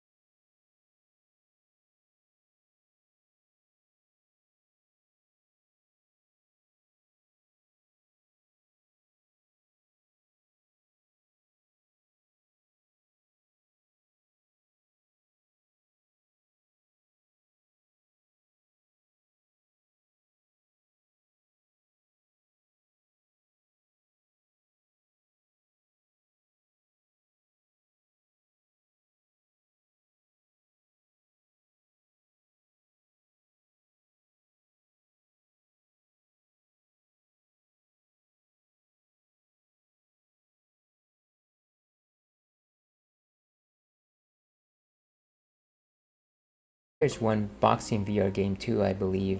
See, that's funny that you mentioned that because I did for a while on the Nintendo Switch I did used to actually play beatboxing, which is also a game that incorporates music but also just does a lot of the punching back and forth. It's actually quite good if you know your main thing is like boxing and things like that. But anyways, yeah, fitness boxing. It's quite good, right? I mean, I feel like I enjoyed that game a lot. What was my favorite go-to song? It wasn't Skater Boy. It was Oh, Call Me Maybe. That's what it was. Anyways, let me see if I can actually find a raid target here before we actually run out of time. What friendos are actually on this time of the day? We got. Ooh, there's actually a number of people that are on right now. But maybe let's go raid friend of the stream, Jackie, who is currently doing retro, so this should actually fall in line with what we're trying to do here. Jackie Soar, of course. Let me see if I can find. Voila. So, thank you very much, everyone that decided to pop in today. Very much appreciate your time, and certainly, thank you very much to all the banter today, especially from our new friend Aris OG. Once again, actually, before we leave here, of course I can't see my keyboard because I'm wearing goggles, but you know what? That's something that we live with. That's we made a choice when we first started streaming. Kindly give a follow to our new friend Aris OG, who was last playing Super Mario World. Here's hoping to catch you on your stream at some point. Once again, a lot of fun. Highly recommend. But yeah, if you like this kind of nonsense, if you like this kind of banter, I generally stream on Thursdays and Fridays at around this time. I want to say 1 o'clock Pacific time for about 3-4 hours or so, both on Thursdays and Saturdays. Thursdays and Fridays, sorry. Thursdays I do mostly retro. Fridays I do mostly modern. Mostly persistent campaigns, and always beers. So, thank you very much, everyone.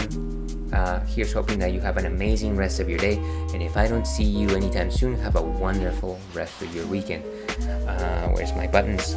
As I like to end these things, stay thirsty, Alpac. We'll see you again.